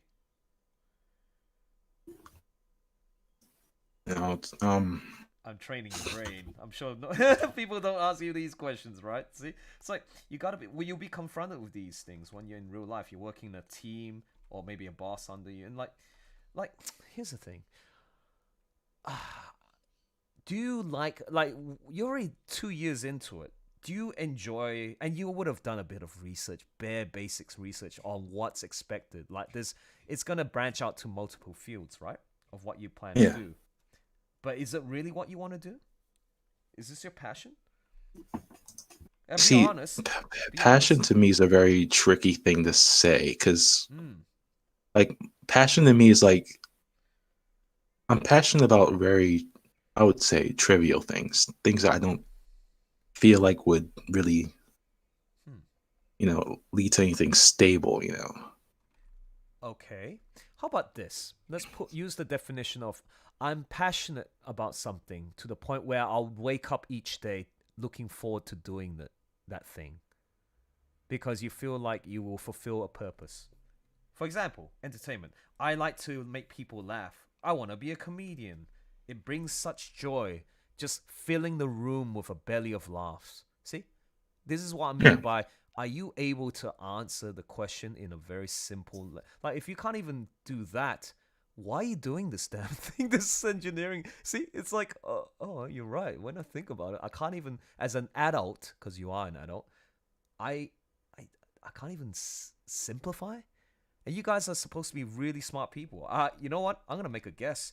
You must be Asian. Asian American? No. Oh. No, I'm bi. Oh, wait. No, I'm biracial. Yeah, biracial? Biracial? My dad's white and my mom's black. No!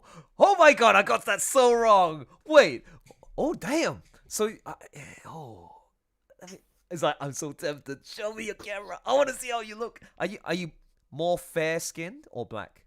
I actually don't have a camera. I just have a mic for school. You're all good, man. Are you fair-skinned or like more so black? Because it's either one. Or me. Miles not Morales? really fair. Miles Morales? You know who that is. Come on. Yeah, I know that. Maybe like a complexion lighter than that, I suppose. A complexion lighter than that.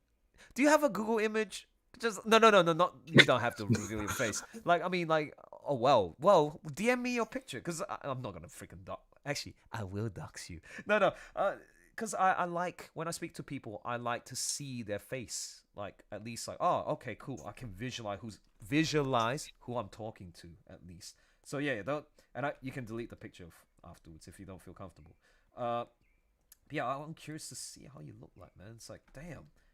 God, that's so wrong because you know how the stereotypical, like Asians, they're either doctors, pharmacists, engineers. Oh yeah, yeah, you know what I mean. But suddenly, like, yeah. and even your accent, like I thought I heard hints of like, because I've listened to so many different articulations of like accents from around the world and also especially America. So I thought you were like, not Korean American. But yeah, so. All right. Now, having said that, are you still able to? Do you think you can still answer that question in a very simplistic, humble terms? Like, why are you doing it? Why did you pick engineering? Why did you went this path? You could have just ran your own business. You could be a YouTuber. You could have been this. You could have been that. Like, you know. What? I guess because I followed, the supposed illusion of stability, right? Illusion of stability, meaning the rat race kind of thing, right? That concept of the indoctrination from high school. Yeah, work for the government. Pay the taxes, basically. You are trapped in the rat race of and there's nothing wrong with that. If you find that kind of lifestyle where you just earn a decent income, pay all the taxes, live responsibly, that's fine, man. Whatever keeps you happy. But I mean, because currently I'm reading some finance books, and it's just teaching me the history of America, and it's like how things work financially, and how it kind of it's a fascinating read, man, because it's like you being young, you would and you've seen a lot of shit happening in social media in terms of like politics and all that stuff, fighting for one's rights, right? Whatever that right may be. But if you're talking about equality, the rich are getting richer, poor are getting poorer. How many times have you heard that? So, like, it's teaching me how it's working, and why that system continues to be so, right? So it's like, well, why put yourself in that position if you unless you're content with it, yeah. So, all right. Here's another question: Are you paying for it, the debt and everything, or are you actually fortunate enough to have very loving and supporting parents that are able to afford to pay off your school fees and loans and crap? It's my parents, and I have some scholarships. Oh, and scholarships. So, yes, it's both. Nice. Well done on getting the scholarship, man, because at least it helps cut off a whole bunch of costs involved later on. So basically, you wouldn't really have a debt, like college-wise. You don't have a college debt after you graduate, yeah? Should you graduate? Would you say so? Should I graduate in 4 years? So, but your second year, so you only got 2 years. If you're on a roll, then you should be fine, man. Don't think it should be too bad. Have you considered like what companies to work for, or are you gonna run your own business? Yeah, I have not. Yeah, haven't thought about it. Yeah, no, I have not. Yeah, I don't blame you. Like again, wait. So you're 21. Wait, did you say? no, Sorry. 20. Yeah. I shouldn't have too high of an expectation for him, because I'm the same, right?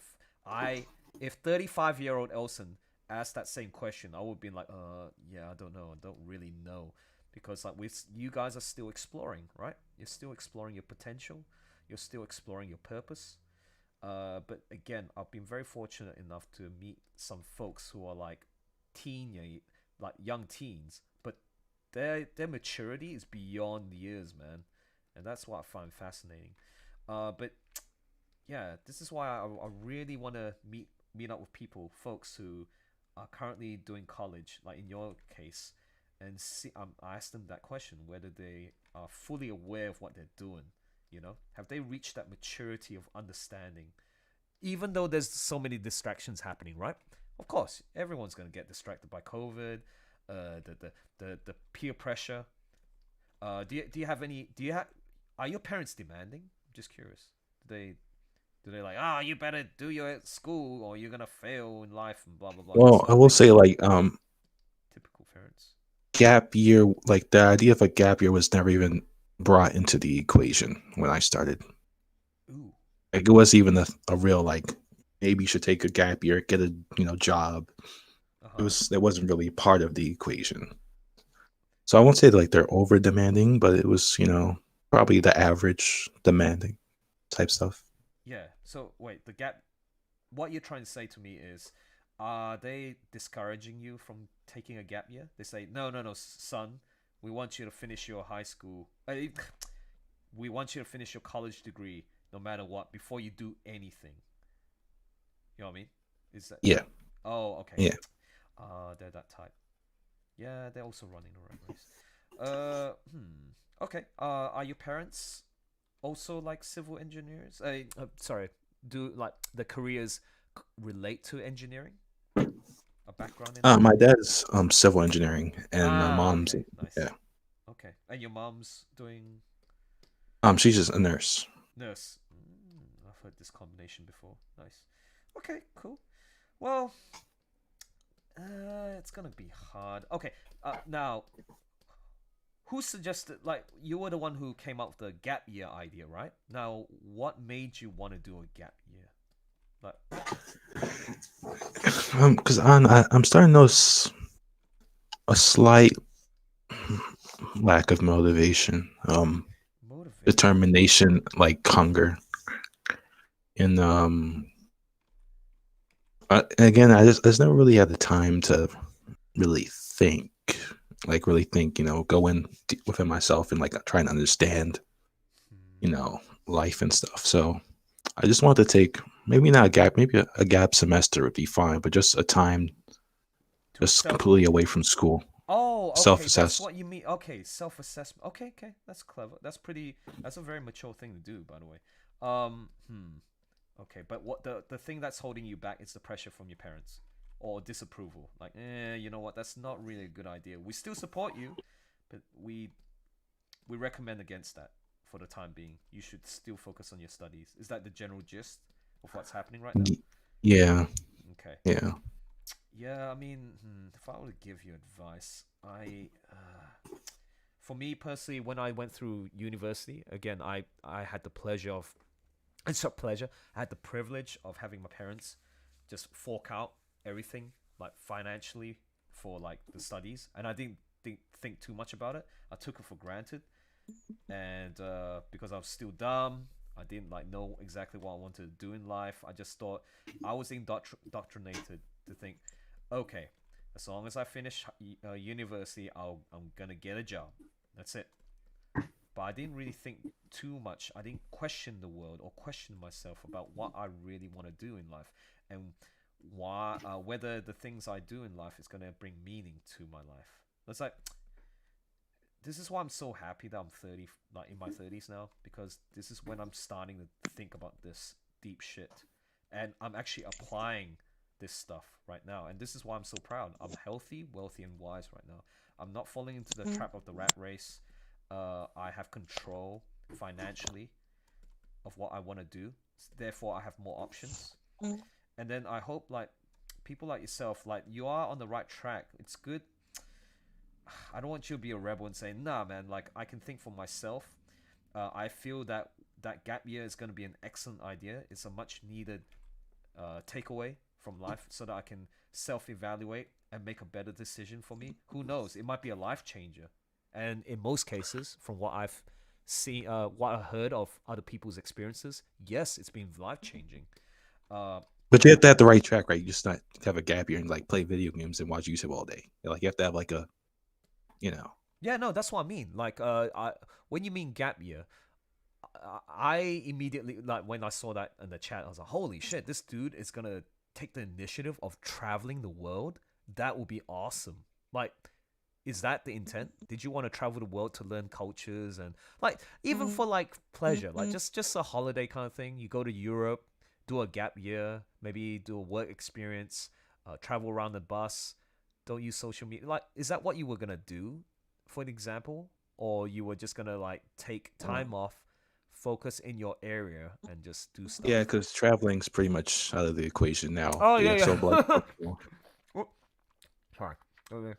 Oh, hey, Elson. I don't mean to interrupt. Oh, I didn't know Pilker was here. Hey. Sorry. Oh, man. yeah. 'Cause It's a fine. Okay, so COVID-19, yes, not possible to travel. True. But even before COVID-19 happened, was that your intent to travel? Not necessarily. More go, just really self-assess, get a job, and more of that than traveling. Oh, okay, no. Now it's starting to see what you're doing. So that means you're putting a hold on your studies then. Okay, here's another question. Why not try both at the same time? There are cases where people who are dedicated enough, and I've seen real cases, where they just do like, in some cases, 2 jobs, 3 jobs, who knows? Because these are the ones who are so dedicated that even at the same time they have a child with them, so that teaches them responsibility, consequences for failing. So why not try working a casual part-time job while studying? Now I know your excuse is, oh, it's distracting, it's gonna affect my studies and da da da. Well, then that is an option, and maybe you can. Why not try killing 2 birds with 1 stone, right? You're smart enough, you know how to time manage, and you feels like you're someone who's, well, I don't know you that personally yet, but gonna make the assumptions here. You're disciplined enough to get the work done, right? I don't know if I would be that disciplined to do those 2 options at once, to be honest. Okay, no, that's fair enough. At least you're honest about that. Well, so you feel like putting a hold to your studies, meaning you're gonna 2 years more to finish. You're gonna put a hold. You try to get a job, and then you try. Okay, well, at least once you do. Because Oh yeah. Go ahead. Because I was in your live stream earlier, and I Yeah, please. and I kind of resonated a little bit with the other guy. I forgot his name. Oh, you mean Yafia? No, not Yafia. The It was one before. It was one after the person with the child. Oh, you mean It was Trash? Freak. You mean Trash Man? Yeah, Freak. Yeah, Freak Nutter. Yeah, what about Like, him? it was kind of like similar, like Found no purpose Trash in Man? life. Like, tell me what were the things that resonated with you? Oh, that's it interesting. was mostly like the motivation thing. To let, I mean, I don't agree with some of the things he did. I clearly don't agree with some of the things he was doing. Sure. Yeah, me especially. I was going to say, Trash Man, a motivator? Those things don't equate to those 2. No. Trash is whatever. Yeah. He's a fun person. Fun person doing illegal things. Best not to. Exactly. That's the loose word for fun. But like I said, if you want to motivate yourself to do better in life, nah, he's not the type of person to hang around with. No, and I have to be harsh because he hasn't shown results for the past 2-3 years, man, and he's constantly in the same trap. And then if he's gonna make up those excuses, like, you see, you can't be too what's the word, man? Not forgiving. I mean, I don't have the patience, man. Like, I mean, he may have good intentions and stuff, but for someone who's doing those things, especially the illegal stuff, that, oh my god, no, that was quite bad to have him bring that He's up. more of the word we're looking for is he's an adrenaline junkie. He just finds an excuse to get on to a next high. Yeah, but what pisses me off more so is the fact that he's privileged. He's got the money, he's got the resources, he's got every opportunity to improve himself. So that means it might be a behavioral, psychological thing that he's going through. But why don't he get help? Maybe he has got help, but he just gave up. people like the real people like outside, they would say call him a loser, complete loser, man. No, for real. Like, you have to evaluate the situation. Like, he has every opportunity to improve himself, and he knows subconsciously and consciously of the effects and the consequences of his actions. Then why brag on about it, man? Just get shit done. Don't talk about like, oh, you know, I could have done this and that, and still looking for way. Fucking live your life. Do it. That's my point. Don't just make excuses. You already know you're in at that level. Why are you still trying to like? It's almost like you're faking it, man. I hate those kind of people where they just fake this shit. It's like, not, especially when they like got all the opportunity. Like, you imagine, again, I've met a lot of people, good people, right? And not to say that he's a bad person, but good people who are suffering, yet they're still working very hard to make ends meet. Yeah? So, breaks my heart hearing this, because like, these people, if they got what he has, right, it would significantly help improve their situation, because I know they're not gonna fuck it up. They won't basically they won't take shit for granted. That's all I'm gonna say. Isn't that usually the case? Like, the people that are the most desperate are the most hungry too, you know? Yeah. Why do you think they're successful in life, especially those millionaires? Because they had to think much more harder than anyone else in this world. Some millionaires, and we could just not every millionaire is smart, considering our idiot dictator. Not all of them are smart, but like, at least they're not in that boat of like, oh, I'm always having to rely on this and that, and I'm going to pay the debts and and complain about life, yada yada yada. Like, life is shit. Life is full of great things, man. It's just perception.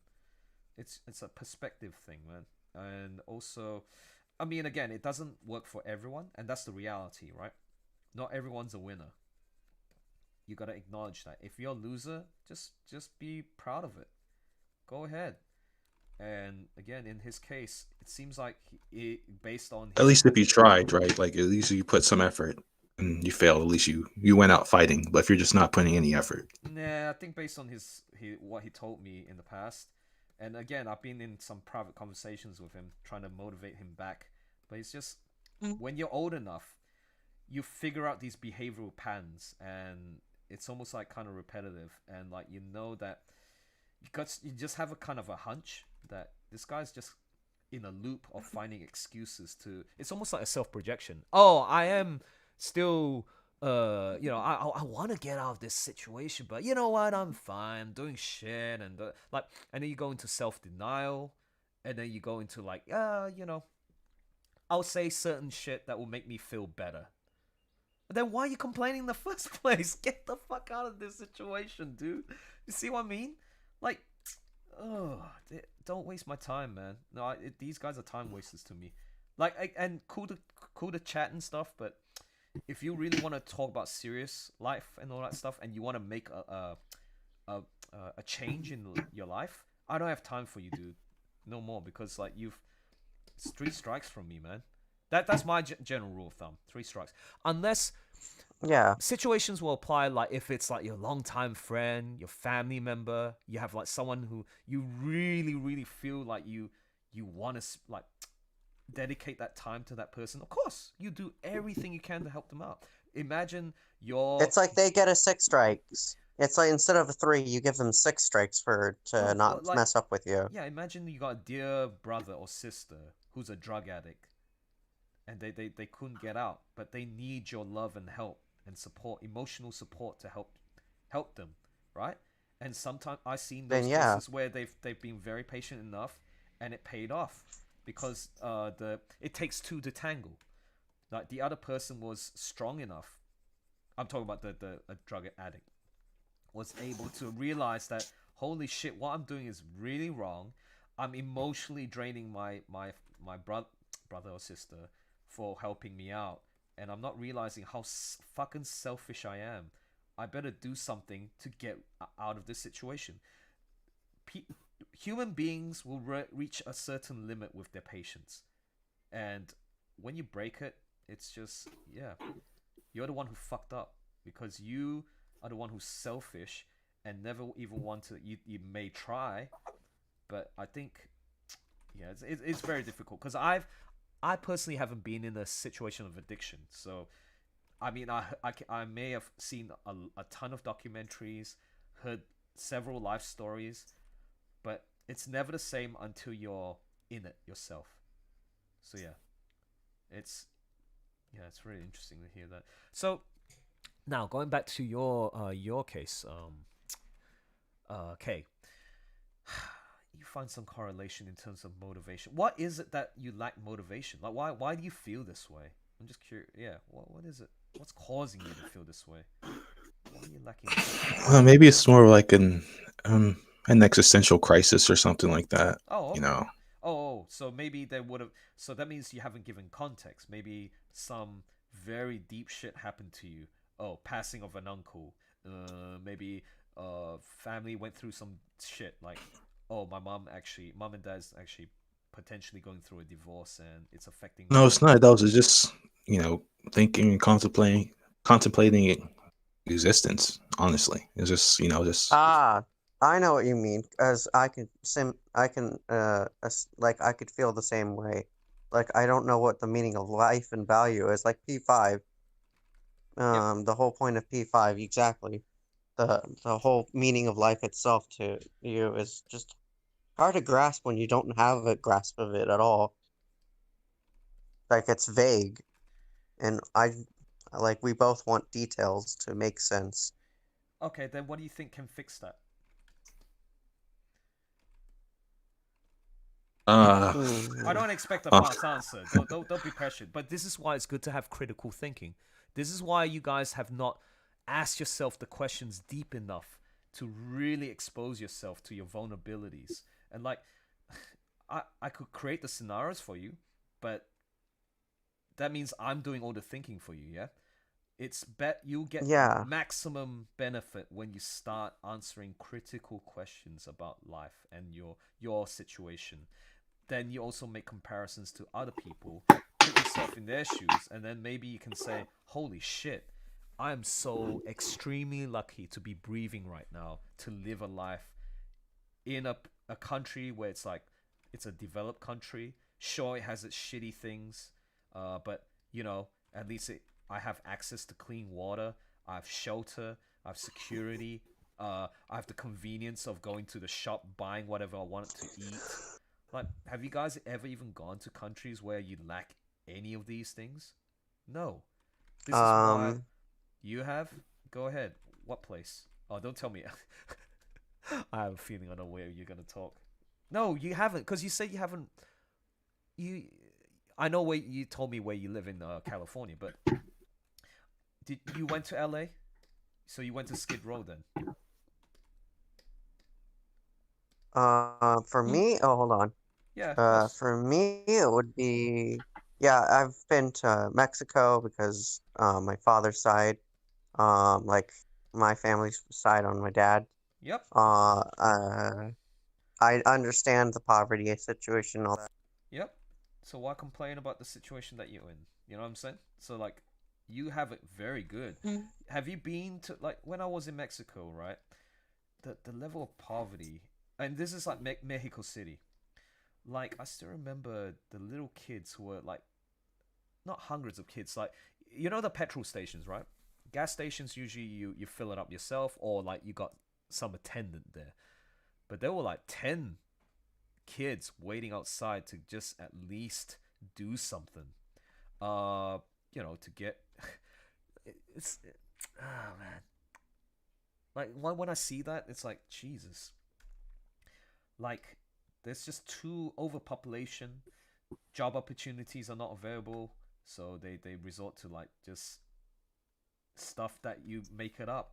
Like, maybe you just go to the gas station and, hey, is there a job? Yeah, sure, you can help pump the station for 10 cents an hour. Go ahead.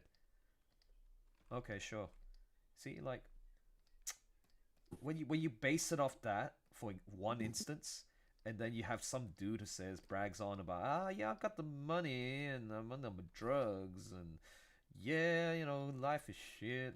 But I'm still able to do all this cool stuff. Can you see why? Can you see my perspective?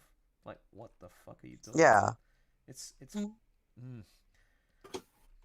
again, I keep on telling that story about when I was in Malaysia and like I went to the Watertown where it's like a made up little it's like a how would you say, swamp area. So you got the perfect contrast of poverty and then like the rich. So we were staying in the hotels where there was like metro, the malls, and in Asia, you know what the malls are like, right? Multi-story type. And then on the opposite side, you got those illegal immigrants from Philippines that were living in the stilts. It's illegal to build those houses there, those wooden houses, huts. And basically, those were stilts on top of a swamp. And I remember just walking there, you know, because I wanted to blend in. I want to know what it's like. And the stench, I'll never forget the stench, man. It's a combination of dead rats, feces, because people take a shit there, urine, washing powder, detergent water, rubbish, all kinds of stuff. And it's like, man, that sounds awful. yeah, of course. Do you see why you guys are so freaking lucky? Don't ever Yeah, take shit because for if you're granted. basically sort of homeless in not California, Yeah. in US, you're sort of okay and you're sort of like screwed, but not really. Yep, that's right. Because you guys have not experienced true poverty. I mean, no, but also the poverty in LA and California right now it's real. It's growing. But I've seen that, and within Bakersfield, I've seen like yeah, homeless people, and they half of them either try to swindle you because they want some cigarettes, some yeah, alcohol. to They just want to feed. cope with it, and the other is just to actually deal with it, Mm-hmm. the That's right. struggle. The struggle's real, man. So I mean, yeah, man, the situation in LA is just LA, California, San Francisco, the housing crisis. What else? Like the homelessness. Why do you think it's still going on there? Greed, man, and the people who are running the city, the counties, the mayors. They're just like, no, the cops can't put them in jail. Just let them be, man. Let them steal stuff. Let them riot. Let them take a shit. Let them do the injections. Let them make the place dirtier. I mean, yeah, go to YouTube. Look at the Exodus Californian videos of why people are leaving. Then you'll see a really crazy picture of what it's like right now. And again, when I was traveling back to San Francisco each year and seeing the poverty in the Tenderloin, it's spreading out, man. Absolutely crazy. Oh, actually, yeah, that's the thing. So, Kay, if you don't mind me asking, where are you from? East Coast? West Coast? East Coast. Ooh, East Coast. Are you in Massachusetts? New York? Maryland. Oh, Maryland? Maryland. Huh. Well, we got a guy who, man, I haven't spoken to him in ages, but he says like Maryland's like shit hole. What's Maryland like to you? I mean, the cities are not that great, but I live more in the county. Oh, you're in the county area. Okay. Huh. Interesting. All right, Maryland. Should go explore that area one time. All right. Well, I hope. Do you have any? I hope that's not too much. Like, yeah, I'm glad that you came on, man. I appreciate the fact that you Yeah. have a conversation. You said you only had 20 minutes. So I was like, oh shit, don't have much time. Yeah. I better not take up too much of your time. But yeah, appreciate the fact that you came on. And if you got any other questions and such, let me know. I'll do my best to answer them as honestly as possible. I'm not here to bullshit, because I want to try my best to guide people into the right path. There's no such thing as one answer, and the ideal answer. Only you can figure that shit out yourself. But I think the key thing is I gotta keep in mind that you guys are still young, and it's only a matter of time that you will figure the shit out. You will figure it out. Yeah. yeah, it takes time because it took me until age of 30 to figure shit out. I'm like, whoa, now I get it. I get why, for example, women are like this. Oh, that was a big one for me. Elson. No, for real, man. This is why I know this sounds like, well, people can argue about it. Why I'm tending to potentially, like, if I'm to have a partner, I would rather be with a guy rather than a girl. It's too many problems. Girls present too many problems, and I don't blame you. No. I'm right with what Otter said.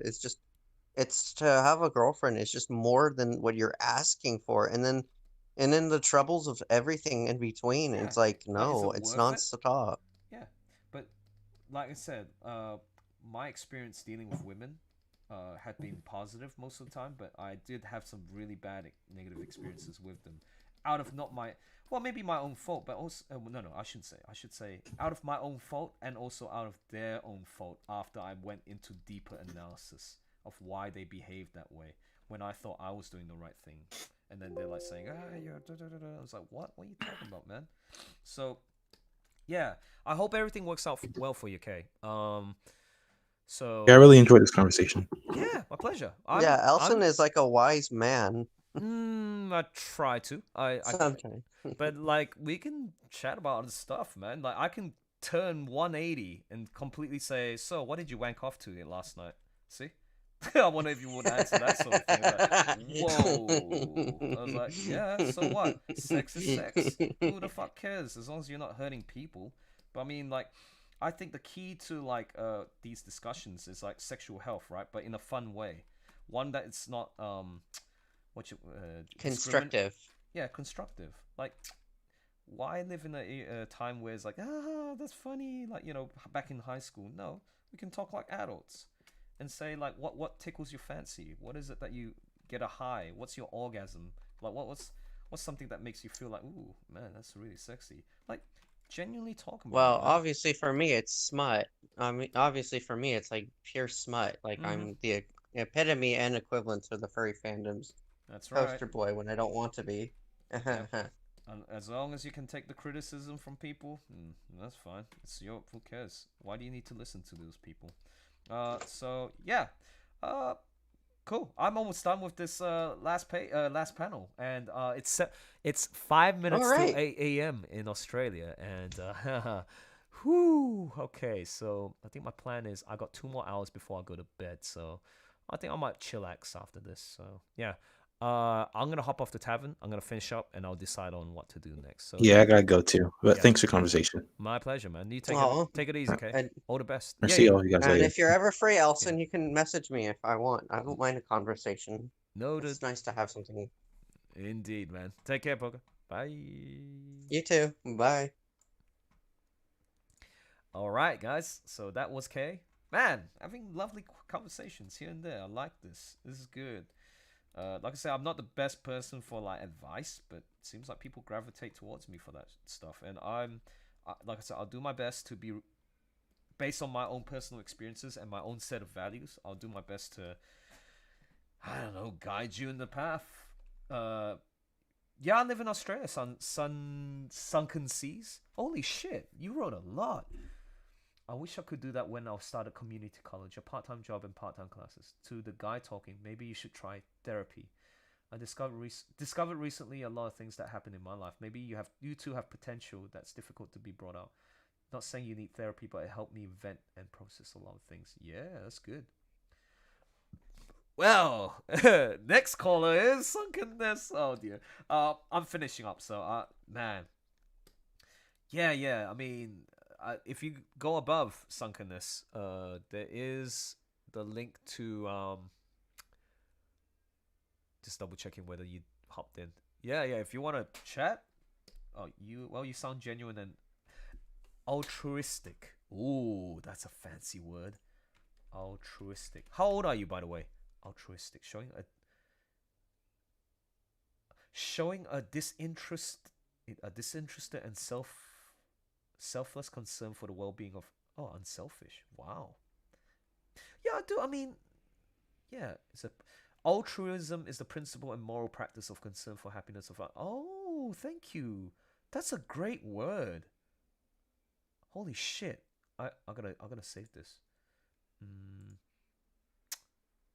Choose another folder. I'm gonna put new folder. Words. That's a beautiful word. 22. Okay, awesome. Thanks for that. Appreciate it. There was the other word that I wanna. Oh, hedonism. Hedonism. The school of hedonism. Okay, I'm gonna type that in. 22. Oh wow. Okay. Yeah, I mean, are you in college at the moment?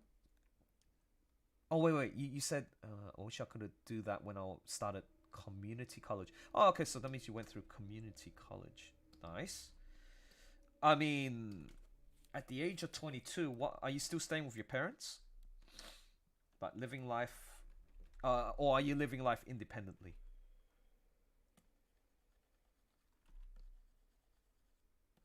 And folks, I'm still doing the renders here.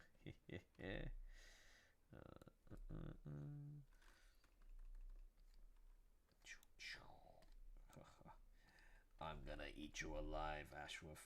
I'm gonna eat you alive. No, you're not. It's like, no, help. I'm getting eaten alive.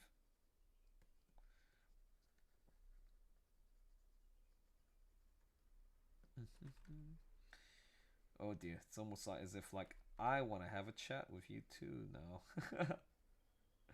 It's like, no, I need to concentrate.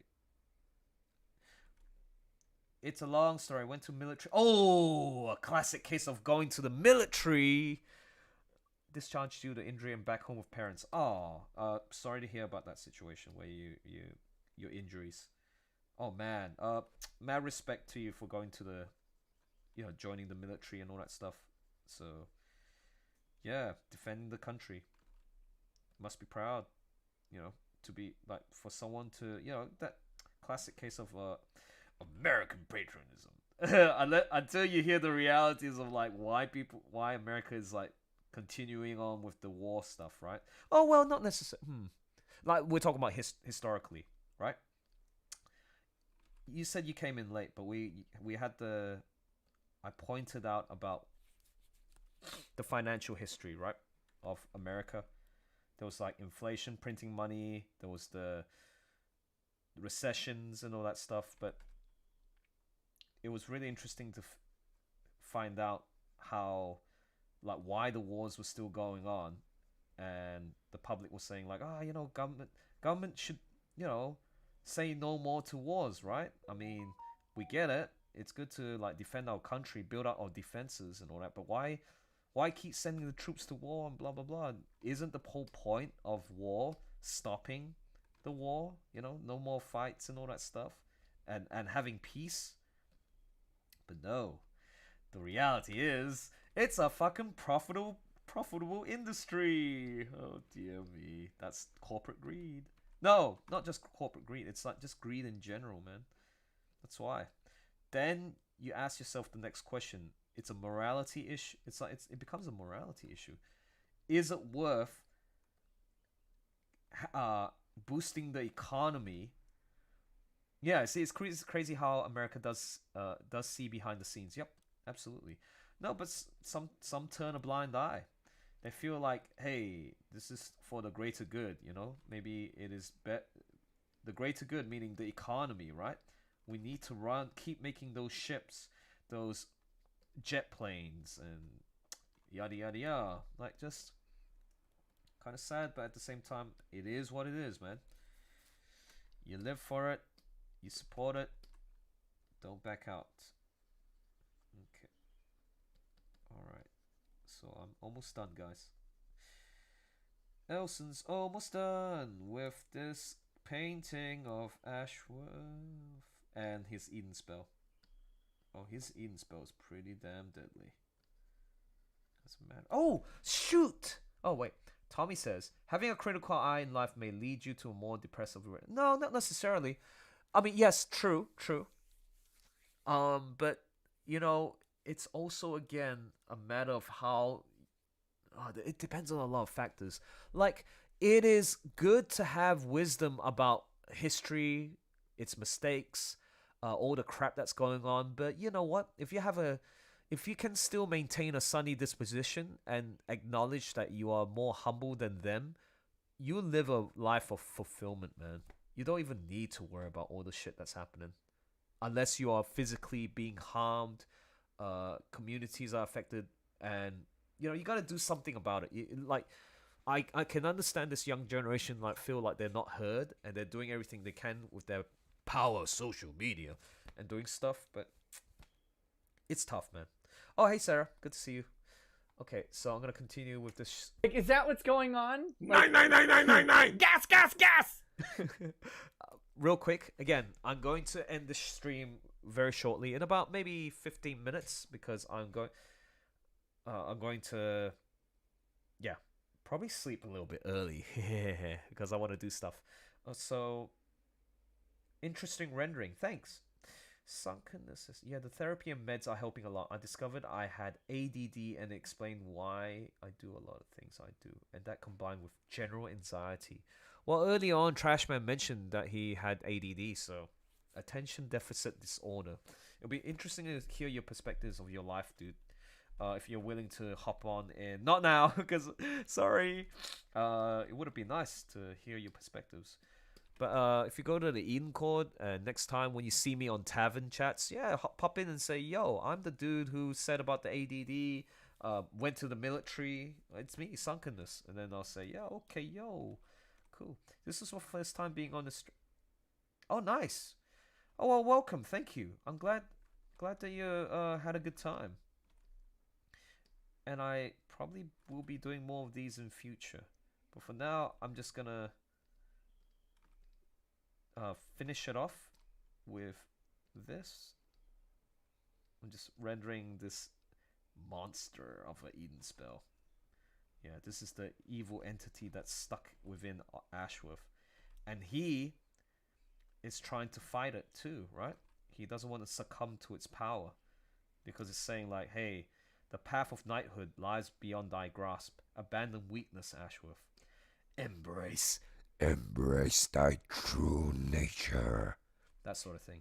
So, scary stuff, man. Scary stuff. I think what I need to do. So, yeah, sure. Like I said, if you want to join in, you're more than welcome to join in.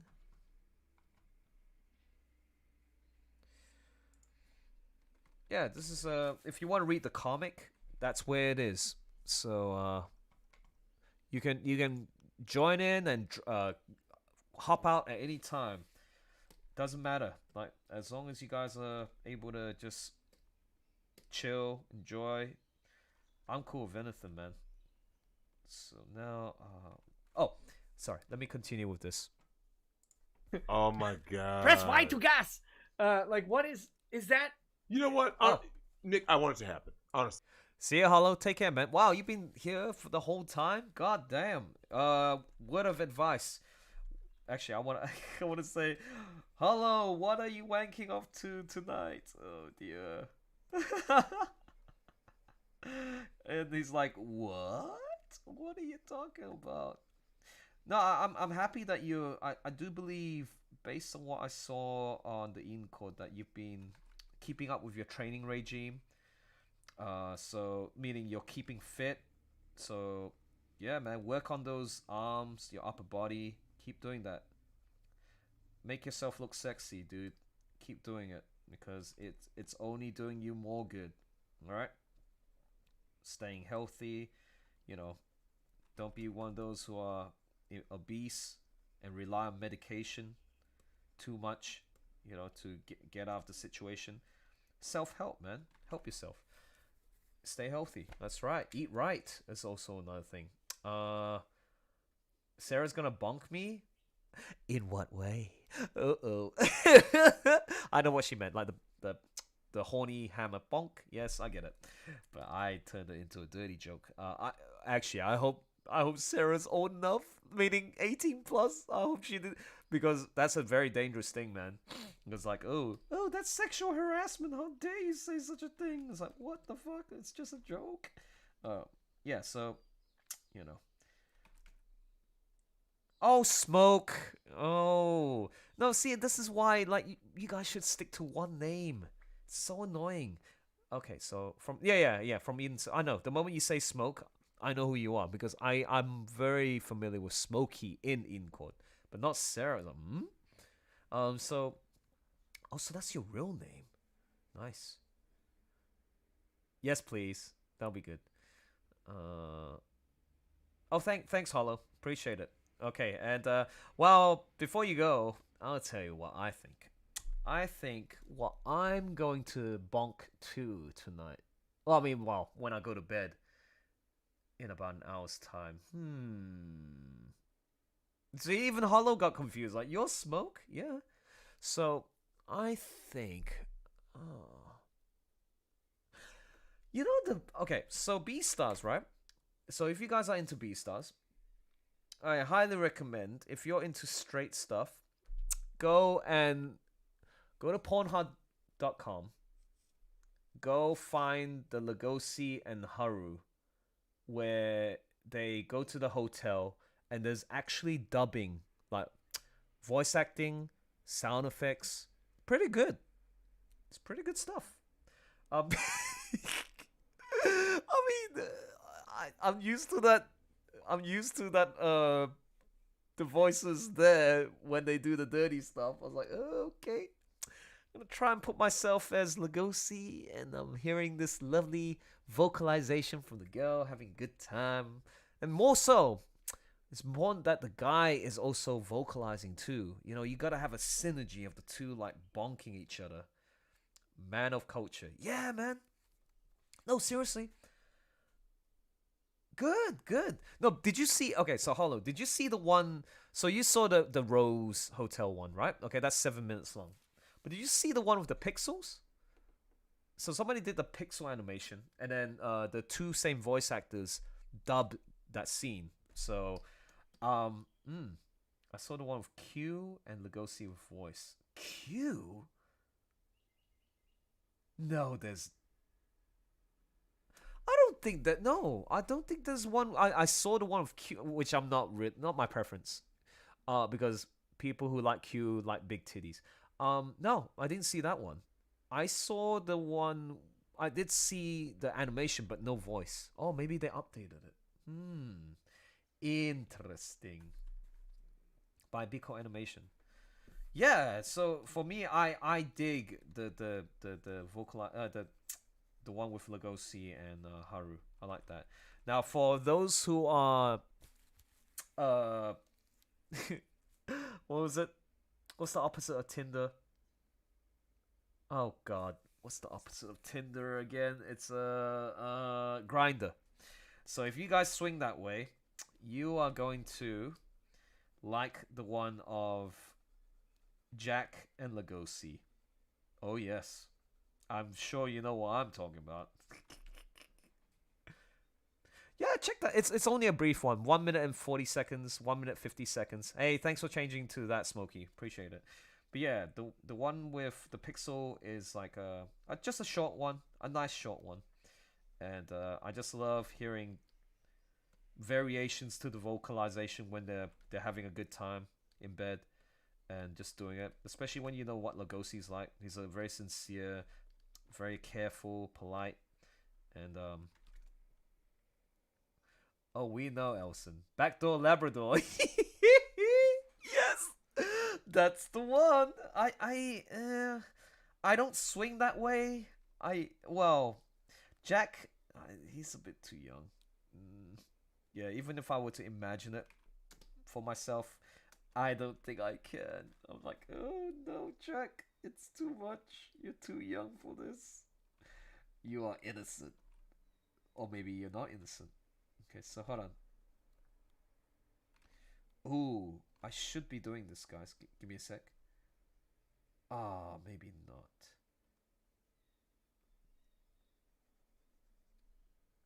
Backdoor Labrador. That's such a good Good title, by the way. Should I have that? The shadow of his finger?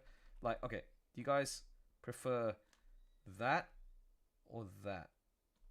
That or that? No, I think this one. Yeah. Have I read the doujinshis? No. Of course not.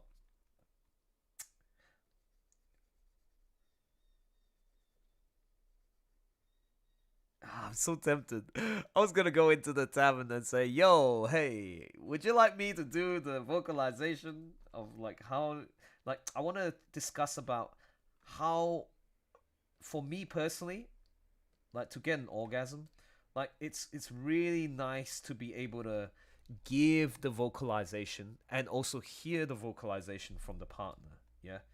But you know, if you don't have a partner, very hard to do, right? So the only way to, you hop into the tavern?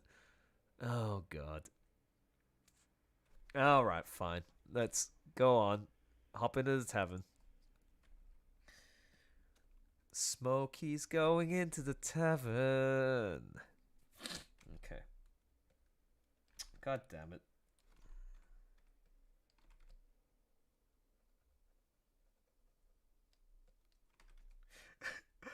No, it's a melon. Wait, melon and Gohin ship. Wait, there's a melon one, and it's not R18. No, I'm not a fan of. Oh God, yeah, I did see melon and go. No, I didn't see that, but I know there would be examples of that.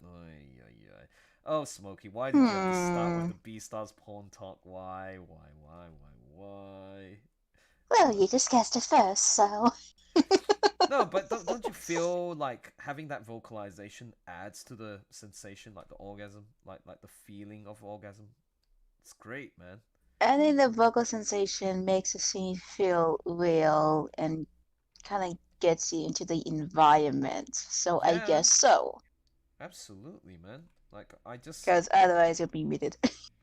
No, but did you see the one of Haru and Lagosi? The voice acting in that? Nope. You should. Nope. Go check it out. Well, don't you swing that way? Oh, wait. You like girls. What? I like guys and girls, okay? Yeah, you like both, yes. Well, go bonk to Lagosi. He's such a sweetheart. He is a sweetheart. He's literally following the instructions of Haru, who's like, go gentle on me. Okay, now you can insert. Ooh, okay, I'll guide you in. Oh, now you can start thrusting. And then he's like, okay. And then, oh my god, when you start hearing it, ooh, damn, that is pretty hot. And then like suddenly all the viewers like, 0 viewers. Oh god, like because they're turned off by what we're talking about. Nah, man. This is an 18 plus stream. No, if you're not 18. Yeah. No, it's been really cool. Like, there were some new people who just came in, and like, especially the first guy who came in to chat. Like, oh my god, loved that guy because like he had a wealth of experience. Like, he was a family guy. He had 2 children. Runs his own business. Like, he's successful. He's doing well, man. So happy for him. Like, of course, he's made a lot of mistakes here and there. And like he learned fast, so it's good. Really cool to speak to a guy. So now, meanwhile, well, have you been treating yourself lately to anything? Any doujinshis? Any stuff that you read? You're like, oh yeah, this really turns me on. Time to rub one out. No, because. Oh yes, you are. No, because You one. just hide No. it. No, just kidding. No, because one, busy with work. I'm off tomorrow, so that's a good thing. And Saturday. 2, I've been working on a comic that I posted in the art That's right. post NSFW channel. Good on you. Keep at it, man. Yep, and I don't know if Ornella is watching this, but I'm sorry. What? Ramona? Who's that? Oh, Ornella. Ornella. Oh, yeah. Yes, I don't think Ornella's watching. Oh, such sweetheart. Yeah. Yes. Well, actually, no, she's into like boy on boy. So yaoi. Yeah. Yaoi. Yeah, she's into that. Well, the one that I'm working on is not gonna go to them fucking. It's gonna go to a different route. All right. So there won't be any like sex involved, but there will be like nervous like tension. I originally wanted it to like complete it to send it to Mythics so you guys could react in the Beast's live stream. But I guess because Beast is over, I guess right, you can still react to it. Yeah, man. Well, we'll see. Yeah, I have 11 pages to go left, so it's gonna be interesting. Good luck, man. Don't worry. Hopefully it works out. Sunken Thank C you. says you're doing your job right if you do make someone uncomfortable. Oh boy, hope not. But yeah, I mean, unless they punch you in the dick. Punch me in the dick? Aww. How am I gonna like reproduce? you're making. How am I gonna reproduce? You know the Spider-Man one where you like there's that old classic. Don't get your red caught in my hair. God damn. Is it that one or is it a different one? No, there's the one where like the guy punches him right in the butthole, like the penis. It's like what the hell? It's so funny. Yep. Go type it in, like Spider-Man punches. I don't know, like gets punched in the ding, and then see if you can find it. I want to hear your reaction. Gets punched in the ass. Yep, you'll see it. It's the old Spider-Man animation, the one where it goes Spider-Man, Spider-Man does whatever a spider can. Spins a web. Look out! Here comes the Spider-Man. Spider-Man. That one. That's the old school one. Okay, so we're almost done. Wow, this is. Yeah, look at that green ass dragon. I'm so embarrassed. Like now that I see this, it's like maybe subconsciously I did that deliberately. It's like when I think about it, this Edenspell, like embrace thy true nature, and then actually he's saying, I hope you don't mind me sticking my PP into you. Oh my god, I didn't realize. No, really, like I didn't realize. Oh my god, actually he is. People can interpret that as like he's just jamming his dick into his butt. No. Why do I have to see?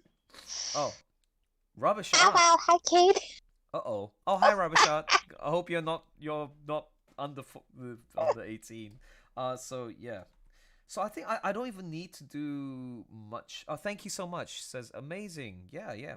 Right now, I just want to see if I need to, do some highlights. Ooh, yuck. No, that's bad. Oh, wow. Look at that highlight. If I just like ching like that to make his face. Show your face. Ew. No, like this. Just embrace my true nature. No, he should say like, "Let me stick my dick in you." It's like, He's like, "Let me just rape you from behind." Okay, no, no, not you. No, he's like this, like he's like, so just give you a rape from behind. Way too young for this. I don't think I should have walked in on this, but I'm rather enjoying it. Of course. Well, he's live on his YouTube. He's doing Edenspell. Right. Well, the progress looking pretty wonderful. I just hope that if you heard that your pee-pee is not aroused. Like. How many hands does he have? I'll let your imagination run wild. Sure. Okay. Fine. How many hands does this dragon have? Well, it's no, because like it's the whole entity. It's like a, you see the trope where it's like a spiritual and it can go through you or inside you, and it could be all part of his imagination And possesses you or something. Yeah, possesses you. Yeah, it's like he is part of him. So, like he doesn't want to get sucked into him. Sucked in. Oh dear. I'm just looking at like the hand or something wrapped around that guy's chest. Yeah. But man, this is wild. It's like, yeah, man. Oh baby. You know you want me to stick my thing in you. Oh dear, it's like... Let me show you the true Edenspell. I'll cast a spell on you. It's not hocus pocus. Oh, let me... Please, man, let me show you my wand. Doing. It's like, oh shit. That's not what I want. FBI, open up! Yeah, exactly. Oh no. I'd actually like bang on my wall. Hopefully they don't get angry. Please tell me they're kidding, man. Jesus, don't scare me like that. Please. Okay. It's okay. So, okay, yeah, I think. My bad. I don't think I need to do any more than that, man. Like, yeah, just keep it simple. Don't, because I could do more effects, but I mean, like for example, I'll try and find something here, like this fairy dust. You're right. What? Fairy dust? Fairy dust. Yes. Like this. Bring. Oh. Oh my. You. No. Fairy dust. No. Here. Let me totally ruin this. Oh, actually, you know what? If I do it just right. Oh, actually, that's actually pretty good. Like just sparingly. Yeah. Okay. I'll do it sparingly. So like. Ooh. It's coming from me. Don't use the word. Please don't say coming. What are you doing? Your words, not mine. Yeah, it's my words. My favorite word.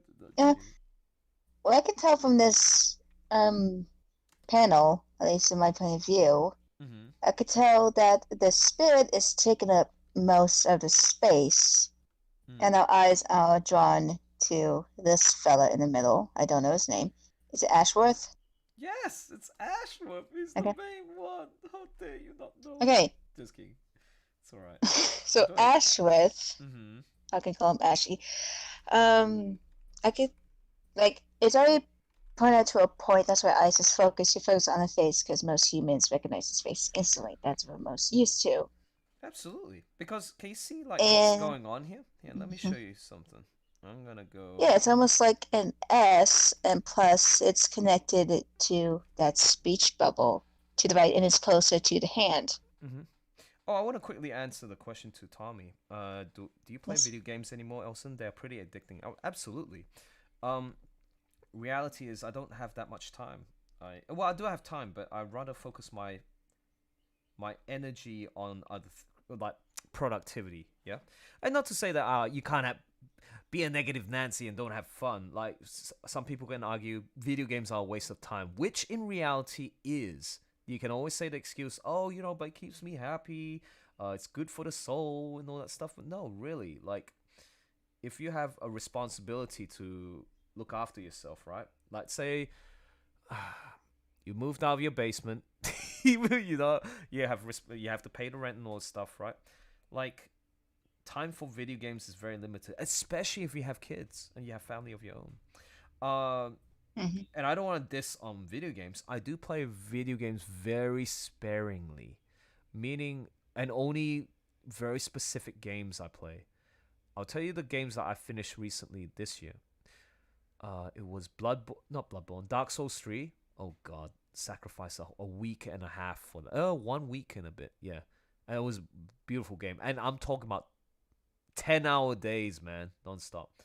Then Last of Us 2. I thoroughly enjoyed that game. I know it's controversial, but I love that game. Then yeah, that should be it. Yeah, the next game I'm gonna play is the horror games that's coming out. So there is the next installment to the Dark Pictures anthology, which is Little Hope, set in Salem, the witch trials kind of thing. Ooh, and then Tormented Fathers, Porcelain. That's the next one I'm gonna play. Anyways, now real quick, I think if you read the chat, you see Hello said when your ash drops to soap. I'm like, hello, no. Like, no, don't give us that mental image. No. This will give me funny edits of your comic, Elson, if you're gonna post it out there. Yeah, sure. Actually, So what I wanted to show is, I noticed that there's a delay on the feed too. So Yeah. if you see the focal point is him, right? How do you best portray that? Sometimes you just use certain things, like his horns is pointing to him, his hands is pointing back to him. You got this natural flow of going down the body, the structure, not even like this. It's always going back to the focal point. What about his this pan? What else is there? Maybe his beak is going back. See, there's unity. There's flow. It's beautiful. So I hope that makes sense. All right, and now I'm going to say, maybe it's a bit distracting with that text. Also, 2 words to say, and you're gonna laugh at it. Go for it. What is it? Dear ass. Dear ass. I already have. And that's a spell, okay? Oh no, you posted that there. Yeah. Oh, where? No, I didn't know. I just said the word DS and then posted it. It didn't spell anything. Oh, I see. Oh dear ass. Yep. I like to. Oh, It's sorry to say this, but anything that's like posted there, there's always gonna be porn of it. I so need to put something out. No, I know. Like I'm starting. Yes. Like, I only realized that. Oh, I'll go with somebody who I love for who they are. I don't care if they're guy or girl. So that makes me bi, right? So I only discovered this year, and I thought I was straight the whole time. Well, I still can be straight, but if I was to do it with a guy, man, I think it would be I still find it awkward to stick my pee onto some guy's butt. I don't think I can do it. It will take time. It'll take time to get used to, but I know, man. I'm telling you, I still want to give pleasure to my partner, but that's why I need to explore a little bit more. Like, I want to talk to some more folks who have actually done it. Boys, that is. And then, see what it's like. Have you heard any stories? It's like, yeah, it's best sex ever. Or it's like, oh, it's uncomfortable. Or like, what have you heard? I don't know. That I don't know. It's like, because you never inquired. No, because no friends ever talked to me about that. I don't know Oh, I see. any person, so. You gotta expose yourself a little bit more. That's good. Now. Do you want me to say something that'll make the whole summit be taken down? You said expose myself. Oh God, no. Okay, what I mean by that. I know what you mean, Yeah. but I'm gonna say a funny joke because why the fuck not? 3, 2, 1. Mama Leopard, please expose me. Oh man, you had to go there. This is what happens. Onella, you did this. That's right. And Poet Takaki too, so it's both for them. But it's mostly me because I'm a crazy motherfucker. And we love you for that. No. Okay, so. And I love you too. Thank you. Now. God damn it. I think. Yeah, we'll leave it at that. Because, I mean, I can move around. Where is it? Where's Embrace Thy True Nature? This one. Yeah. So. See? Magic. Ooh, I can move. There you go. But the placement of the text there is better. But. Yeah. Yeah, do you think that's better? I don't want it to be too close to the mouth. God damn it. Okay, yeah. Yeah, okay. I think I got it. Okay, so now. And voila. Hey, come on now. Be a good boy. Be a good boy. Be a good boy. Welcome to the Cringe Fest, everybody. The Cringe Fest? What? Where did that come from? What I know they're gonna hear a lot of ridiculous shit. Oh, I see. I'm just preparing them. Okay. Yeah, Oh, come on. Why is that not it? What is causing that black thing? Like that, you guys can't see it, but it's a tiny dot there. Nope. Ooh, look at that. Boom. See, this is what it looks like without the panels. Oh, nice. Okay. Put the panels back. Oh, that's hot. That hot. Oh, literal hot. Yeah. Oh, that's what it is. Okay, I got it. There you go. There you go. No, it's just that tiny look right here. This is what I was looking at. That tiny little thing there. I just had to get rid of it. Okay. Okay, and then get rid of this. Get rid of that. And get rid of that.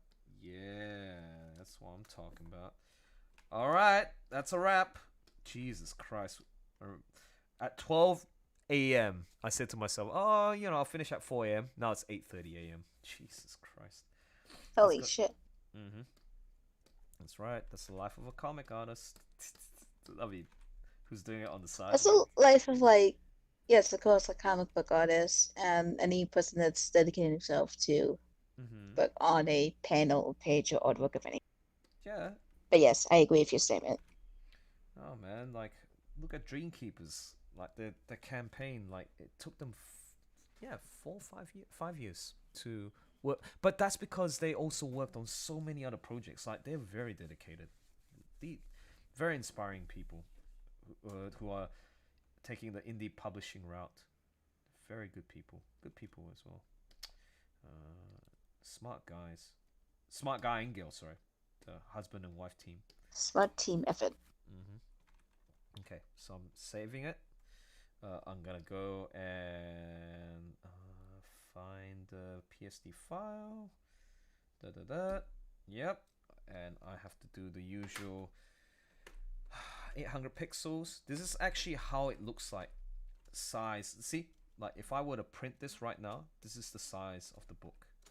Like the size of the page right now. What you see. I mean, you can't compare it with what you see on the live stream, but on my Cintiq, that's how big it is. So yeah, oh, that's cool, man. Oh, oops, that actually looks very nice when it's rendered. But then, like, I don't even take the time to really embrace it. Like, look at it, it's like, wow, this is cool. Yeah, next page. It's like, that's the life, man. It's like, oh. All right. Okay, so that's it, man. All right, folks. The page is set. Thank you very much for sticking around. Oh, actually, you know what? No, I should end it with like showing the results again. Sorry, one moment, guys. Because for those who stuck around for so long, Jesus. So this is the file at 300 DPI, and like, whoa, look at that. Whoa, see, you can see the details inside when I go closer. Looks very nice, actually. Oh. And never forget Lambert. Oh my god. You know, the other day I actually did pleasure myself too. No, for real. I told you I love the Lambert. I love him. He's such a sweet guy. But now you're seeing him stabbing his friend from behind. It's like, what the hell is going on? But there's a reason for that. But yeah, it's not really him actually. It's it was conjured up in his mind because he sees what's going on, and he feels like he's getting stabbed in the back. Yep. Like, yeah, in his mind. It's to show that you should give up the sword, right? Like he's tricking him. Yes. It's like, if you follow this path, you'll be betrayed by your own. See? Very metaphorical. How? Okay, so. Oh, Sunken says.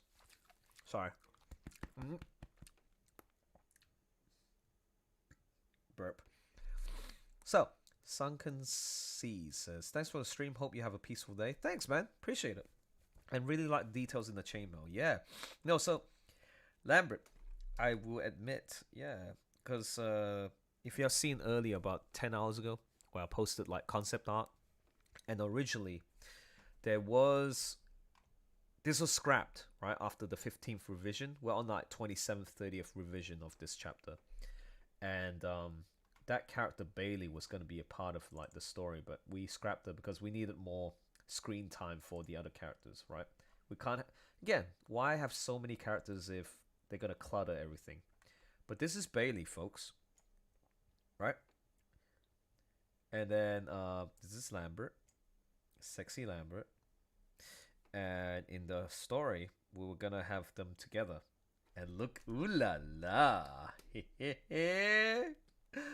Ooh. So, yeah. You know how you have to keep things fresh? That's what I wanked off to.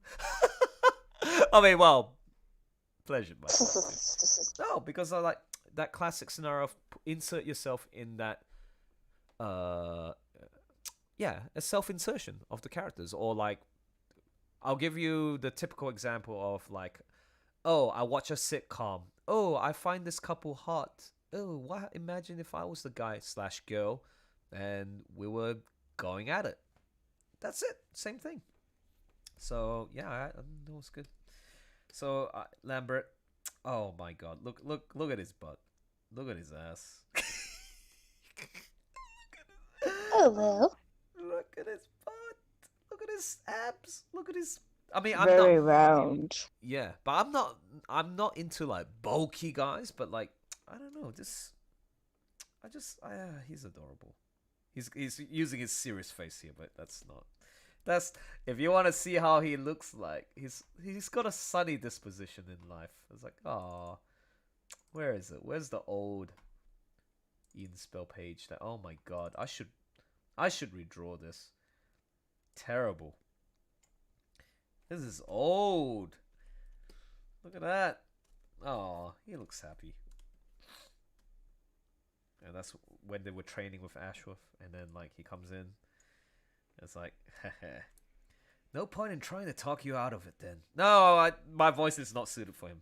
But I have a idea of how his voice sounds like, but it's definitely not mine.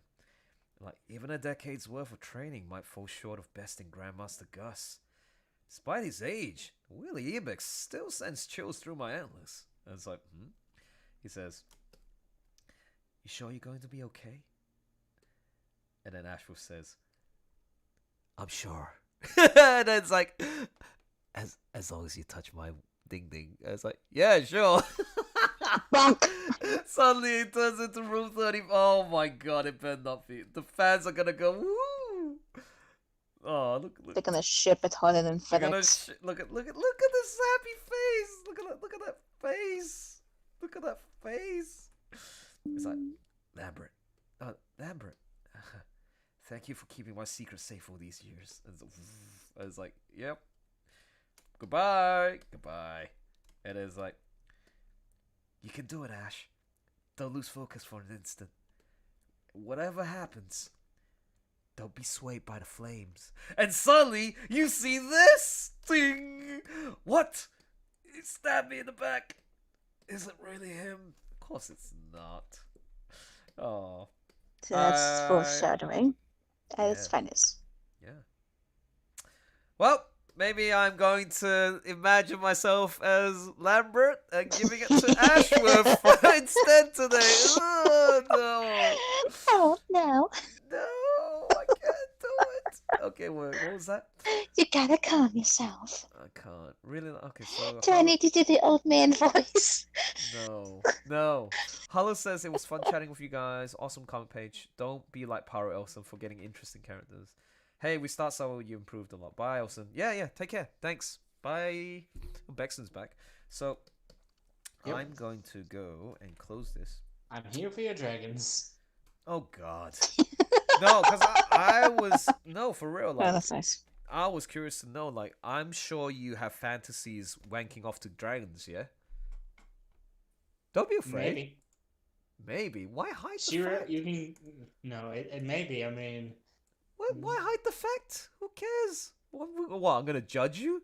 Oh, I suck dragon's cock, huh? So what? Who the fuck cares? I don't fucking care. Elson, I don't do that. They do that for me. Oh, wait. No. So, okay, no, because... Okay, I think I know what you're... No, that's fine. Due to I know what you're past talking. experiences, I'm very dominant. So. Oh, so wait. Oh no. Oh, okay. Now that you gave me that additional clue, so that means you've done it with somebody. Okay, so meaning Oh yeah, furry dragon. done it with. It's funny because I was talking about what is it like to, yeah. Tell us your experience, man. Like, what is it like? Well, when was the last time you did it? A year? I think from memory you told me a year ago, right? And I was like, damn it, that's not a recent experience. Yeah, a couple of years? That's too long. Way too long. Well, I mean, it's when you're like a version and then you do it, it kind of loses the magic, so it's not like you're needy. Loses the magic. No, not if you love that someone so much. It's like when you're a teenager, you kind of have the urge to do it, or you want to do it a lot, but then when you get older, it's just like, eh. Aw, that's sad. Well, you gotta reignite it. You just gotta find a way to. Well, I mean, I would. You would. But it's not like super important to me. Ah, okay, so it's not your priority. Well, fair enough. No, but when you did it for the first time, because like, what? So you say you were the dominant one. So that means, well, did it hurt? Did it hurt? Obviously. Well, it's gotta hurt. You use lube. With my first guy, he was actually the top, but the issue was when I wanted to become the top, he kept calling me selfish, blah blah blah. So I finally said I'm done, and I've decided since then I will allow no man to be dominant with me. Wait, so being on top means... Wait, see, I'm getting confused here. Being on top means you give it rather than get it. Oh, okay, yeah. Okay, that makes sense. Yes, because there's the power bottom or something like that. That means you're the dominant one. But then now you say top. So you're in control. Wait, okay, that doesn't make so sense. That's explain. two people making the same. Yeah, go ahead. Right. No, a power bottom is very peculiar. A power bottom still takes it, but they tell you what to do. Like, they'll tell you, be in this position, be in that position, and they'll, like, boss you around with it. But a top is the one who takes the lead, kind of like... How to explain it? No, I get it. It's more like proactive. You're riding a horse, and you tell the horse where to go. So that means, okay, you've been in both positions then? Before? Yes. Okay, which is more... What's your preference? Oh, you prefer to be top. So... Dominant. Okay, so meaning like doggy style. So that means if you're going from behind, well, did it hurt when you were doing it? Because I never had that experience before. Like obviously it depends on a lot of factors, right? You know, the size, the girth, whether the guy can take it, and then whether you use your lube or blah blah blah. Sometimes people don't use lubrication. You never know. But with anything, if you don't if it's like your first time, obviously, guy or girl, it is going to hurt. But then when you get used to it, the pain kind of disappears. Ooh, so maybe I have to train myself now. No, well, but that's what they do. They got is it dildos, and then like you self-insert. I don't know, man. Yes, they do. You can go to like Bad Dragon or whatever. Bad Dragon? Oh, that kind of thing. No, so... Okay, so... Sponsored by Jonas Scott. Oh, really? Really, Smokey? Okay, so here's the thing. I understand the insert, like the giving part, because I can kind of replicate that. Oh, wait, Tommy says, serious question. Is the fear of fecal matter coming up and every... Oh, that's an interesting one. Yeah, there is... That's a natural fear, and there's a legible question to ask. I did ask that one before, but then they say, nah, you're... I have no experience, so I'm not able to tell. So only Bexon will be able to answer that. There's also another way of penetrating people without using your genitals. Without using your genitals? It's called fisting. It's when you take your fist and you shove it up there. Yeah, that's right. Yeah, I saw. I was quite shocked because when I saw this is when Nick Rekeita and Drexel mentioned about fisting. I was like, what is this? And when I saw a video, it's like, no, I'm blinded by this. No. You're blinded by the lights. Like, no, because I asked myself, how can somebody fit? No, for real. No, I don't know. I didn't realize how it can expand so far for your anus. I was like, what the heck? Well, how is it possible? It's Vagina, I supposed to get be it, stretched. but not. Oh, okay. Really? You have to understand, like, the vagina and the ass are both supposed to be stretched because things can go in and out of. Oh no. Kind of like when a woman gives birth. Yeah, exactly. Obviously, their vagina is gonna be Extra clitoris. way wide open, and Probably breaking open the two little holes to make one. Oh. Yes. No, but then I didn't see it for the guy's perspective. Like his anus, like can open up that. Oh my god, nah, just yike. What, you can fit in a bowling ball, a watermelon? That's kidding. Wow. I mean, How the fuck with it? I know, just kidding. You can try. No. So maybe you should start small with a pickle. No. No, but here's the thing. Like, let's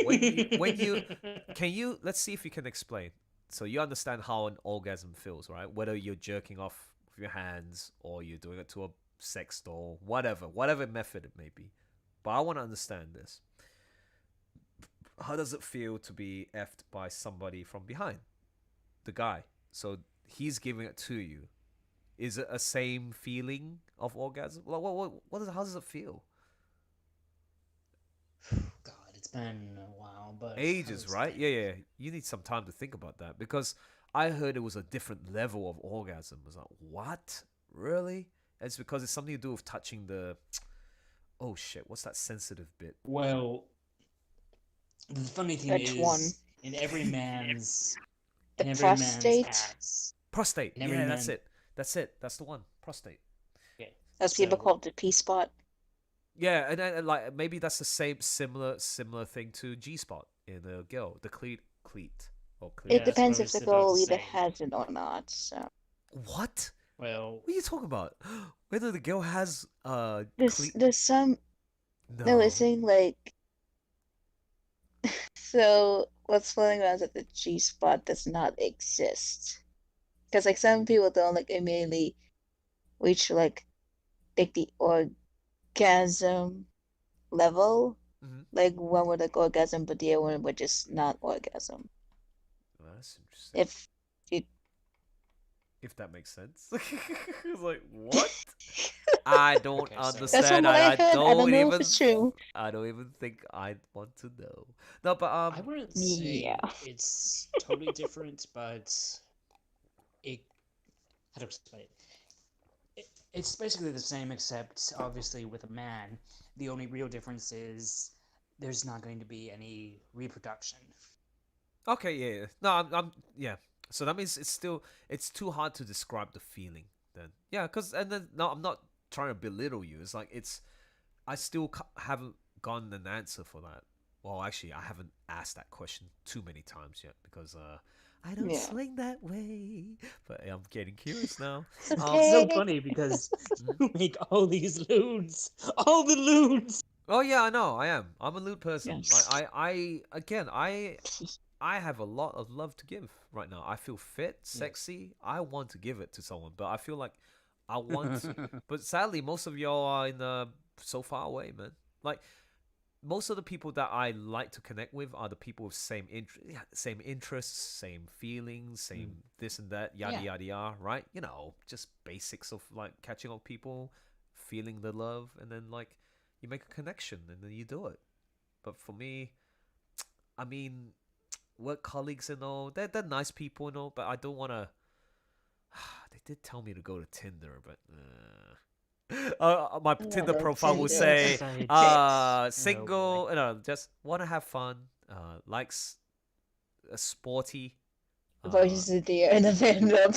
And then like the last thing it says, do you like B stars?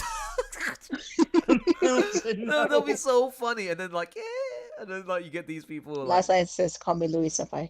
There is, oh my Elson, god. there is one site I would advise you to avoid at all costs Oh because god. Grinder. Just yeah. kidding. Yes, I was about to say. Oh, it about is? to say You for Grindr. real? Grinder. Avoid that. Yeah.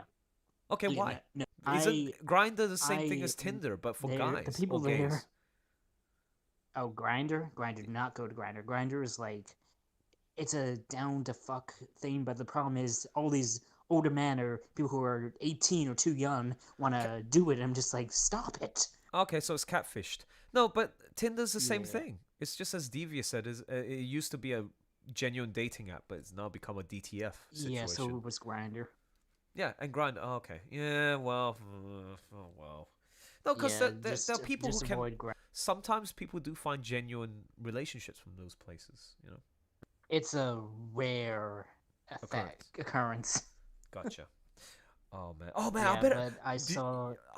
I have to quickly. Sorry about that. 5 hours and 20 minutes still live streaming. Okay, everybody, it's time for us to go. So thanks for chilling with us. Really appreciate your company. Glad that you saw the process of the rendering. Now it's time for me to get ready to go home. I am at home. Go to bed and maybe do some pleasures and get ready for the next Please. day. I really need to finish Yes. one more page of Edenspell. Now the plan is today's my second day off, but you know half the day's lost because of my weird sleep schedule. I have to sleep now, Yes. wake up late in the afternoon, like 5 p.m. And then continue the whole day. So I got another whole 16 hours to do stuff, sleep, and then the next 4 days I'm doing 10-hour graveyard shifts. And then after those 10-hour oh shit, so that means Tuesday, Wednesday, Thursday, Friday. So I got Saturday and Sunday off to finish that page. Oh shit. Wish me luck. Because I really want to finish one more page so that I can commit to. If I do, that means I have completed 1 page a week for this month. Oh my god, that's a record. Yeah. I need to do more. Like when you guys see the math, right? If I'm lucky enough to even finish 1 page a week, that's only 52 pages a year. That's not a lot. And a full book is 150 pages. That's 3 years per book. If we're doing 5 books, right? Do the math. Look how long it takes to finish the whole series. It's almost like 20 I'm gonna plus read years. all of it. No, take your time. Like the reason why don't have a website and all that stuff. Like I want to make sure we have enough content for 1 book. Right. Then show the website rather than I'm ready to this is my awesome comic. Check it Yeah. out. And like you have 3 pages. And 2 Like, months the people- later, oh, here's another page. Like, what the fuck? Waited so long? No, want to make sure there's at least Yeah, decent. Like, so people say, like, oh, they have a website, or you post it at the first page. I'm like, no, Yeah, you because lose I interest want already. to, like, work on it. Yeah. Yeah, I want to work on it, and when I feel like it's right, then I'll share it. As of right now, I'm not Correct. posting, like, any first page, not posting any, like, social media. That's right. Reminds I might get to me of what happened with Off-Whites. That was a good comic, but then they just canceled it when Volume 2 was supposed to come out, and then bam, it's gone. Gone, right? Yeah, that's just how it is. Oh well. Anyways, But everybody, yeah. time to close the stream. Thanks for watching, and don't forget to keep fit. Look, God, I hate my. And stay awesome. We all love you. Oh, thank you. Yeah, yeah, my pecs. I want to see progress. Yeah, looking good. Urgh. Well, time to marry a dragon. Time to marry a dragon. Make him a No. ring out of obsidian. Ah, Jesus. Okay, so yeah, say goodbye to everyone. Bye. See ya. There's no Hi. escape, Also, Elson. hi, The Nightingale, dragon that will just be came mine. in. Oh wait, what? There's somebody who just came in. Oh, let's have a look. Yes. Let me just Oh, Nightingale. Okay, cool. Okay, so bye to the people in the live chat. Hey, people watching. Bye. And stream. Stay safe. Yep. Don't do anything so bad. So the stream ended.